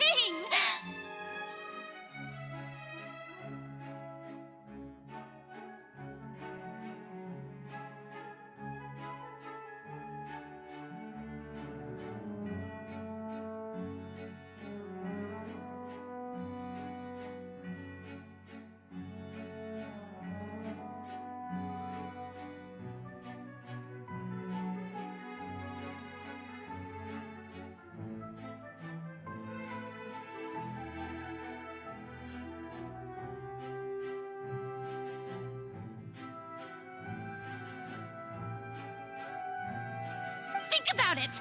How can you conclusively prove that an Archon can't also be affected by the primordial seawater? Also, if I was really just a human, why would I dare to just put my hand in that kind of water?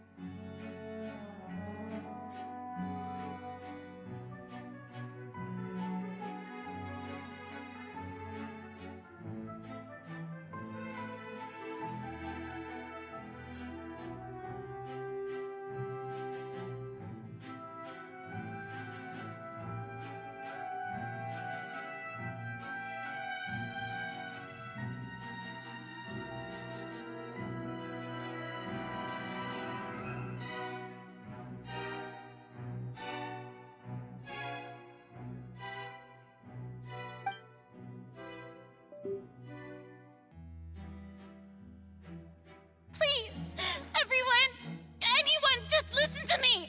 I swear, I really am your Archon.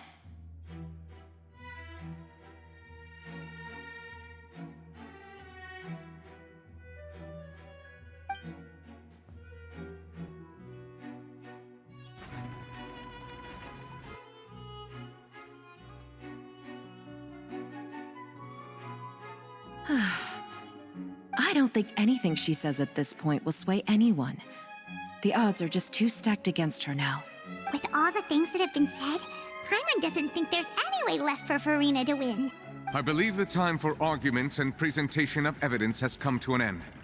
If there are no objections, we will move on to the final judgment.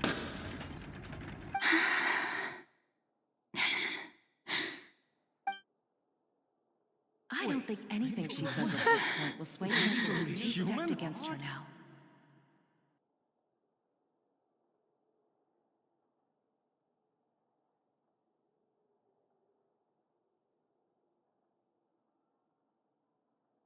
In my capacity as Chief Justice, I shall now render judgment on Farina's misrepresentation of herself as the Archon of Fontaine. As a human who knowingly deceived her fellow citizens, Farina is guilty.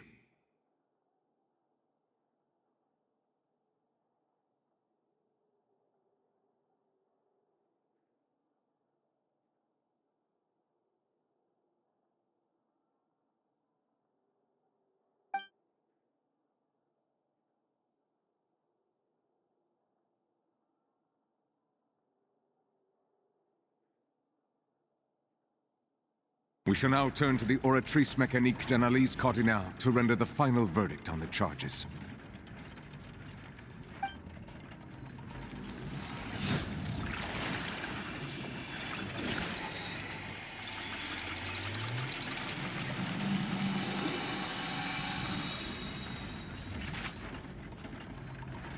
According to the judgment of the Oratrice Mécanique d'Analyse Cardinale, Farina is...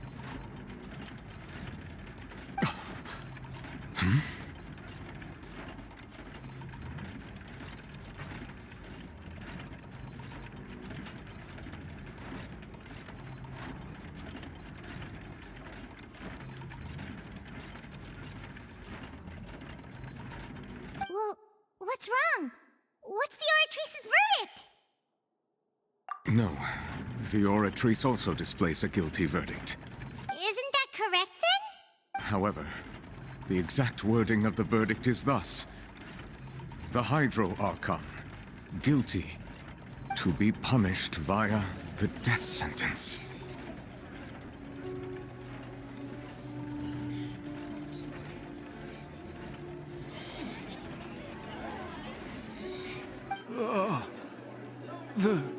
The death sentence? That's actually one of the available sentences? I've always thought that it was just a myth. The one and only time the death sentence has been handed out at the court, and it's been given to the very person we've worshipped as the god of justice? What an unexpected twist. Farina's been sentenced to death by the Oratrice? We just wanted to use the trial to show her the seriousness of things so she'd tell us the truth. How did things escalate this quickly? This outcome is indeed quite strange. According to Fontaine's current definitions of justice, as well as its recommendations for criminal sentences, is this sentence really appropriate for the crimes that have been committed? Yeah! Even Masquerade wasn't sentenced to death by the Oratrice. You know, the real evil mastermind behind the serial disappearances case. Indeed. Not only is Farina's sentence overly excessive, the very point of our trial today was also to prove that Farina has never been the Hydro Archon in the first place. But now, the Oratrice seems to have deliberately invoked the title of the Hydro Archon. What does this mean?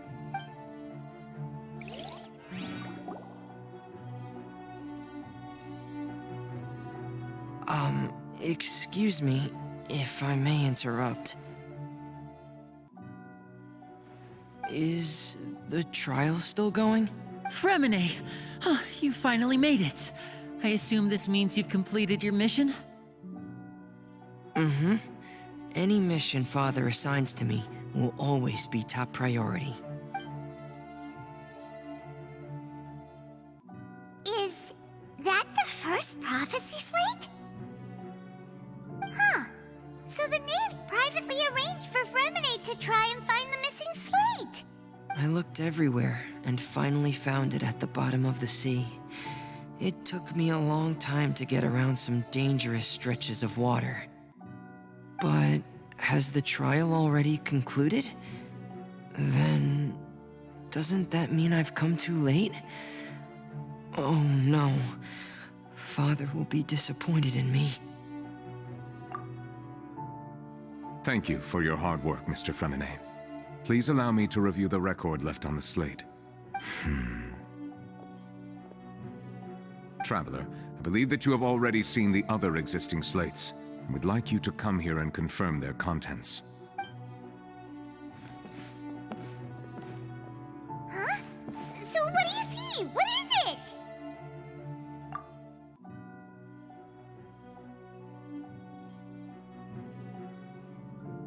I believe I've now made sense of the Hydro Archon's crime.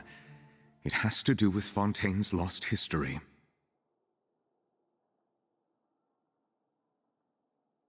Huh? Isn't the Hydro Archon just guilty of deceiving her people? Oh, wait, no, that's Farina, and we've already proven that she's not the Hydro Archon. So when you say Hydro Archon, do you mean the real Hydro Archon we've been kinda talking about? In truth, everything that you've encountered in Fontaine up until this point can be traced back to the contents of these stone slates. However, I'm uncertain as to how much sense they currently make to you. Okay, let's try to recall the contents of the other 3 stone slates. Paimon will do her best to help you remember.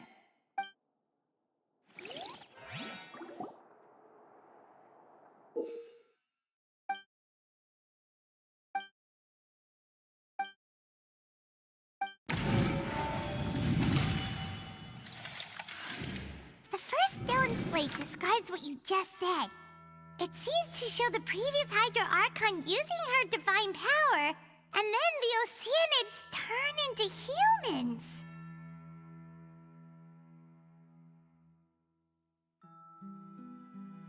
Does that mean that Fontainians are transformed Oceanids? Oh, Paimon wasn't expecting that. But if Oceanids can turn into humans, then perhaps this process can be reversed as well. The second stone slate shows Celestia floating in the sky, and the Hydro Archon and her people worshipping it together.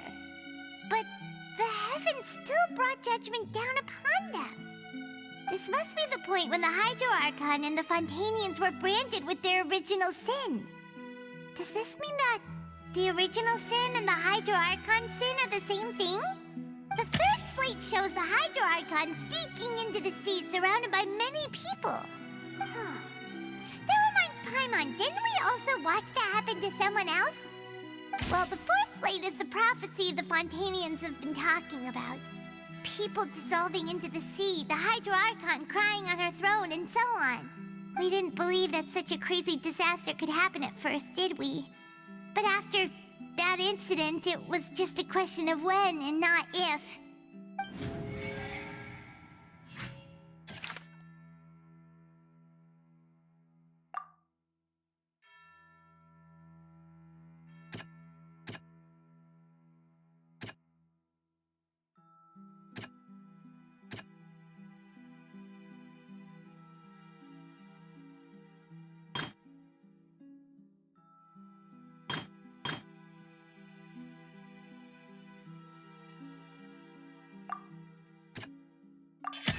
We know from the case of the serial disappearances of young women that Fontainians can be dissolved in primordial seawater. And the first stone slate tells us that long ago, the Hydro Archon used her power to turn Oceanids into humans. This...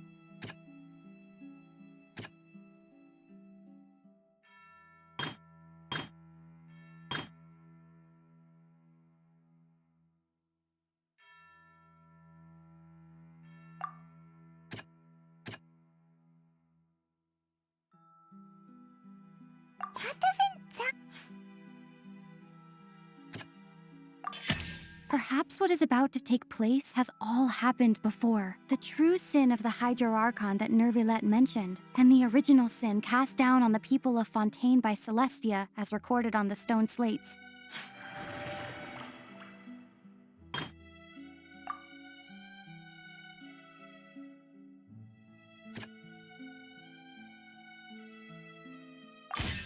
It's not as simple as falling into the sea. When Navia fell into the sea, her consciousness was subjected to judgment. The stone slates show the people gathered around the Hydro Archon in the sea. Could that be alluding to the same thing?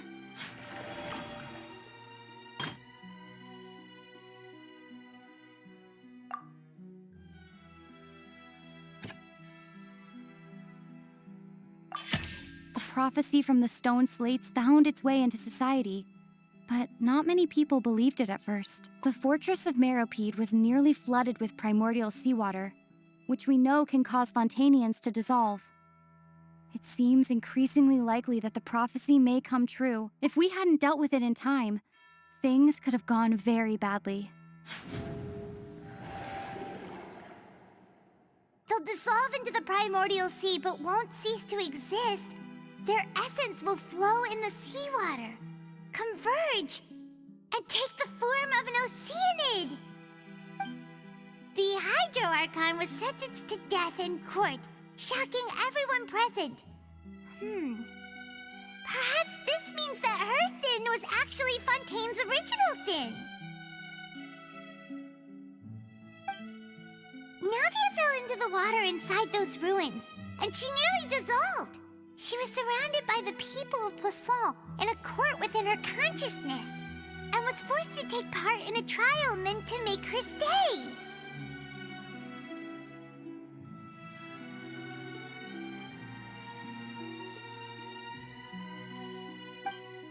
The eruption of the primordial sea at the fortress of Meropide was the surest sign that the prophecy was about to come to pass no matter what.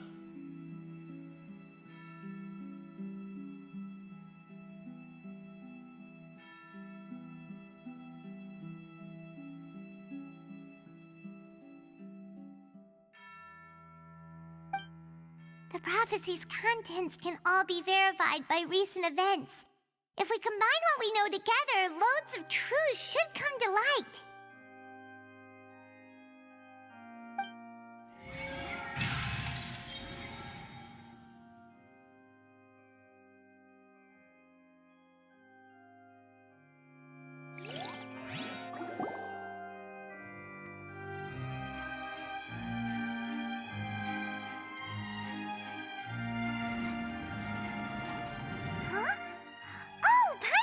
Now, so that's how you can make sense of it. But then it feels like we're going to have to share some truly shocking revelations. Let's hear them.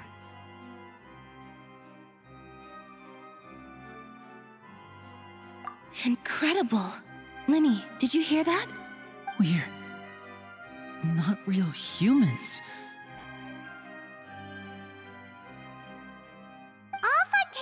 Were originally created by the late previous Hydro Archon, with oceanids as their basis.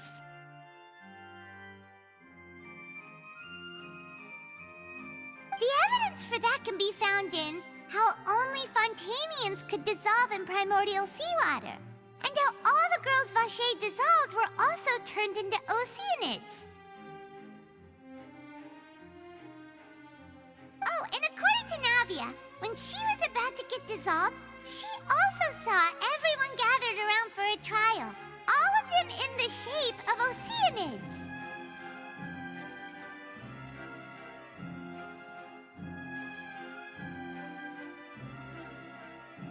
Indeed.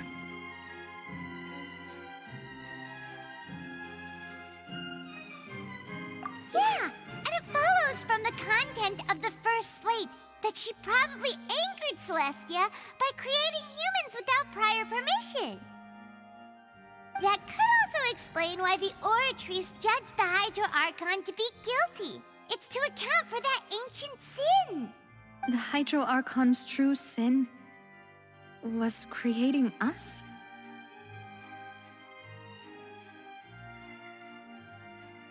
And yet, after many hundreds of years, the Hydro Archon's creations have turned around to try to judge the Archon within the Opera Epiclese. The twists of history are often the most unexpected of all.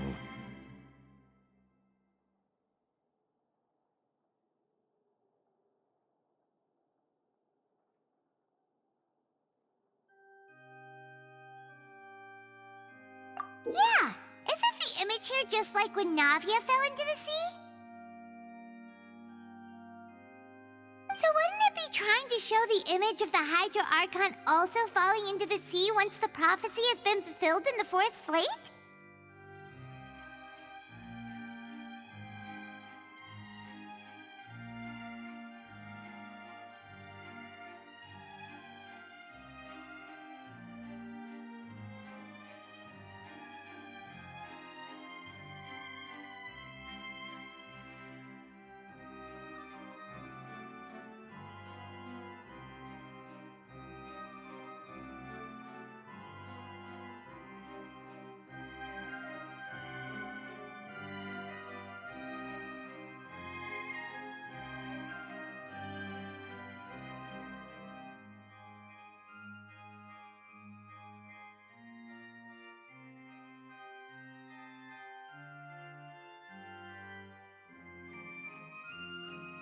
In the end, the people will all be dissolved into the waters, and only the Hydro Archon will remain weeping on her throne.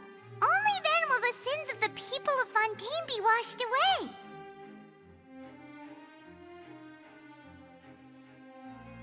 Did Paimon get all that right? You've made some keen deductions. I must say, given how much you still don't know, it is impressive that you've already managed to connect so many pieces of the truth.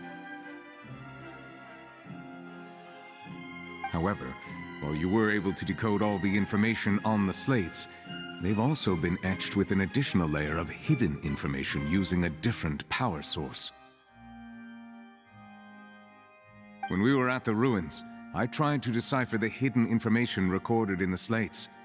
But since we only had 3 slates at the time, I was unable to come to a full conclusion.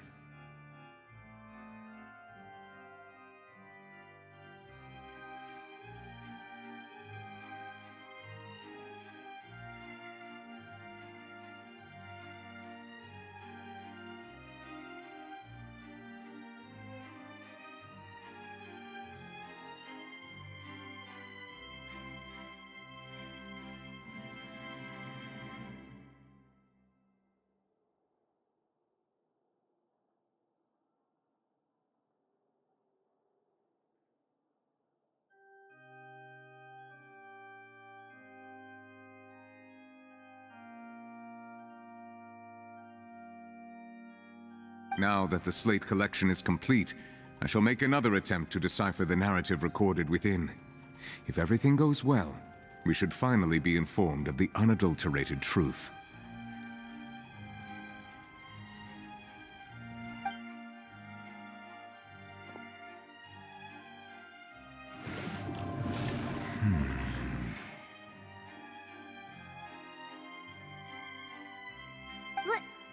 Well? Did you get it?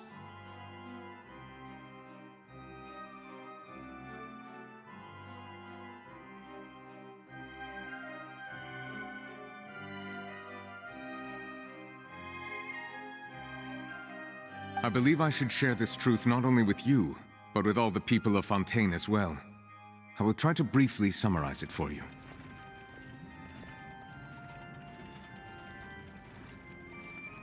Your hypotheses regarding the origin of Fontainians and the sin of the Hydro Archon were both correct. In the Fontaine of old, the previous Hydro Archon sensed the yearning of her Oceanid familiars for life on land.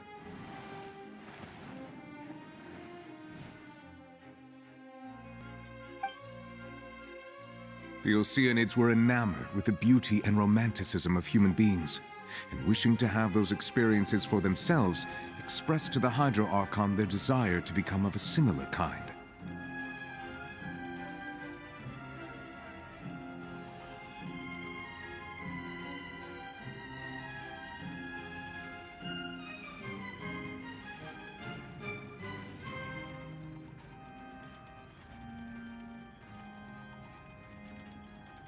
However, even though water as an element is intricately linked with the power of life, the Hydro Archon, as one of the seven, did not possess the authority to create a new form of human life.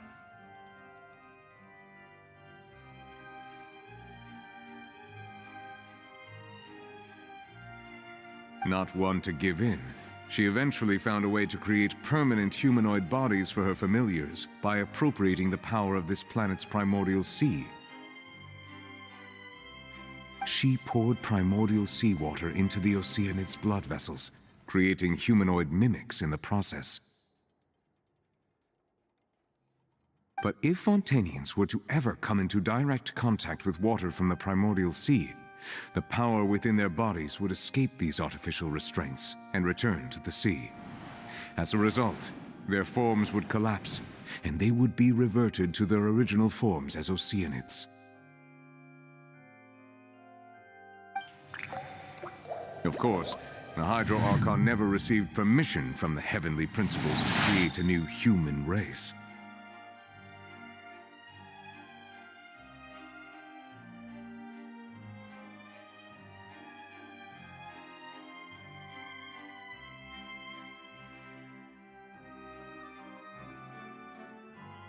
And thus, the Hydro Archon and all of her creations came to shoulder the original sin of appropriating the power of the primordial sea.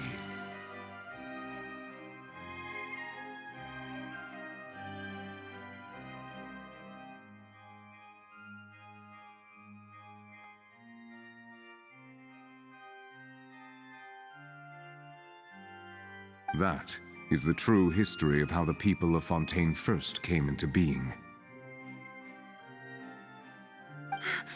So we were all Oceanids before we turned into human beings? That's way too much information for me.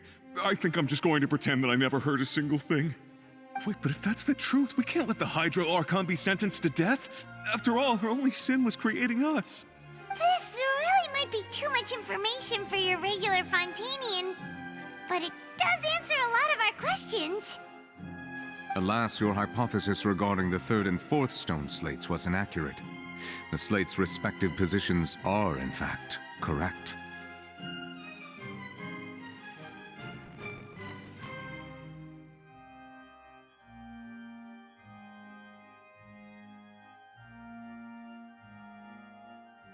A key point of the visual on the third slate is how all the individuals depicted in the water are humans rather than Oceanids.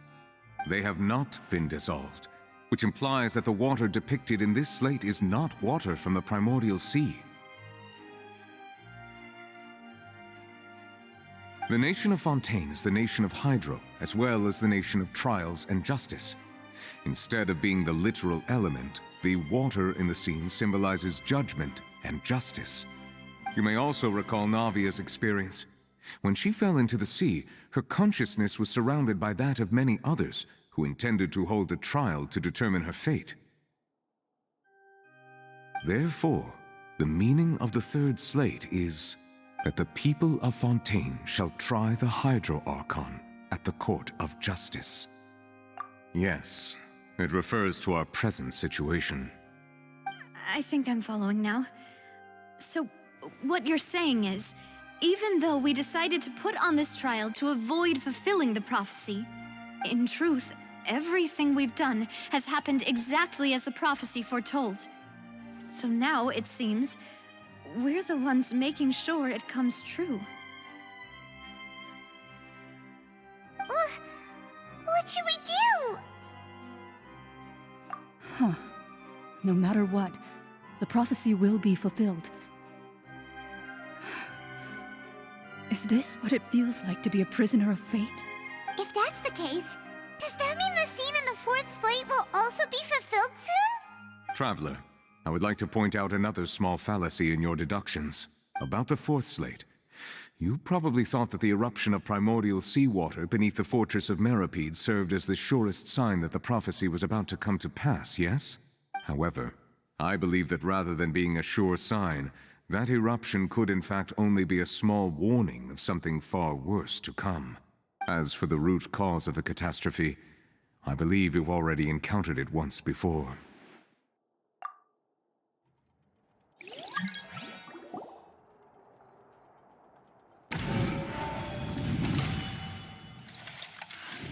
This eruption was just a small warning of the things to come. We must find the root cause of the disaster.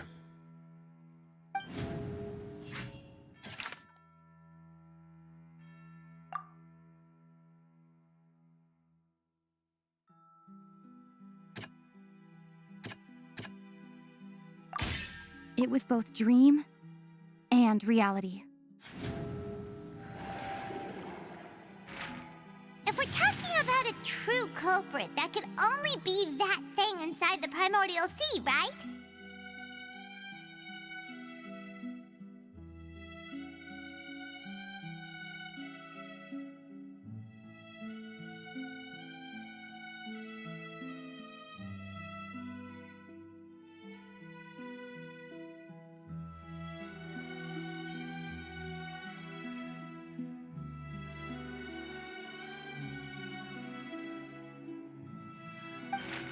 The truth, the original sin, the trial, and the root cause of the disaster.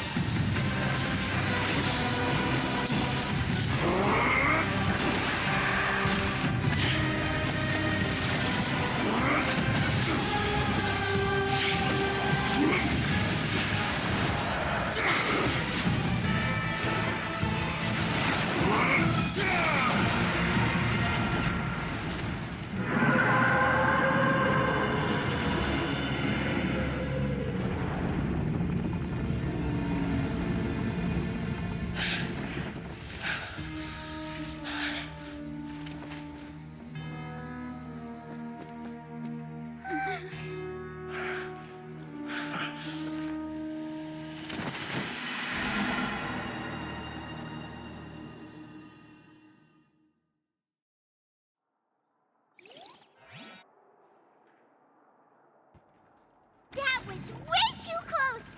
How did that thing just burst into the opera house? Wait, was that the huge whale you saw in your dream?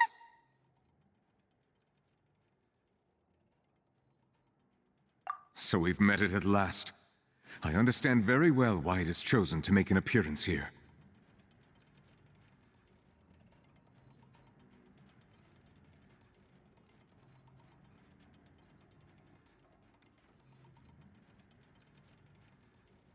That whale does not belong to Tevat.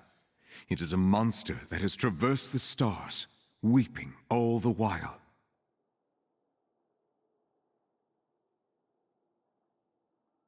It has been greedily consuming the energy from the planet's primordial sea, using it to grow. That is the main cause for the rising sea levels. And once it has finished consuming all of the energy contained within the sea, its next step will be... You said that when the Hydro Archon first created Fontainians out of Oceanids, she filled their blood vessels with primordial seawater. Precisely.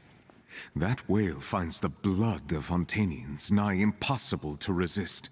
Therefore, when it left the primordial sea, it decided to make its next stop a packed opera house full of food. Food in the form of Fontainians.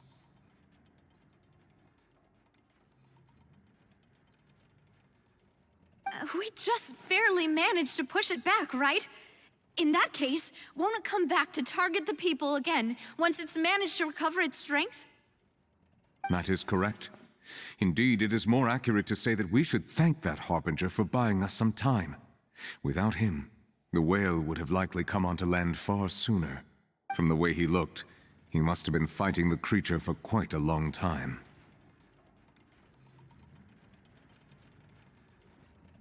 That battle maniac. We've always known that he had a special connection with that whale, but we definitely didn't expect it to help us out like this.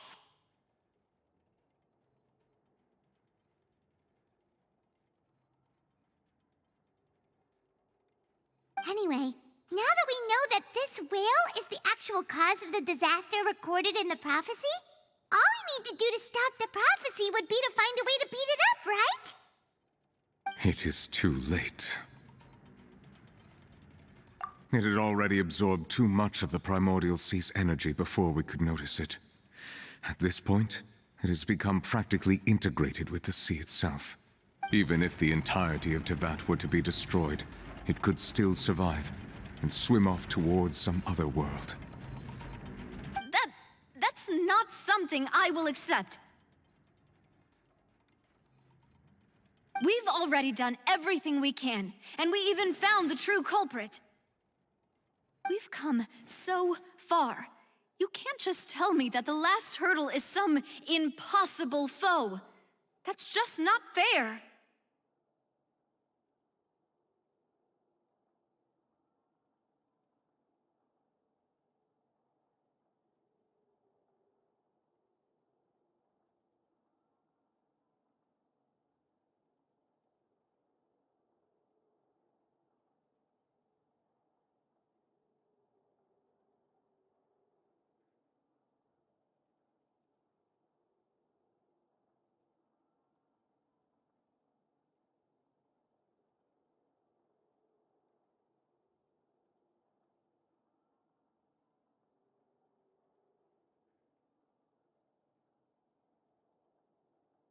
Indeed, that's not how a grand performance should end.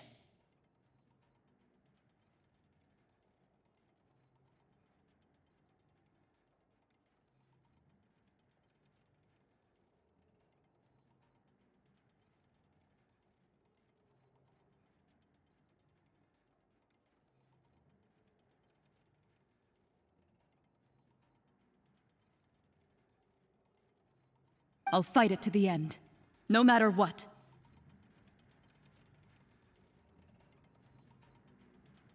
So the prophecy will be fulfilled no matter what, huh?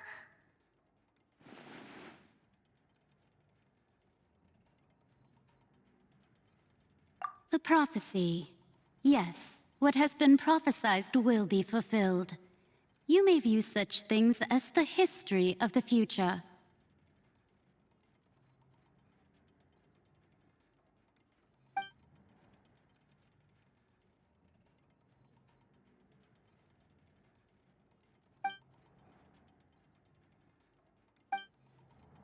Just as prophecies are usually only the future as seen from the perspectives of the gods, could things be happening in hidden corners where the gods' gaze does not fall?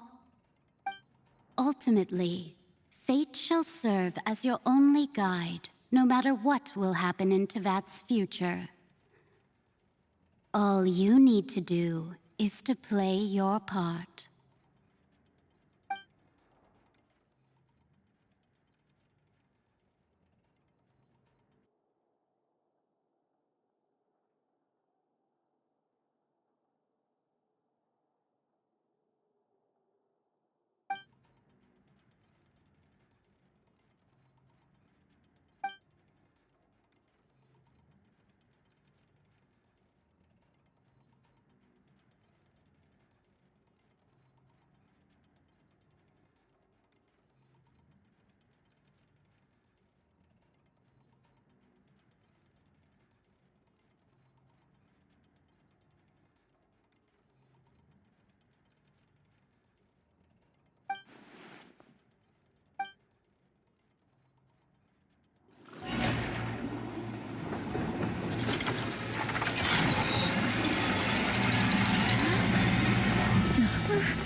What's happening with the oratories?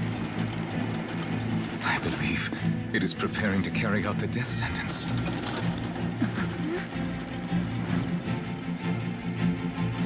Farina!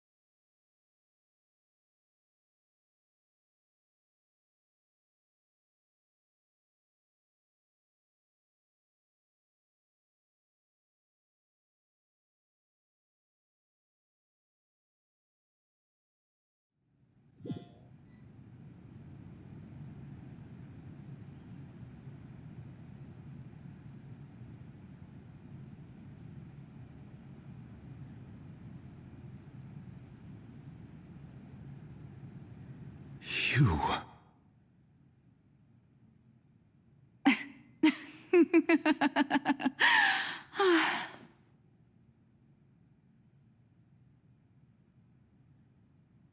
Sorry. That shocked expression on your face is just too amusing. I couldn't help myself. You are not Farina. Who are you? The sweet sound of bewilderment. Marvelous. A sure sign that my attempt to deceive everyone was a resounding success. But to answer your question, I am Focalor. You know, the god. Focalor? Why did you deceive us?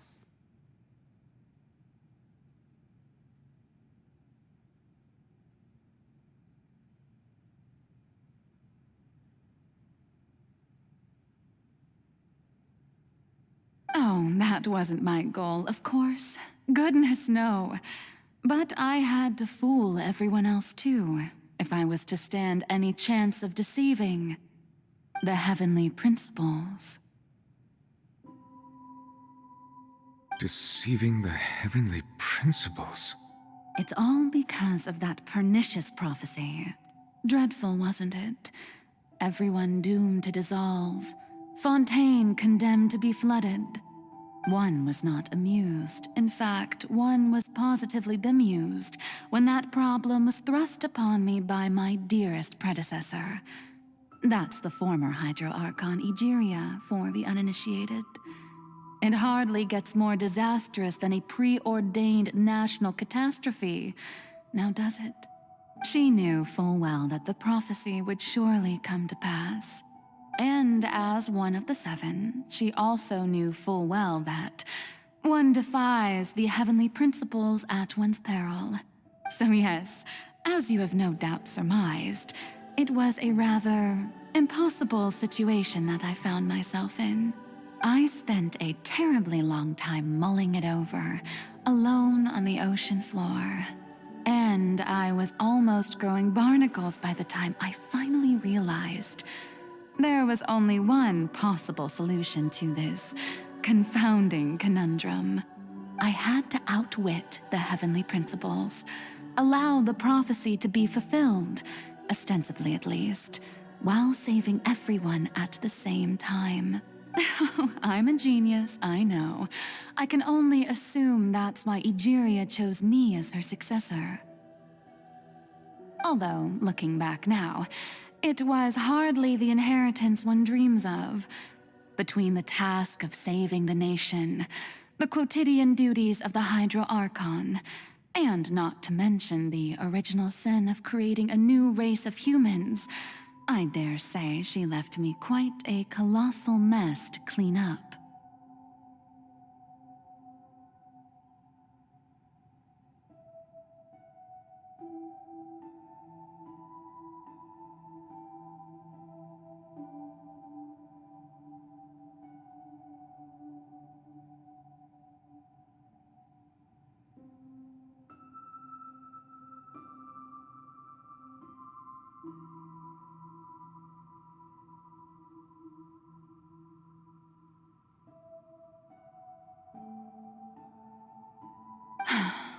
But one can only play the hand one is dealt. I did not choose this, any more than I chose to be one of her Oceanid familiars. So you were also once one of the Oceanids, transformed into a human by Egeria's hand. Yes, I was. I always dreamed of becoming human. And I still do, even now. In my eyes, to be human is to be part of the greatest opera ever known. After becoming a god, I separated my divinity from my body and spirit, leaving behind only a self that was as naive and bewildered as my past self on her first day as a human being. The me you see before you now is that divinity. And the human counterpart I left behind, I named Farina. She could feel joy, sorrow, and everything in between. She could be as vain and conceited, or as meek and vulnerable as she wished. Her strengths were of a kind only a human could possess, as were her shortcomings. But in my eyes, Farina's humanity was what made her perfect. She was perfectly human in every way, the person I always wanted to be. Anyway, so then I cursed her. All part of the plan, of course. The plan to deceive the heavenly principles.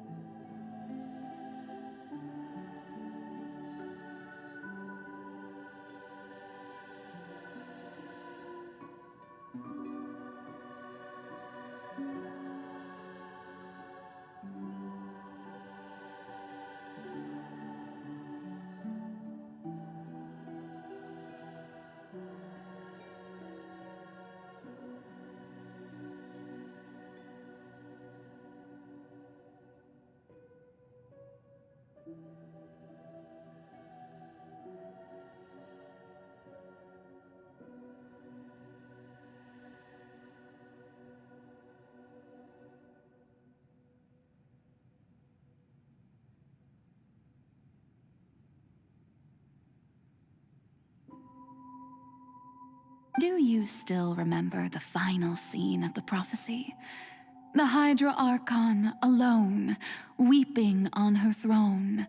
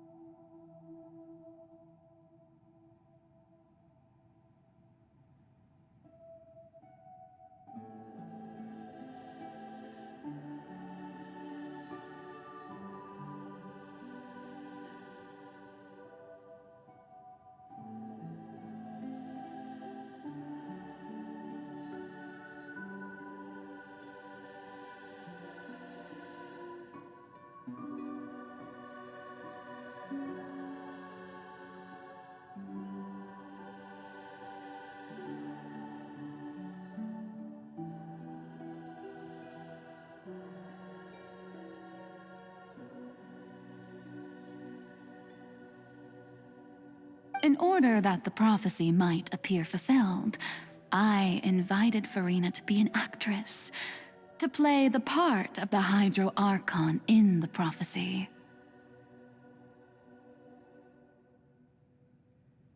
Under the curse I placed on her, so long as I, Focalor's divinity, continued to exist, she could not die. But nor was she free to live her life in the pursuit of happiness. Instead, she was forced to take the stage in the opera house, to embrace the role of leading lady, to forever play the part of the god from the prophecy, all to create a deceitful appearance of that prophecy coming to pass. I suppose now you probably understand why your court is called the Opera Epiclese. But Farina is only human, isn't she? Even though she has had a long life, her mind is no stronger than that of any other ordinary human being.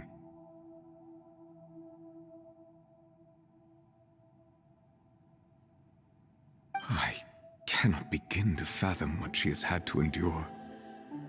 It must have been torture for her.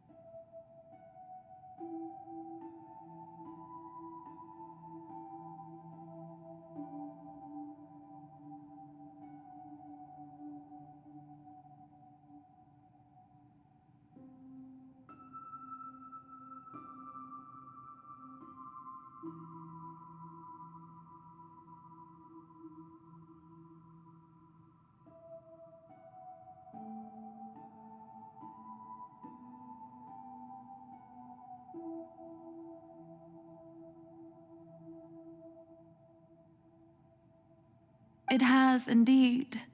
And although she is, in a sense, me in human form, I most definitely owe her an apology for it.